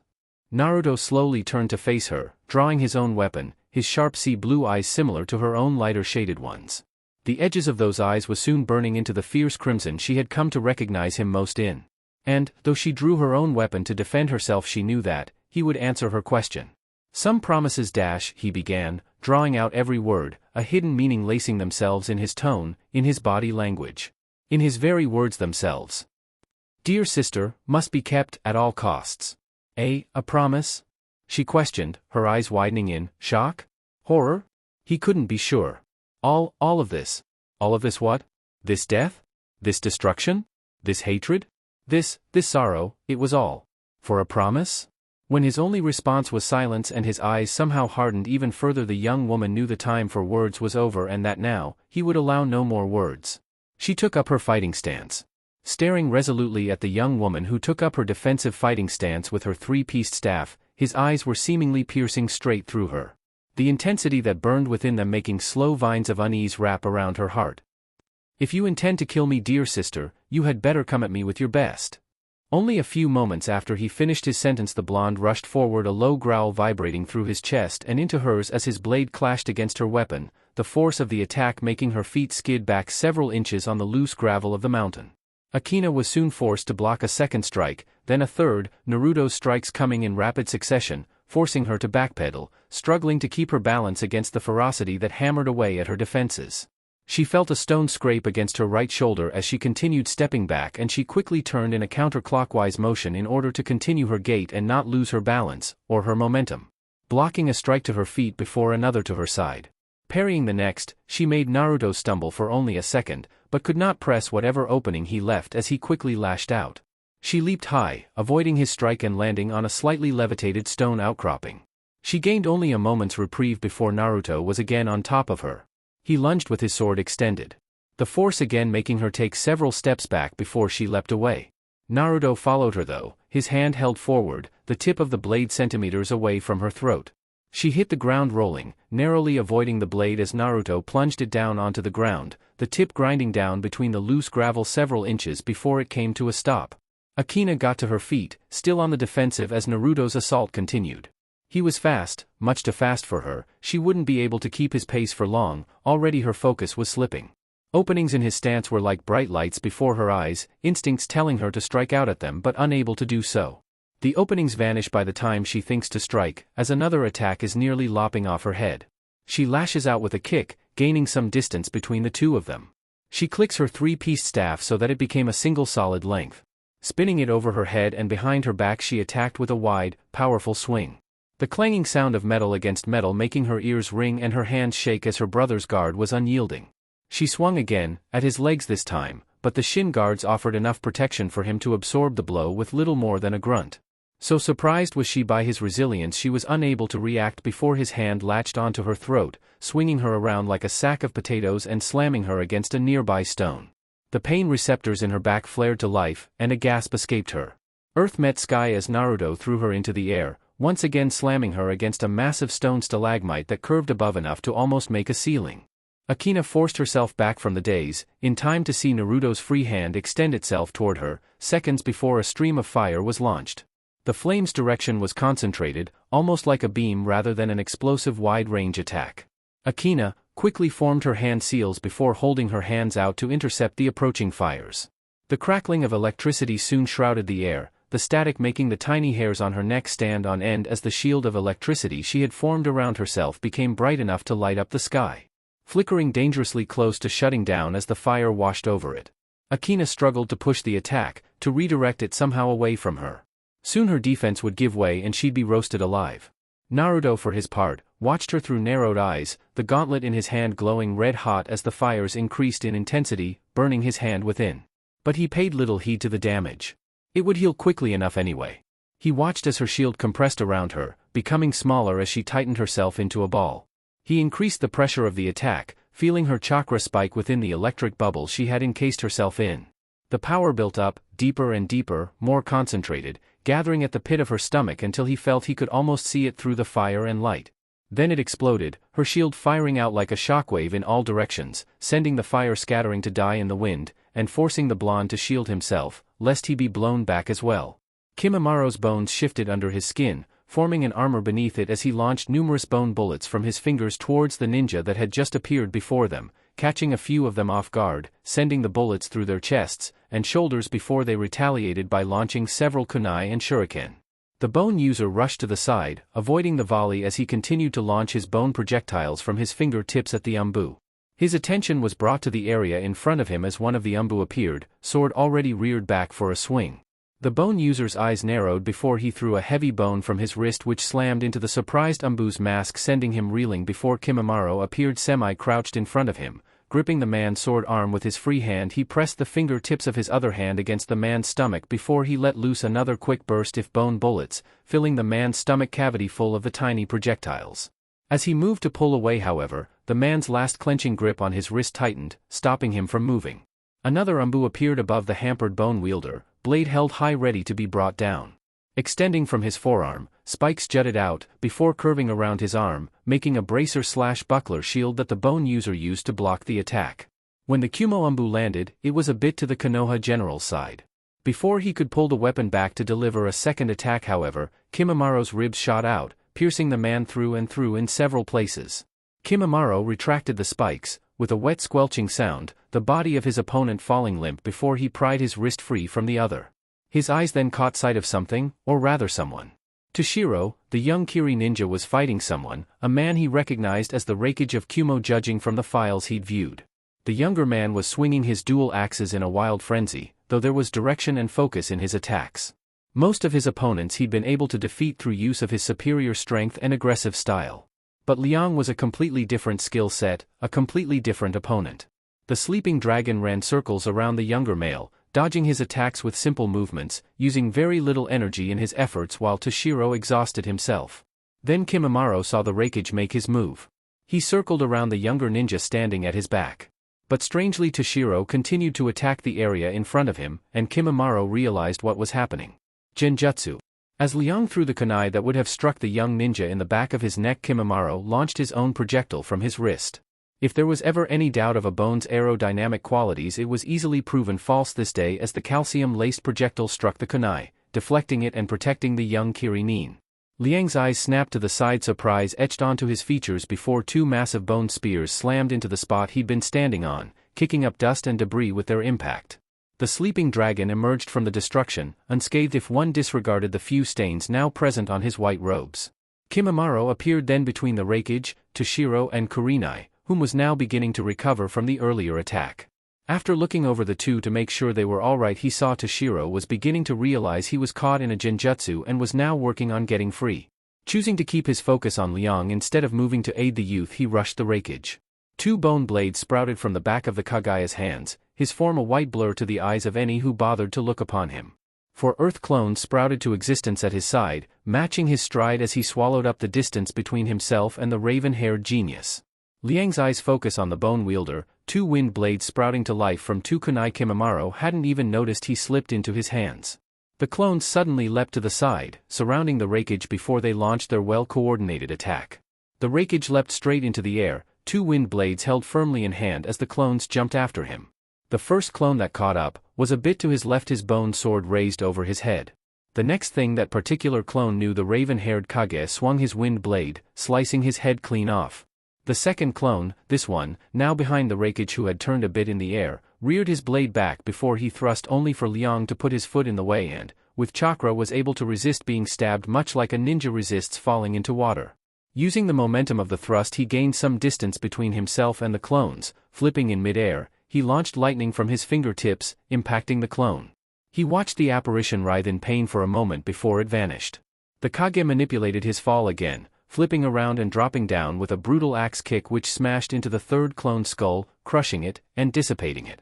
Then catching sight of the last clone, Liang threw both kunai, the wind blade still active. It pierced the clone's body, letting it vanish in a cloud of smoke as both weapons fell with a clatter to the ground. When Liang landed on the ground, however, he felt the pin prick of a blade at his back, positioned perfectly in order to sever his spine. An instant kill. You lose, was Kimimaro's harsh voice. The bone wielder readied himself to deliver the blow, but then something made him pause. It caught his eye. The side of Liang's profile shimmered before it fell away, revealing that he had not been fighting the Raikage at all, but Toshiro. Kurenai. The bone user turned his attention off to the side, removing his blade from Toshiro's side. The younger ninja turned, confused as to why Liang had removed the blade from his spine, but when he saw it was Kimimaro standing there, his eyes immediately widened and he turned back to where he'd left Kurenai. The sight that greeted the two Konoha ninja made their blood boil. Kurenai lay on her back, a wind blade piercing her stomach, her hands held in the traditional symbol for Kai, blood seeping from the corners of her gritted teeth, face scrunched up in pain as she gasped, her chest heaving with every shuddering breath. Liang turned his eyes from his victim to the two generals. Indeed, Kurenai, you are quite skilled at genjutsu, he complimented before pulling his weapon out of her, ripping a scream from her throat as she let her head fall limply to the ground, one hand moving to clutch the profusely bleeding wound. Kimimaro again took up his fighting stance, Toshiro as well. Once the young man had gone to pick up his axes, which he had thrown at the clone. Liang took up his own defensive stance when something made everyone on the battlefield pause. At the summit of the mountain, bright flashes of light pierced the thin veil of mist and cloud, an orange hue accompanying it. The light flickered in and out of existence, almost like hundreds of tiny lightning bolts were pin-pricking across the night. What on earth? Liang heard someone, possibly Toshiro, mutter to himself, and the Raikage couldn't help but agree with that statement. Suddenly, the light exploded, so bright some would swear that a star was being born at the top of the mountain. Then Liang saw something bright and orange approaching them, and with a startling realization he knew what it was. Get away, he yelled to his nearby Kumo-umbu mere seconds before the massive fireball descended like a meteor, right between himself, Kimimaro, and Toshiro. The explosion could be heard for miles. Naruto's swing was powerful enough to bat her up into the air. She flipped, landing on another stalagmite, her already beaten and tattered clothing now an even bigger mess of rags. She held her three-pieced staff defensively, watching as his cloaked form bounded up to face her on the same ground. Blade held lightly in his hand. She met his stare with her own. And she felt, it was a strange moment they shared, a strange connection. One that she could almost feel in that single instant as he made his way towards her. Then it was gone, vanished beneath the fire of his gaze as their weapons again clashed with one another. She blocked, over her head, to her right side, another over her head. Then he swung at her legs. She leapt back with a slight spin, turning completely around before she retaliated, mid-jump, with a lightning blast firing from her fingertips. To her silent horror, the Jinchuriki did not block or deflect the attack, but rather he caught the lightning surge in a spinning orb of wind chakra. Since lightning was naturally weaker than wind, the electrical current was easily contained within the slowly compressing shell of wind energy.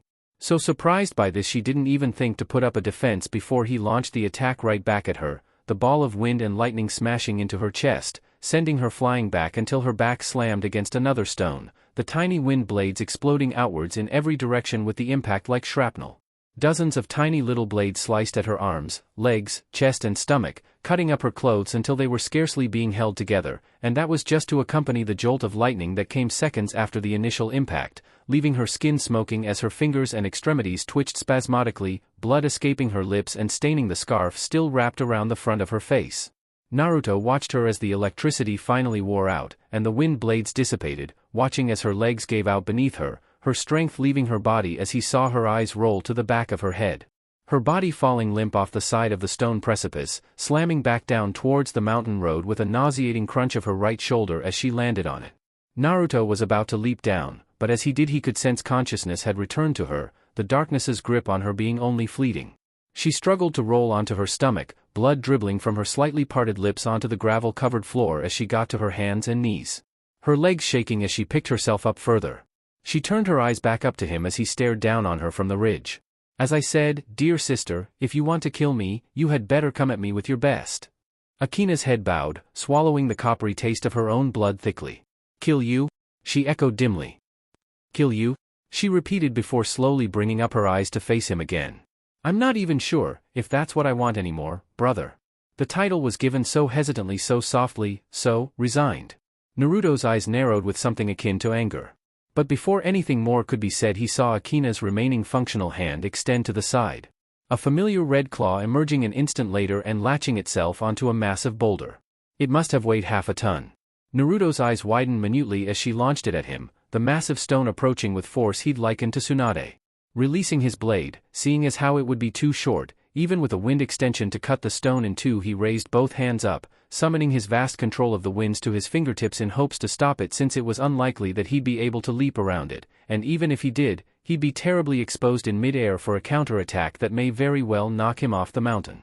The gust he brought to his aid forced Akina to brace herself with chakra, lest she be blown away, her remaining hand moving to cover her eyes as dust and tiny pebbles were kicked up. Naruto grunted with the exertion, his eyes narrowing as they shifted to Akina, who was still bracing herself against the powerful gust. Then, he threw the massive stone back. He only just managed to catch the widening of her eyes before the boulder slammed over the area she'd been standing on. The force of the impact seemed to rock the mountain itself. The ground trembled and shuddered beneath his feet, deafening cracks snapping through the air as trillions of tons of stone and granite gave way beneath his feet. The Jinchuriki leapt high, attempting to get away from what was quickly developing into a massive rock slide. But then his eyes caught sight of her, battered, beaten and bruised, but still conscious. She made her way down the mountain with the rock slide, leaping from stone to stone and keeping herself one step ahead of the slide. Her broken arm hung limply at her side, exertion visible on her face as the wool scarf had been lost in the scuffle. Naruto's eyes narrowed before he adjusted his trajectory. Leaping off a collapsing stone pillar, he lunged toward his sister. Akina felt, more than heard him approach, the fierceness of his gaze being more than enough to catch the attention of even a non-ninja. She was getting slower, she realized, either by the pain in her arm or the dizziness that came with falling from this altitude. She knew her reaction time was becoming sluggish, her reflexes dulling. Naruto was protected from these effects due to his mask, his breathing was still as easy as it would be on the ground. She turned to face him fully, another volley of lightning bolts launching themselves from her fingertips. Naruto drew his blade, coating it with wind chakra to block or at least partially deflect the bolts of lightning. Dully he realized that this was turning out just like their last encounter, only that this time, this fall wouldn't affect him nearly as much. Through the piercing blackness and flashes of light he was able to see the ground approaching rapidly, the impending impact and, under usual circumstances, impending death, making itself well known to him. Suddenly the bolts of lightning ceased, and he realized that she had waited till the last minute to leap away. The force of her jump carrying her a good distance away from the crushing stones. He followed suit, moving through the air as though it was second nature. She landed on a tree, still continuing her run, and Naruto, again pursued, his eyes fixed solely on his prey, closing the distance between himself and the girl. That is, until the shockwave hit them. The Jinchuriki realized, somewhere in his mind, as he was smashed through several trees, that he should have felt the massive cloud of dust and debris coming long before it actually hit.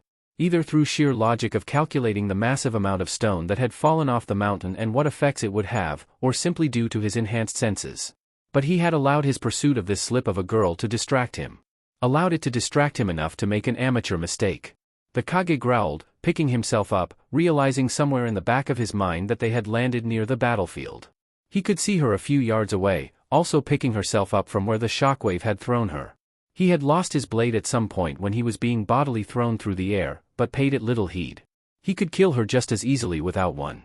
His stride swallowed up the distance between them, watching as she stood up fully, now favoring one leg over the other. She looked up to him, taking a few painful steps back. Her breathing was heavy as her eyes darted left and right, trying to find something she could use for her escape. He saw as she caught sight of something to his right, towards the battlefield, and a smirk spread across her face.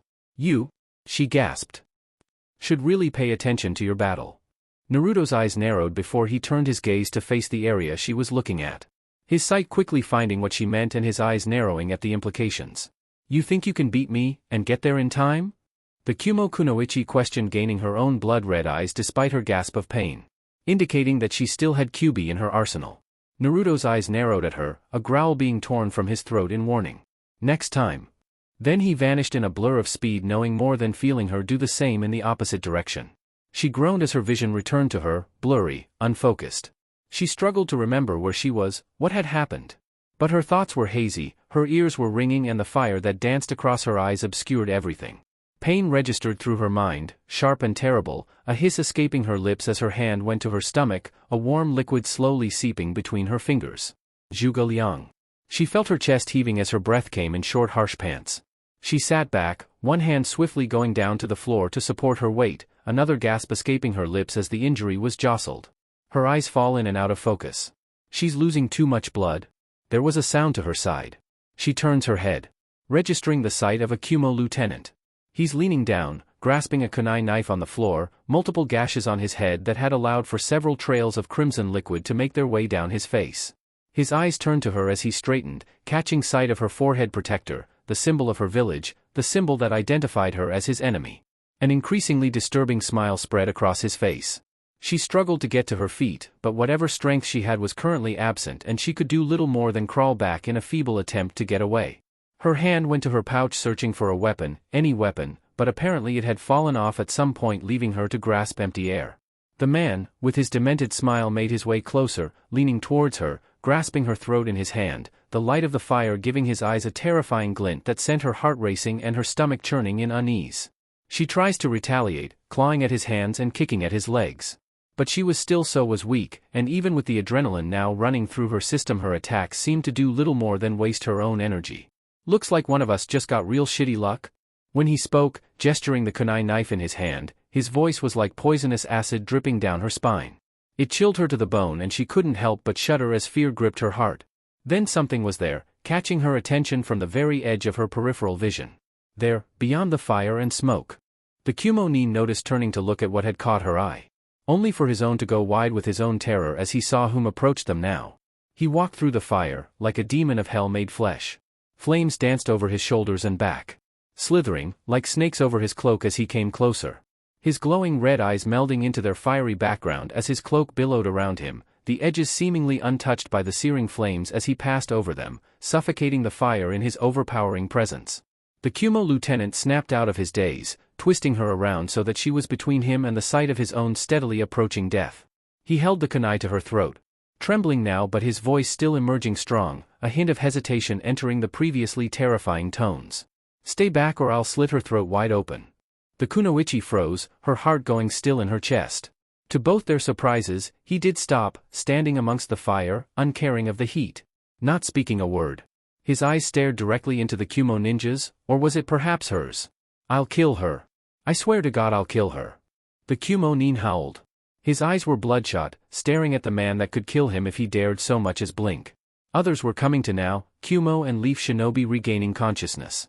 Both sides struggling to regain their footing enough for a retreat, or an attack. His fear was almost palpable as he shouted, it filled his voice and drowned out the roar of the fire, making the kunoichi in his grip wince as he shouted in her ear. For a moment the wind seemed to whip towards the two, the flames now licking at her skin. The heat seemed to set the Kyuubi ninja a bit more over the edge as he pressed the kunai closer, a thin trail of blood now traveling down the young woman's throat. I'll do it. I'll do it. He yelled. Then, quicker than what anyone could comprehend, she was released from the man's grip, falling to the floor in a heap as her legs gave way beneath her. The world spun, agony raced up her stomach and injured shoulder as she landed on it. But then her eyes came into focus, finding the Demon King there and the Kyuubi lieutenant standing above her. The Konoha Jinchuriki towered over his opponent, one hand holding the man's throat, the other holding his wrist. The firm grip was completely unmoving, held so still it seemed impossible given the man's struggles. The man paused, and looked up, staring into Naruto's eyes. Slowly, like tendrils of darkness creeping along his vision, a true light of horror entered those orbs before Naruto's chilling voice, like a dark poisonous whisper, worked its way to our ears and made my own heart freeze in my chest for what seemed like an eternity before it resumed its pace. No. You want. And with a quick snap, the man's neck was broken, his body going limp before Naruto threw him away. Slowly, ever so slowly, he looked down to her, those glowing red orbs freezing the blood in her veins and making her wish she was still a child, where the world within her mother's arms was always the safest place for her. Because here, in his gaze, there was no such place that one could feel unquestionably safe, no such small comfort you could take. He stripped it of you, tearing it to pieces in the hell of his eyes before leaving it to be consumed by the flames, ruins, and ash left in his wake. Finally he turned facing the army that was struggling to decide between a retreat and an attack, stepping past the girl who just found the ability to breathe once again. As quietly as he had come, he vanished into the searing inferno, returning to the hell he seemingly spawned from to come to her aid. The battle was brutal, destructive, the whole of the world was reduced to cinders with a sweep of his hand. She closed her eyes and tried to push away the screams. Well hidden and out of sight from the battle, Liang surveyed the scene, so, he was here. The Raikage said to himself before looking to the sky. A bird suddenly swooped down, perching itself on his shoulder. The Raikage eyed the animal for a moment before tapping the note on the side of his leg. You know what to do. No more words were needed as the animal flew off to the night sky, vanishing into the darkness. Chapter 67, What Binds You? Shizun strode into the room, carefully, afraid to disturb the patient if he was sleeping. To her delight he was not. Oh, you're awake, finally. How are you feeling? She asked with a bright smile adorned over her face. Kankuro lay in the bed, slowly flexing his arms, treasuring each moment he now had with renewed feeling in his limbs. Yeah, he said with a small smile. It looks like the operation succeeded, he said watching as she entered the room, and walked to the side of his bed. Looks like it. She replied, but before we can call it a complete success I'm gonna have to do a few tests, to make sure everything is working properly and all that, you know. Kankuro nodded. Okay then. Shizun began pulling up a chair. Lay back and put your hands at your side please. She ordered and received his compliance. Now, move your right thumb, good, now your right index finger. He did so, with her jotting down notes on the clipboard. It continued like that for a few more minutes with Shizun poking and prodding at his arms, testing reflexes, grip strength, dexterity, basic coordination, advanced coordination, fast hand movements, complex hand movements, and finally a combination of the two, which was basically doing hand seals very quickly. In the end Shizun nodded with a smile. Well, you have a clean bill of health, with a day or so's rest you won't need to worry about your arm movements ever again. Kankuro nodded with his own smile. Thank you Shizun-san, you've really been great during my stay here, you and Tsunade-sama. Shizun smiled brightly, but soon her own face took a mildly somber tone as she reached for an item behind the door, wheeling it, and she placed it next to Kankuro's bed. So, would you like to go out? Kankuro eyed the mechanism that he would use to get around for the rest of his life, his face soon gaining his own downtrodden expression before he huffed with a smile. Why not, white walls suck, duh. Shizun smiled herself, feeling a spark of admiration for the Suna ninja's optimism and bravery. Not everyone took it this well. She helped him ease himself into the chair, positioning his legs safely, before she headed out towards the hallway, heading for the exit. So, she began. Where would you like to go? Kankuro didn't even hesitate as he looked up at her with a smile on his face. Do you have a workshop nearby? The song of crickets and small creatures of the night prevailed over the silence of Konoha's nightlife. Lights were strewn about the village, keeping the shadows cast by the overhead moon at bay. The forests were silent even with their variety of animal populations inhabiting them. The silence was almost eerie, really, even for a ninja village.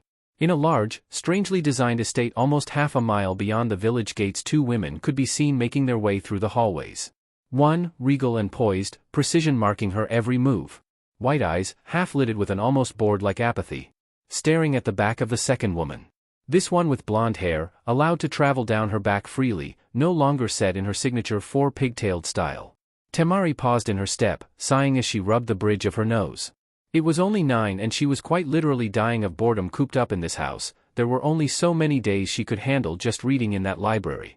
She'd entertained herself fairly well with counting how many possible exits this place had, how many guards were detailing her, how many cleaning ladies were assigned to the house, how many items she could use as impromptu weapons.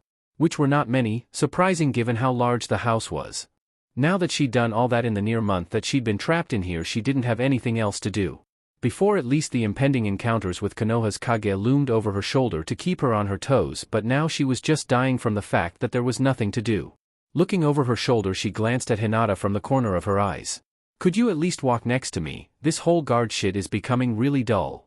When Hinata stayed in her place, 2 steps back and 1 to the left, the Suna girl sighed in frustration. Come on, there are dozens of guards in this place. You can kill me with a tap to the chest, and Mr. Big Bad and Homicidal isn't here to breathe down your neck for breaking protocol or whatever. Again Hinata stayed in her place, making Temari sigh.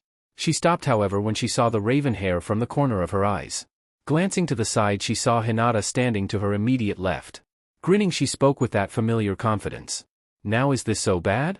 She asked rhetorically. Part of it was just common courtesy and genuine gratitude that the Hyuga had indulged her. But another part was the hope that she'd be able to use this reprieve of Naruto's presence to endear the Hyuga toward her. God knows she wouldn't be able to do it with his presence looming over both of them. This Hyuga was in charge of security, and lack of security due to gaining trust meant an easier escape. Hinata was her ticket out of here, because even if she was able to somehow find an escape out of this place, the opportunity would be gone by the time she was done with Hinata, if she would even be done at all.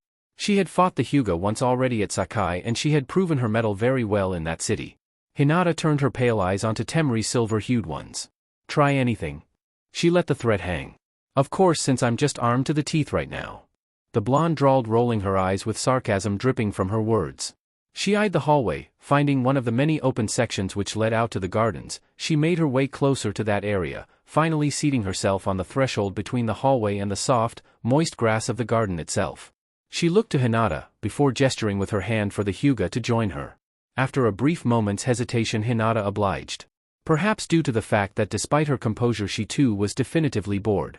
She just knew how to hide it better. After all, when one has to deal with the stuffed shirts that were the Hyuga, even the liberated branch members, one learned how to hide many things, the least of which was boredom.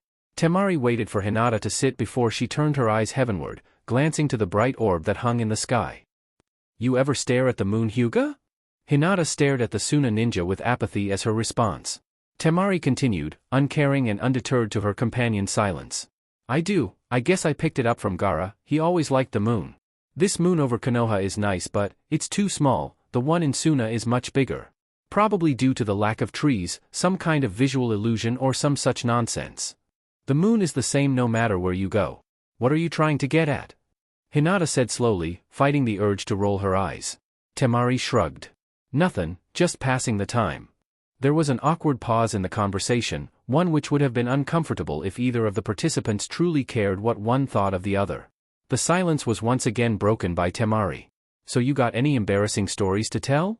The blonde questioned as she fell back, lying on the cold wooden floors of the open hallway. Hinata again stared at her, raising an eyebrow in question. Excuse me? Embarrassing stories. Temari repeated. You know of your friends and colleagues.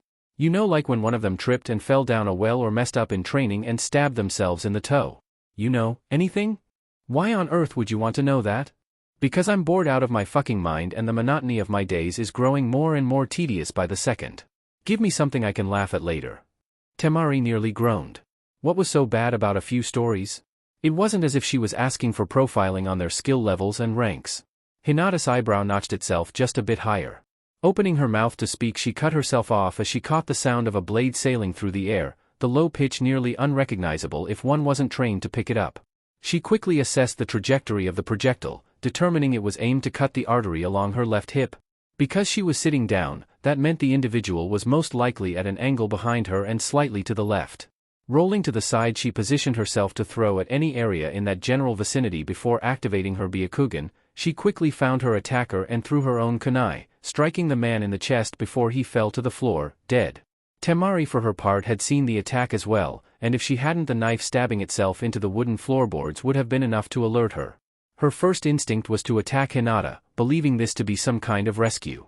But then she hesitated, remembering that Naruto had accused Kyuubi of trying to kill her and Kankuro during Konoha's invasion of it.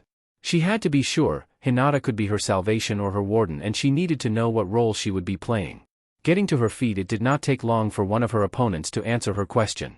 She turned at the sound of footsteps, silent as they were, finding the source to be a ninja, clad in black skin-tight clothing and a mask. Wrapped to the back of his right hand were 3 sharp claws, designed to block and break swords. In his other hand was a short sword of his own. In a belt around his waist she could see some of his own equipment pouches. These held more likely than not his kunai. Kunai she could use. He swung, and she moved around the strike like water over a stone. Getting behind the ninja, she slipped her hand into the pouch, slicing her palm with a shuriken there before she grasped it. She ignored the pain, ducking as the man turned and lashed out with his claws, and used the shuriken to slice open his exposed throat before using it to cut his belt. Unhooking the pouches, she grasped one and drew 2 kunai, igniting them with wind blades. She felt something hit her back. She snapped her gaze around and caught sight of raven black hair. Hinata. Falcon team, rally to the southern sector 6 of the estate, we are under attack. Unknown number of insurgents, skill level is also generally unknown, most likely a Chunin strike force. Be on the lookout for Jounin commanders. The young woman heard Hinata speak into the radio. Wolf unit may be compromised. We're on our way ETA, 20 seconds. The Suna princess heard from the other side of the radio. Holding the wind blades in front of her, she looked to the dead body at her feet. The headband wrapped around his forehead. Looks like Kyuubi was indeed after her life. 3 seconds had passed, before dozens of the ninja came rushing out of the shadows of the trees, claws and blades glinting in the faint moonlight. Damn. Temari heard Hinata curse, standing in front of the incoming attackers, placing herself between them and her prisoner. 5 seconds, 4 of the Chunin lunged for Hinata, hoping to leave an opening for their comrades to exploit against Temari. One leaping high, another charging straight forward, the other 2 circling to her sides. Hinata's hands shot out to her sides, before she brought them in front of her, circling in a clockwise motion, her right going low enough to be just above the knee as her left going over her head. Chakra Myaku! She yelled, before a quick burst of chakra extended from her pals, forming an oval shape shield in front of her, which exploded a split second later, a shockwave knocking back her attackers while leaving her, Temari and everything else behind her unaffected. 7 seconds, the Hyuga charged the remaining ninja, throwing kunai and shuriken at everyone, her Byakugan not allowing anyone to sneak by, unnoticed. Her arsenal was quickly running low, trying to hold off the 20 ninja she could see still standing. 11 seconds, the Hyuga ran out of projectiles, leaving the ninja with an open path straight to the target that stood behind her. 12 seconds, the first one attacked, latching onto the roof and lunging for the Hyuga from directly above. Hinata sidestepped, allowing the ninja to catch himself in a handstand.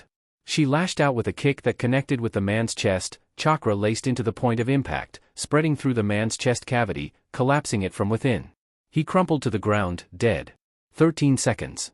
Hinata spun around, lashing out with another kick, having seen the man approaching from behind with her Byakugan, catching him in the throat and like his colleague killing him with a single attack. 14 seconds, she wasn't able to recover from her kick quick enough, tackled to the ground by another ninja and being forced to hold off his hands from stabbing her with the weapons in them.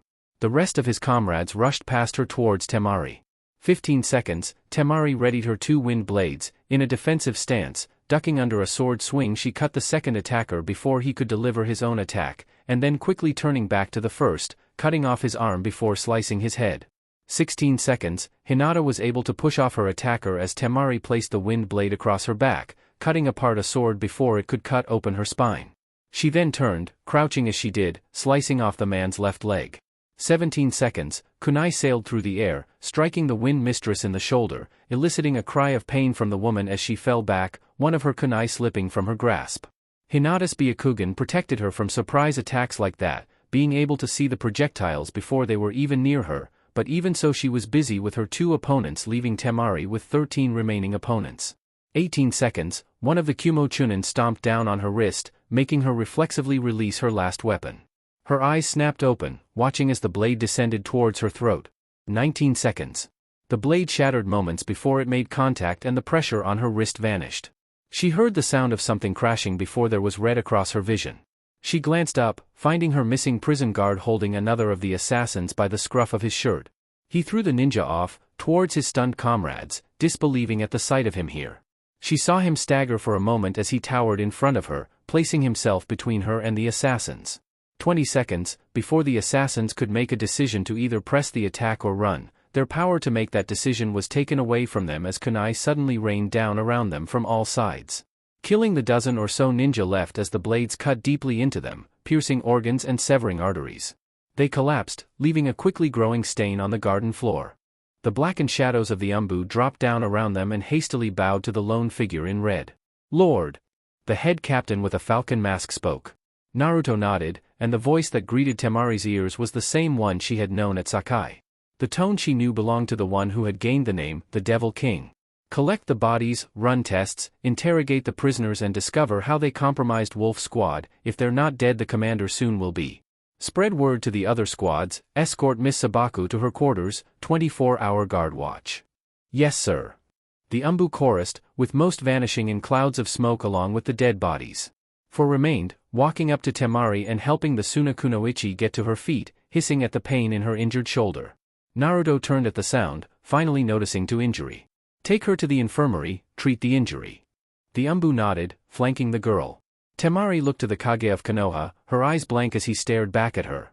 I suppose you were telling the truth after all. Naruto said nothing before the umbu began escorting her. He turned his eyes onto Hinata. Disheveled as she was able to keep her regal countenance in front of him, breathing somewhat heavily as the adrenaline dried down. You have done well. The blonde began with a nod. Hinata returned the nod with one of her own, accompanied by a sigh of relief. Thank you. Naruto again nodded. I want you. He paused, shifting from foot to foot for a moment, catching Hinata's attention as well as her worry. I want. He began to repeat, but before he could complete the sentence to Hinata's utter shock, the towering man collapsed, on his knees, before slowly falling forward. Wa dash, the Hyuga let out with a startled gasp as she reflexively caught him. Na Naruto?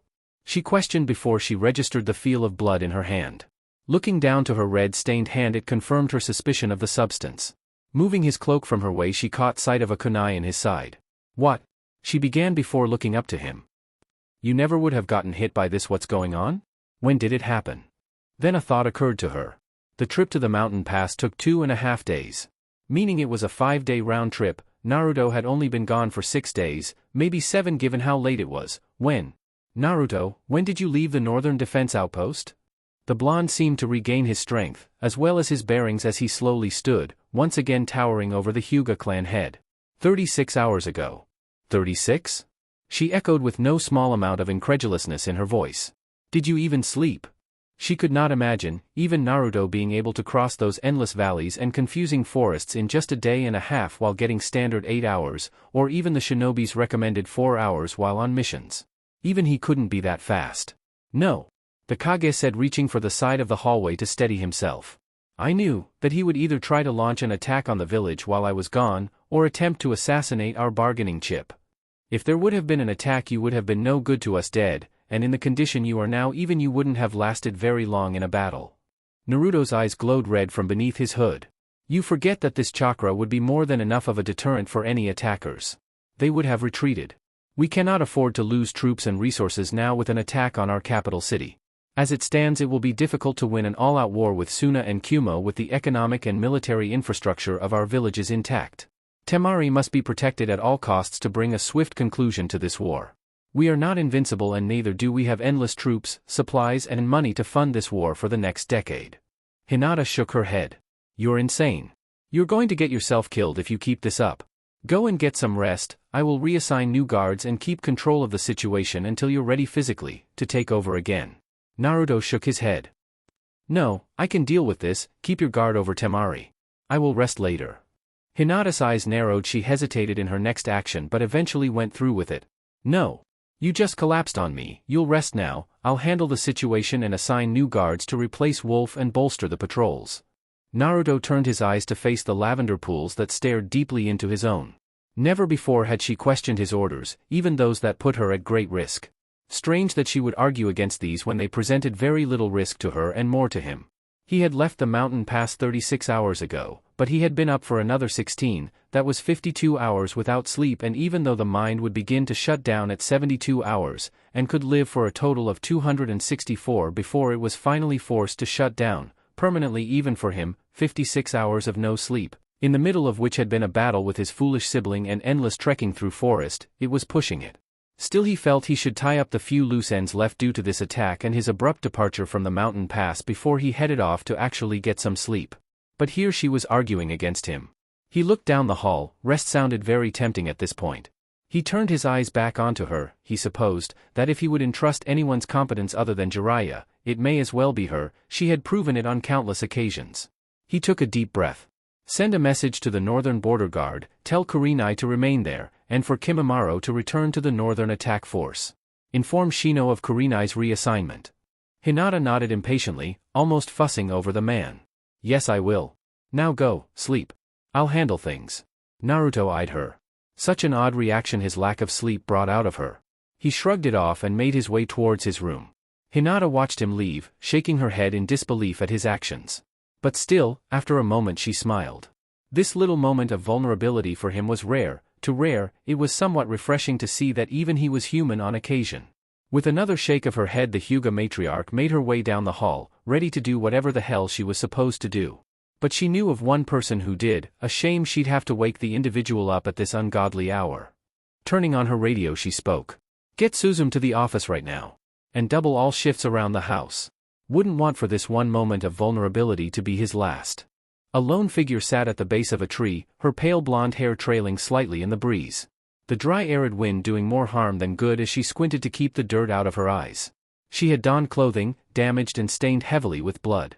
She had stolen it off a dead body of a ninja she had dragged away from the edge of the battlefield she had last been a part of. The battle she had seen her brother in. A battle where something had been revealed to her, where a veil had been uncovered from her eyes, where something had changed. Some promises, dear sister, must be kept at all costs. Those were his words, his exact words to her. It was a promise that bound him. A promise that drove him.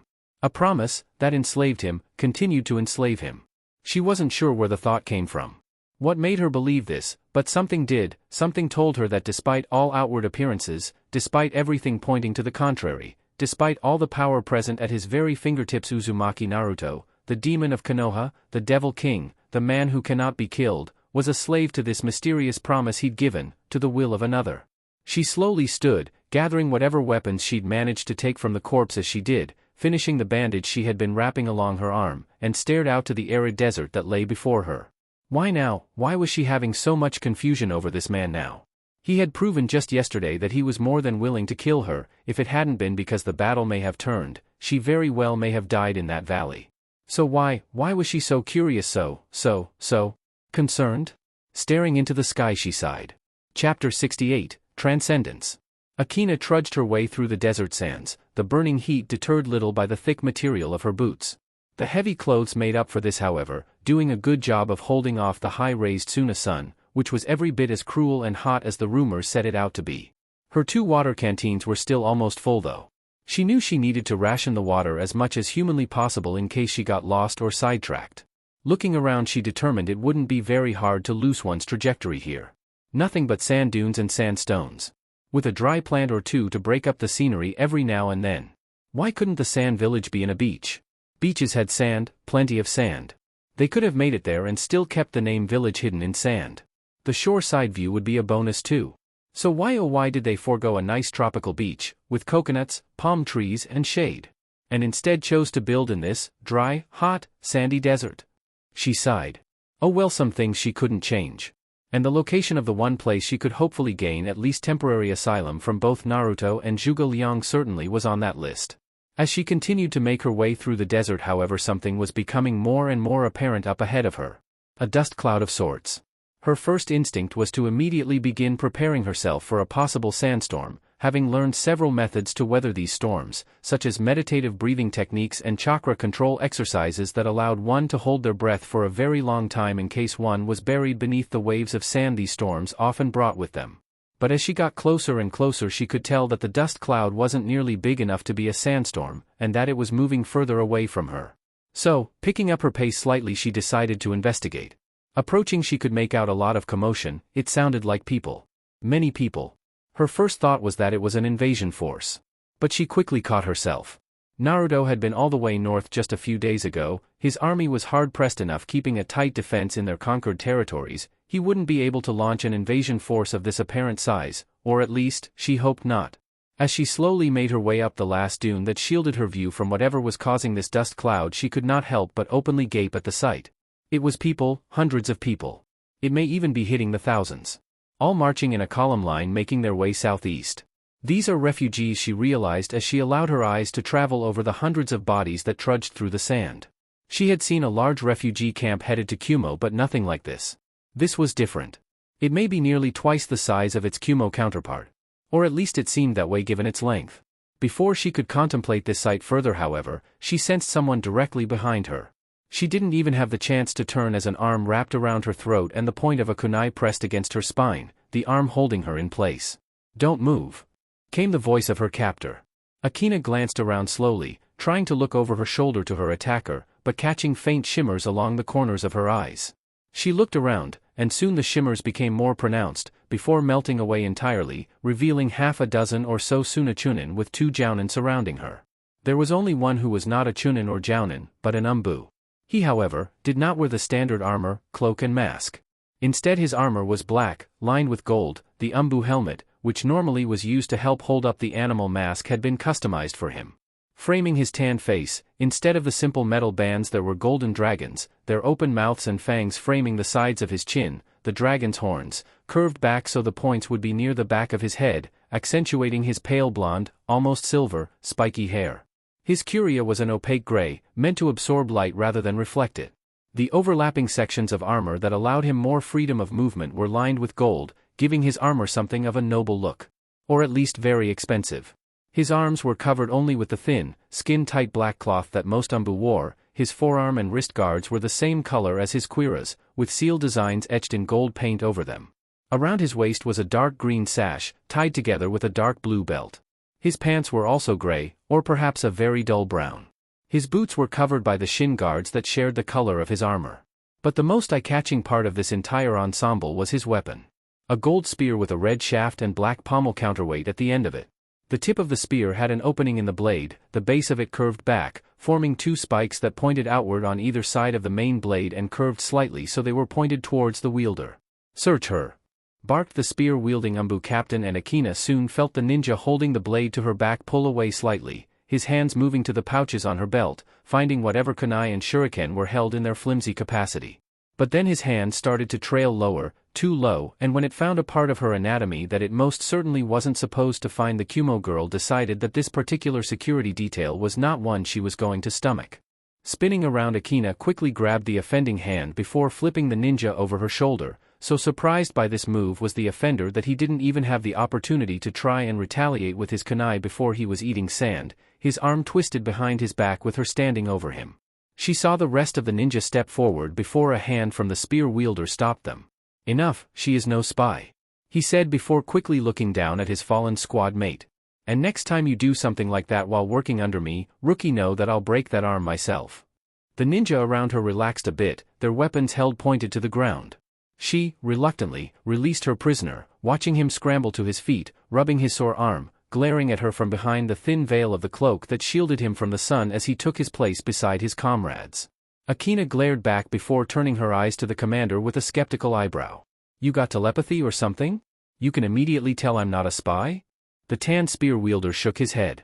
No, but a spy wouldn't have brought unwanted attention or suspicion upon themselves by retaliating with physical violence to one of my men. Regardless, even if I still suspected you, we have neither the time or the resources to interrogate you fully. Our scouts have reported that a Konoha strike force led by the copy ninja is on the move to intercept us.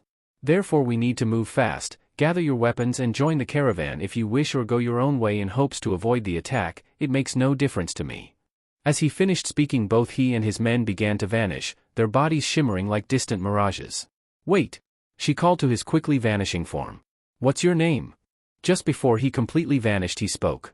You may call me Daisuke, and the Jinchuriki was left staring at the empty space. Akina quickly turned her eyes to the caravan, the dust cloud of thousands of feet trudging through the desert rising high into the air. She grabbed some of her fallen kunai before making her way towards the people as they marched through the desert. Kakashi's heavily clothed form stood upon the dunes, using his single visible eye to survey the spectacle before him. A few paces behind the copy ninja were a dozen or so more ninja, most chunin, few jounin, each cloaked under a genjutsu so that they could maintain their presence hidden, though it was doubtful they'd be seen this far off, seeing as how the sight of their target could barely be seen despite its size without the use of binoculars. Ibiki, the second commander for this operation, walked up to his side, crossing his arms, his scarred visage looking even more merciless with the squint due to the harsh desert sun.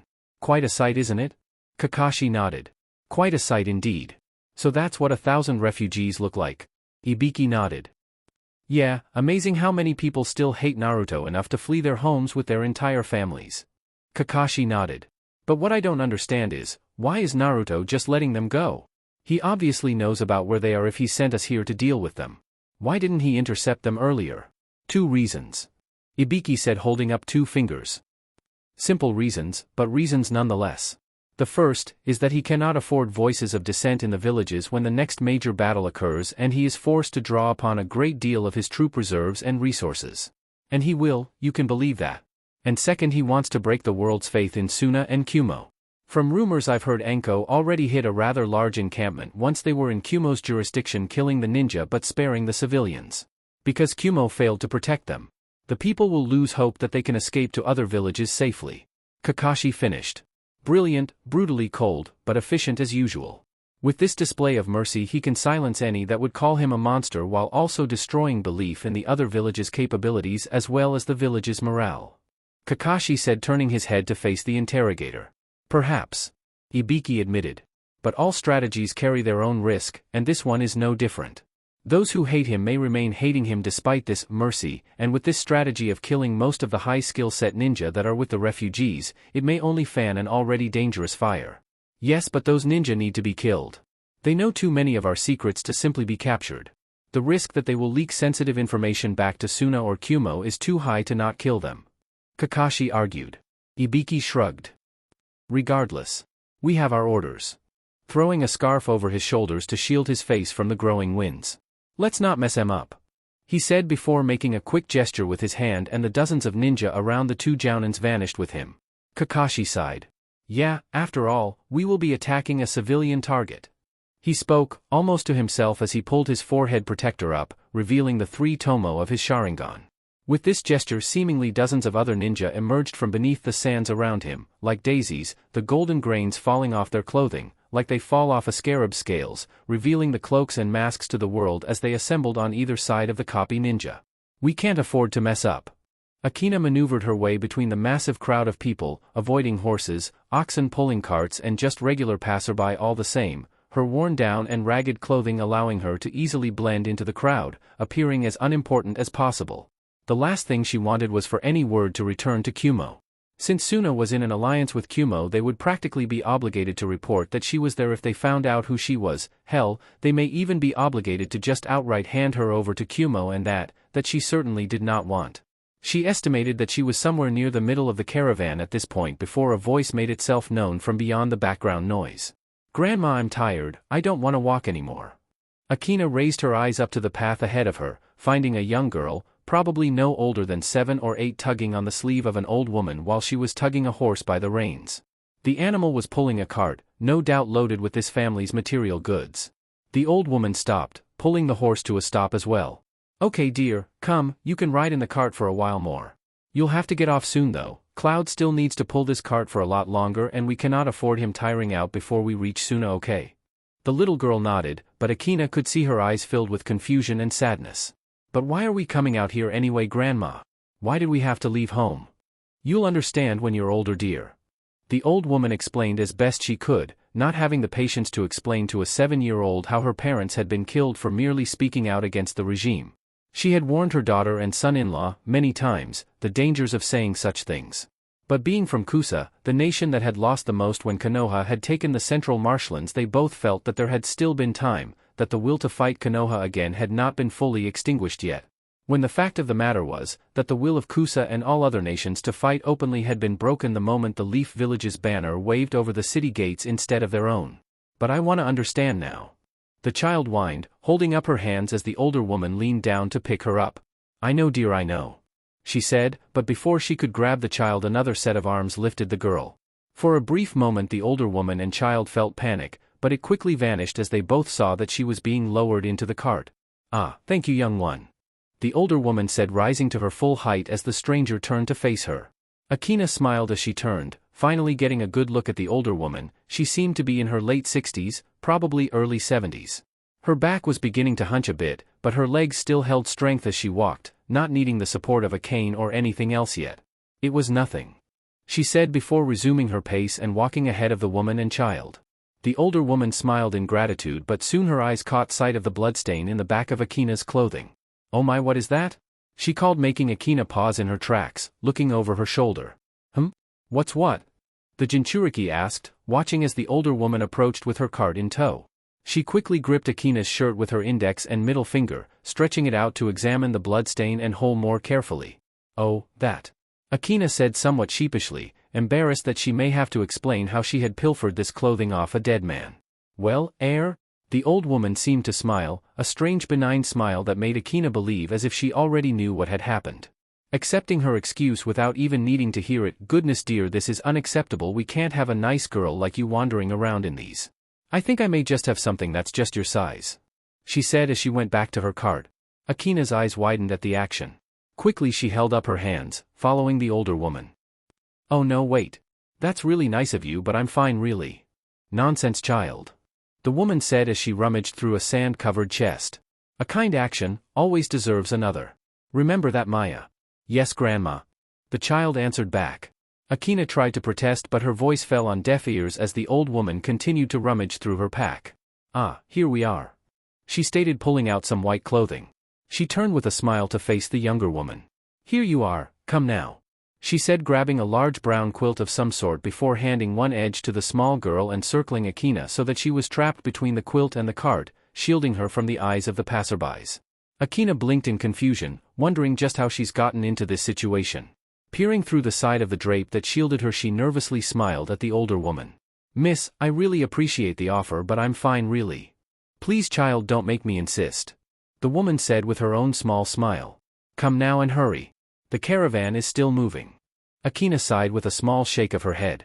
She really didn't want to impose on these people. She could get by with what she had now, and they would probably need these clothes more than she would. Speaking of which, just how the hell did they have her size? She shook her head. She may as well get it over with, since she really didn't want to insult the older woman by denying her offer. So, with eyes snapping in every direction to make sure there weren't any peeping toms in this caravan, she quickly began to change. A few moments later she peeked her head off the side of the drape, tapping the older woman on the shoulder.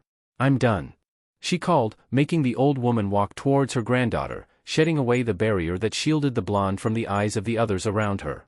Now that's nice, the older woman commented appraisingly as she observed the young woman with a critical eye.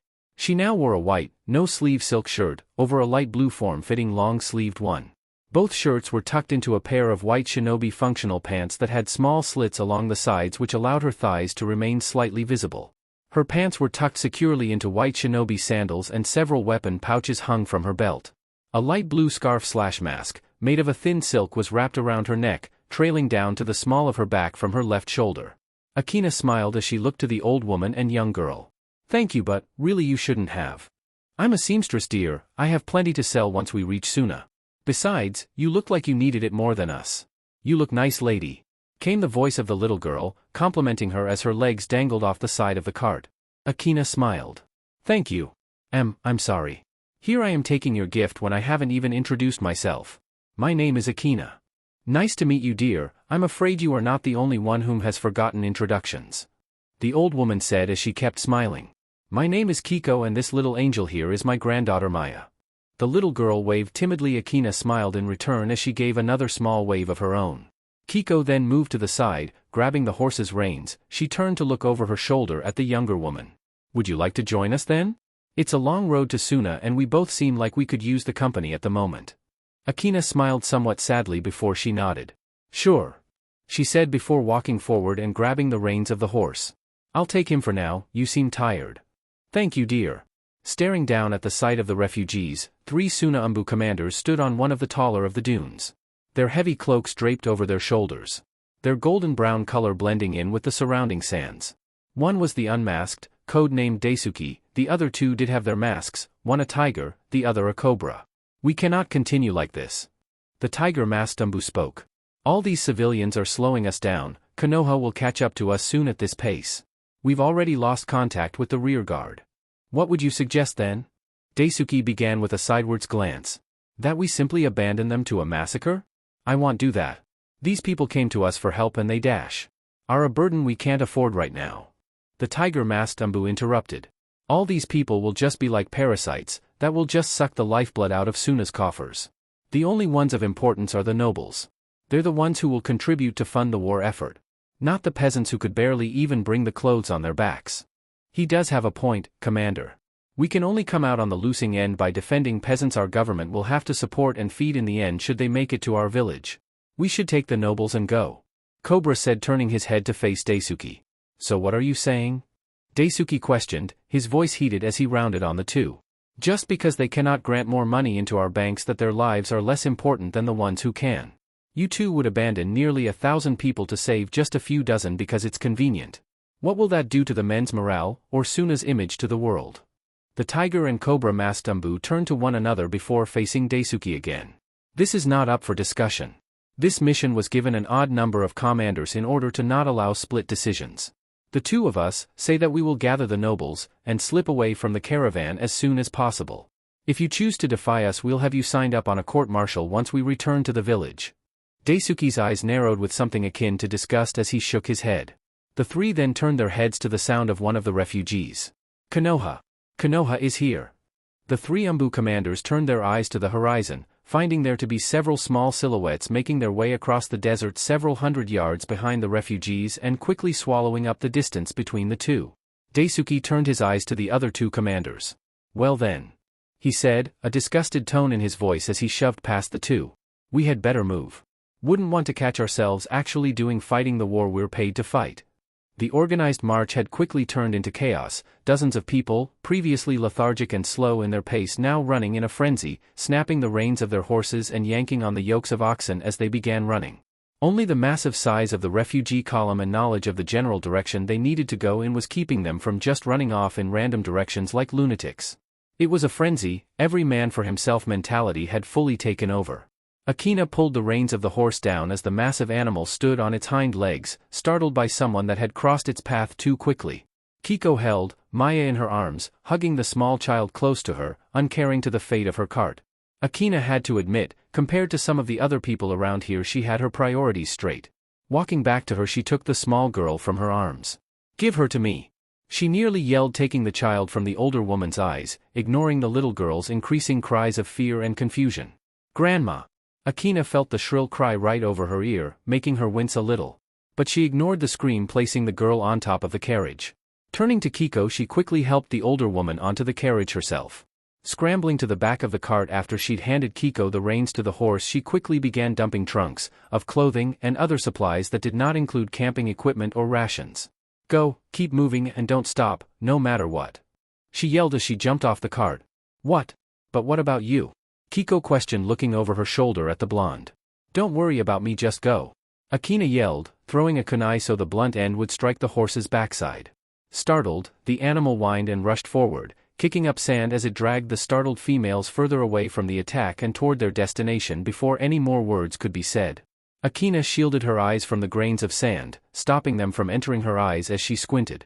Watching as the carriage vanished amongst the rampaging sea of panic before her, Akina turned to face the approaching black dots. She glanced around, realizing rather quickly that Suna ninja were nowhere in sight, either they were waiting in ambush, or they weren't coming. Akina paused, time seemed to slow to a crawl around her, as if the fates were granting her this reprieve in order for her to gather her thoughts. She didn't want to join herself in this fight, she wasn't sure anymore if in the end she would even want to join any fight. Perhaps the best thing for her to do would be to disappear. Leave this world to Naruto and Liang, let them tear each other apart for it if they really wanted it. Some promises, dear sister, must be kept, at all costs.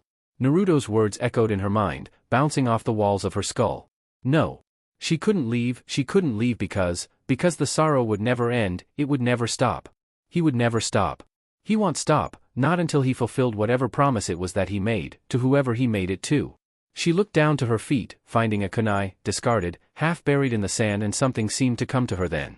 Slowly, ever so slowly she knelt down, grasping the weapon in her hand, ignoring the sand that seeped between her fingers and under her fingernails as she did. I may not know what promise drives you, brother, I may not even know if you were being truthful to me really, but, today, I'm going to make a promise to you. I may not know how I'm going to keep it, or even if I'm right in doing so, but... She paused, standing up to her full height, her hair whipping in a sudden gust of wind along with the silk scarf around her neck. She pulled the hair away from her eyes, settling it behind her ear as she watched the Konoha ninja grow closer and closer. Glancing down at the kunai in her hand, she gripped it tightly, her eyes closing for a brief moment before opening with a strange resolution settled within the sea blue orbs. I swear, she began, that I will free you from your own promise. Whatever it may be. She marched closer.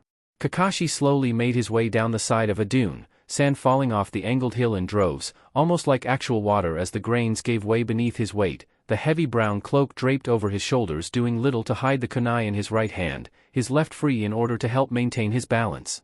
As he reached the foot of the dune, watching as the ninja squads under his and Ibiki's command rushed past him to press the pursuit his Sharingan, I scanned the landscape for any genjutsu that may be concealing enemy ninja, but he found none. Strange, so far there was no resistance as they approached. She'd heard the refugee ninja and Kumo's own had fought practically tooth and nail to try and fight off Anko's assault. They didn't succeed. After all, it was Anko. Crazy bitch probably scared off half the opposing force by just doing that thing she does with a shuriken. Yes, moving on. Still, it was odd that not one scrap of resistance was pulling itself together to face them. They knew that Suna ninja were in the caravan, they had already killed off a few scouts on the way down here. They may be hiding in the crowd, hoping to throw the umbu off with the chaos of civilian targets around. All teams. The copy ninja spoke into the comms. Enemy units may be hiding within the refugee column. I repeat, enemy units may be hiding in the refugee column, dressed as civilians. Herd the refugees into Ibiki's squadron ahead of us before you move in to subdue the civilian populace. First squad copies. Second squad, roger that, wolf. Third squad, that's a go. This is fourth squad here. Commander, you may want to turn that eye of yours this way. We appear to have some resistance headed right for us. Kakashi did so, turning his eye towards fourth squad, who he had placed at the center of the formation since they were the most numerous, numbering roughly a dozen squad mates, whereas the others were of 6, 8 at the most. Fourth squad also had the highest rookie count. These kids needed to learn quick if they were gonna survive what was to come. Attacking a relatively mid to low danger refugee column headfirst seemed like the best bet to get them some easy experience. His Sharingan immediately caught sight of what fourth squad was up against. A single, young girl. Dressed in white. She was charging headlong into them. Kakashi's Sharingan spun slowly, again checking for any genjutsu. As he did that, the commander of the fourth squad, who had slowed his pace, called back to Kakashi. Commander, please confirm if we should engage. Kakashi scanned the girl and the area around her for a moment. Even at a distance the Sharingan couldn't be fooled. Fourth squad, you may engage target if proven hostile. I detect no genjutsu on her or the area around her. I say again, you have the green light to engage if the target proves hostile. Acknowledged. Kakashi watched as fourth squad regained momentum, matching their former pace as they placed themselves into an attack formation to deal with singular targets. There were only, at most, maybe half a dozen yards away from one another before there was a bright, white flash. Kakashi squinted for the split second it occurred before he saw one of the Chunin of Squad 4 blasted into the dunes by a lightning attack from the girl's fingertips. Again, another flash, this time he saw her using a lightning-laced kunai to hold off his men. She was fast, very fast. Kakashi watched as she quickly disabled 2 more of the rookies. Squads 2 and 3 proceed with the attack, Squad 1 double back and compensate for Squad 4's delay. This girl may prove more trouble than she's worth. Squad 4, hold tight, I'm on my way. The copy ninja said before he began making his way across the dunes. Would you look at that? The tone of disbelief and slight awe in his subordinate's tone made Daisuke look over his shoulder at the younger man. Stop stalling. We need to hurry, he said, loathing the twisting, disgusting feeling in his gut with every step that led him to further abandon the helpless civilians.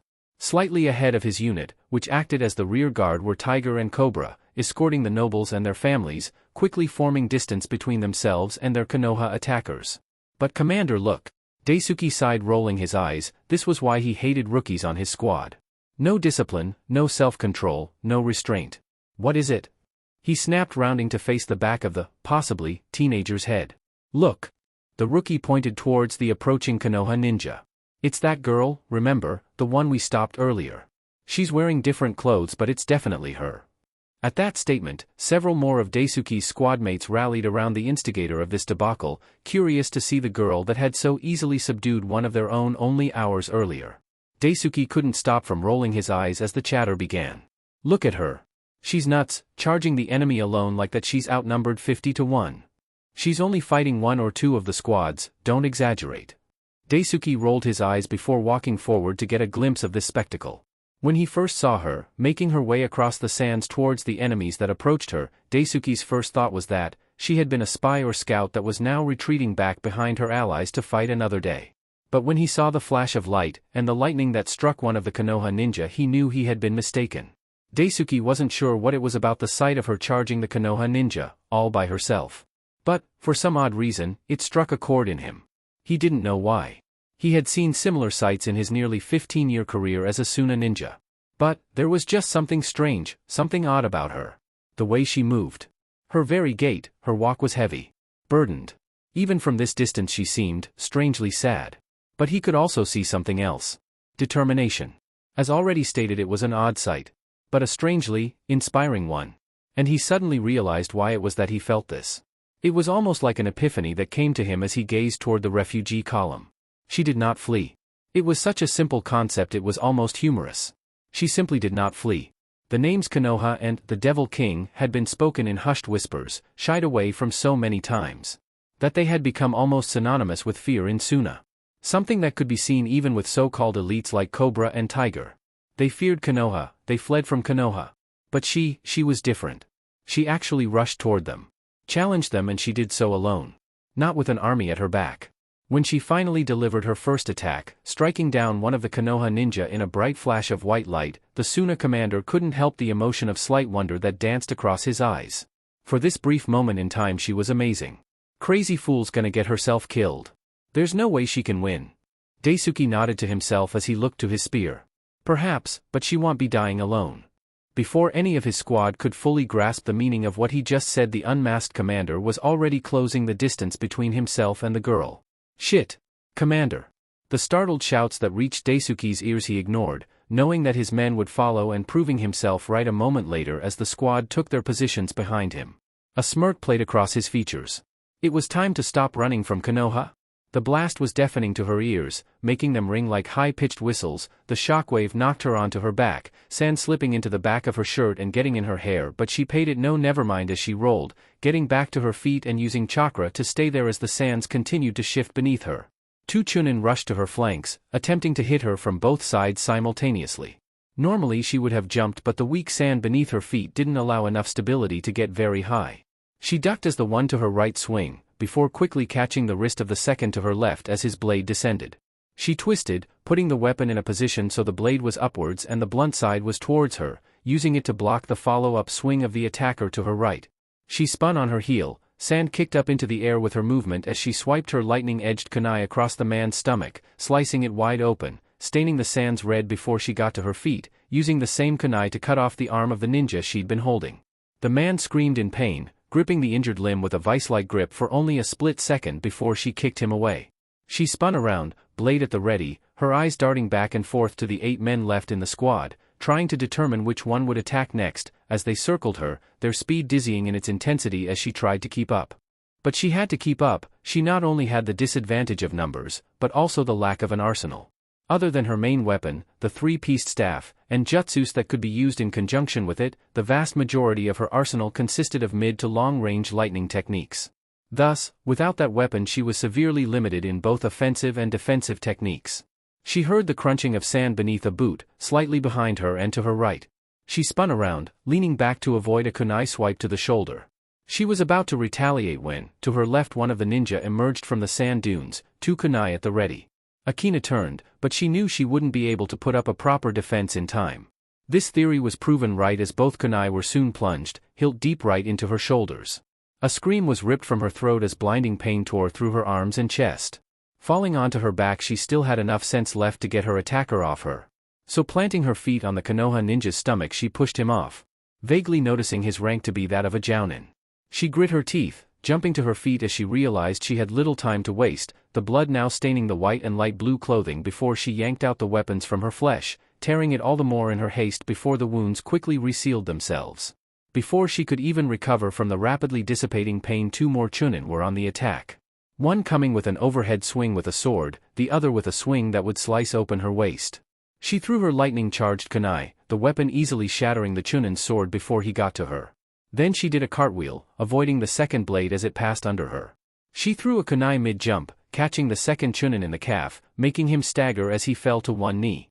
Landing on her feet, she saw the chunin whose sword she had broken leap into the air, throwing a shuriken before he began his hand seals. In an instant, one projectile turned into 100. Chakra converged in the girl's palms, small jolts of electricity leaping for a brief moment from her fingertips before she clapped her hands together. The sparks grew in intensity for a moment before she thrust her hands to either side of her, a transparent field of lightning spreading out in front of her, with only small jolts of lightning snaking their way over the thin shell of it to make out its surface. At once, the kunais were blown back, the polarity of the static electricity working like the other end of the magnet, repelling the electrified kunai before they could strike her, with most vanishing in a cloud of smoke a split second later except for the original kunai. Her head snapped to the side, where another of the ninja had just launched a fire jutsu at her. Again, more lightning emerged from her fingertips, hitting the fireball dead on. But it did not stop the attack, the sparks and flames mixed and clashed. The flames did not stop, changing color from orange to blue as the electricity continued to pour into it.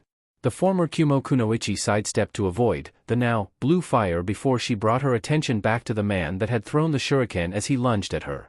She caught his wrist, ducking slightly so he would pass over her shoulders.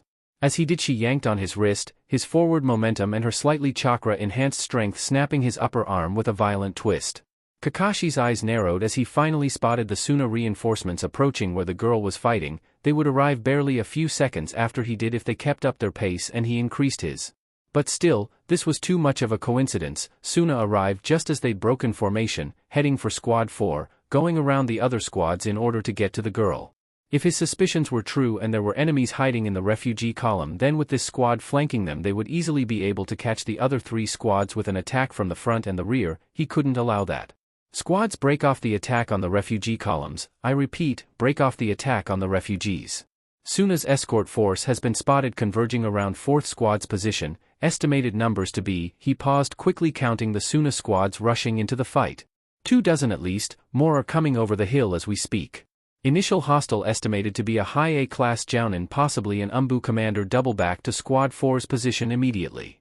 Switching frequencies, the copy ninja spoke again. Ibiki. A moment of static.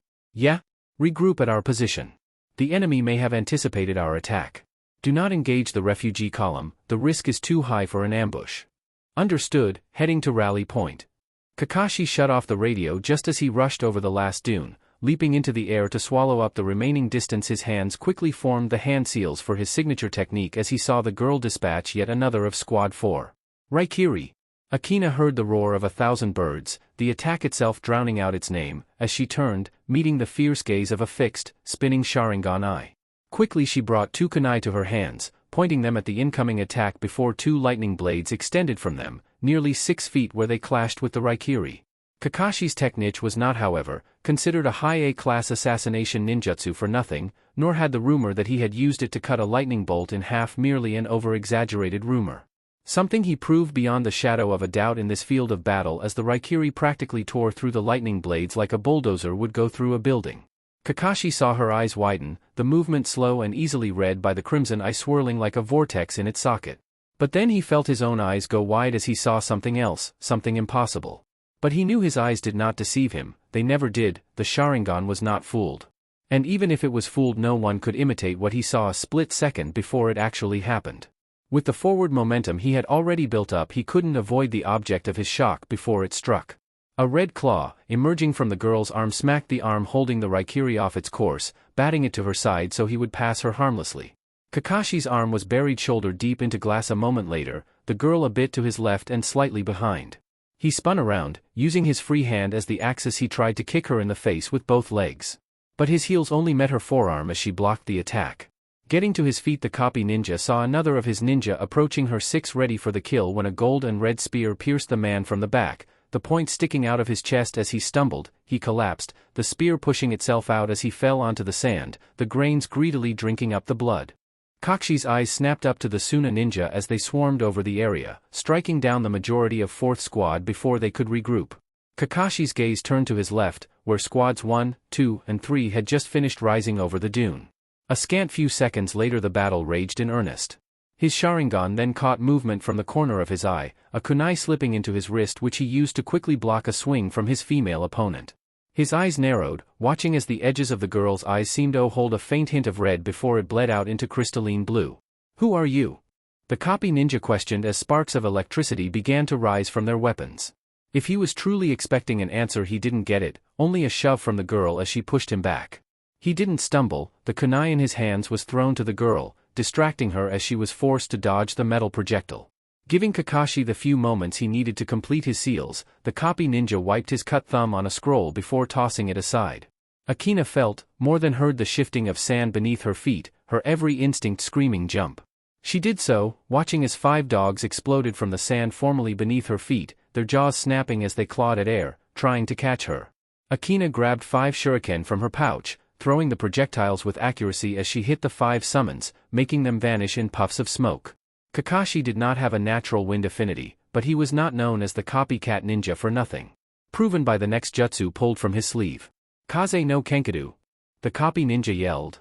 With the heightened hearing, the low pitch of wind blades made themselves known to the blonde girl.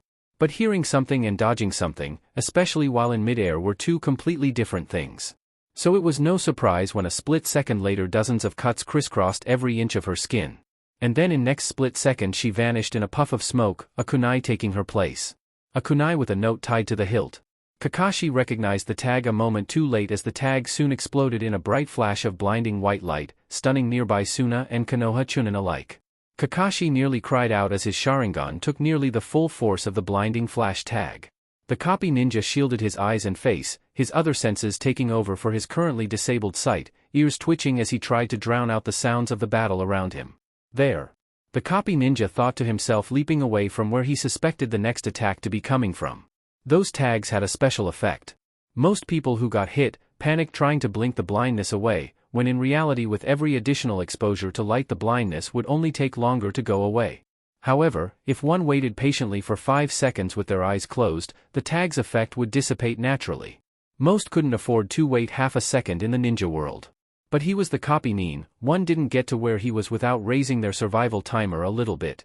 Opening his eyes before he even landed, the world again came back into focus, bleary at first but soon sharp and clear. Kakashi's eyes immediately fixed themselves on the girl, a moment before another lightning jutsu shot from her fingertips towards the copy ninja. Kakashi's Sharingan went to work, spinning rapidly. The copy ninja charged forward, dodging the lightning bolts as they came, his Sharingan giving him just enough foresight to do so relatively safely. When he had closed about half the distance between them, the copy ninja again formed the hand seals for his signature technique, the Raikiri wreathing his hand with crackling power. His eyes narrowed, he needed to be sure what he saw was what he suspected. He sidestepped more of the lightning bolts, never really slowing down and keeping a path solely fixed on her. Akina grit her teeth. Techniques like this one and Naruto's Rasengan were driving her to the brink of insanity. They held so much raw power that she really had no real way of effectively countering them. She cut off the flow of lightning to her hands, and Kakashi saw the simmer of red chakra dance across her palms. And when his gaze returned to meet hers, he knew for sure. Only one other person had that gaze. Still he paid it no mind, his mind focused on his task to defeat the girl. When he was finally close enough, he knew that she would try to deflect the attack again, and so when she did he was ready, leaping over the claw and continuing. Now his raikiri aimed for her face, rather than her chest. But then her other hand came up, palm facing him, and he saw that he would again fail. Adjusting his flight, Kakashi stepped on the red chakra extension of her hand, using it to leap back seconds before a second one would have taken off his head. The copy ninja backflipped, landing lightly on his feet, his eyes never leaving the gaze of his opponent as that chakra fell away from her skin, vanishing back to the void where it came from. This was too risky. She was an unknown variable in strength, skill, ability, and knowledge on how to control her beast. If what she had shown so far was any indicator, it was very well. Looking to the squad still fighting against the Suna ninja, he noticed that there was an Umbu captain in the Suna ninja ranks.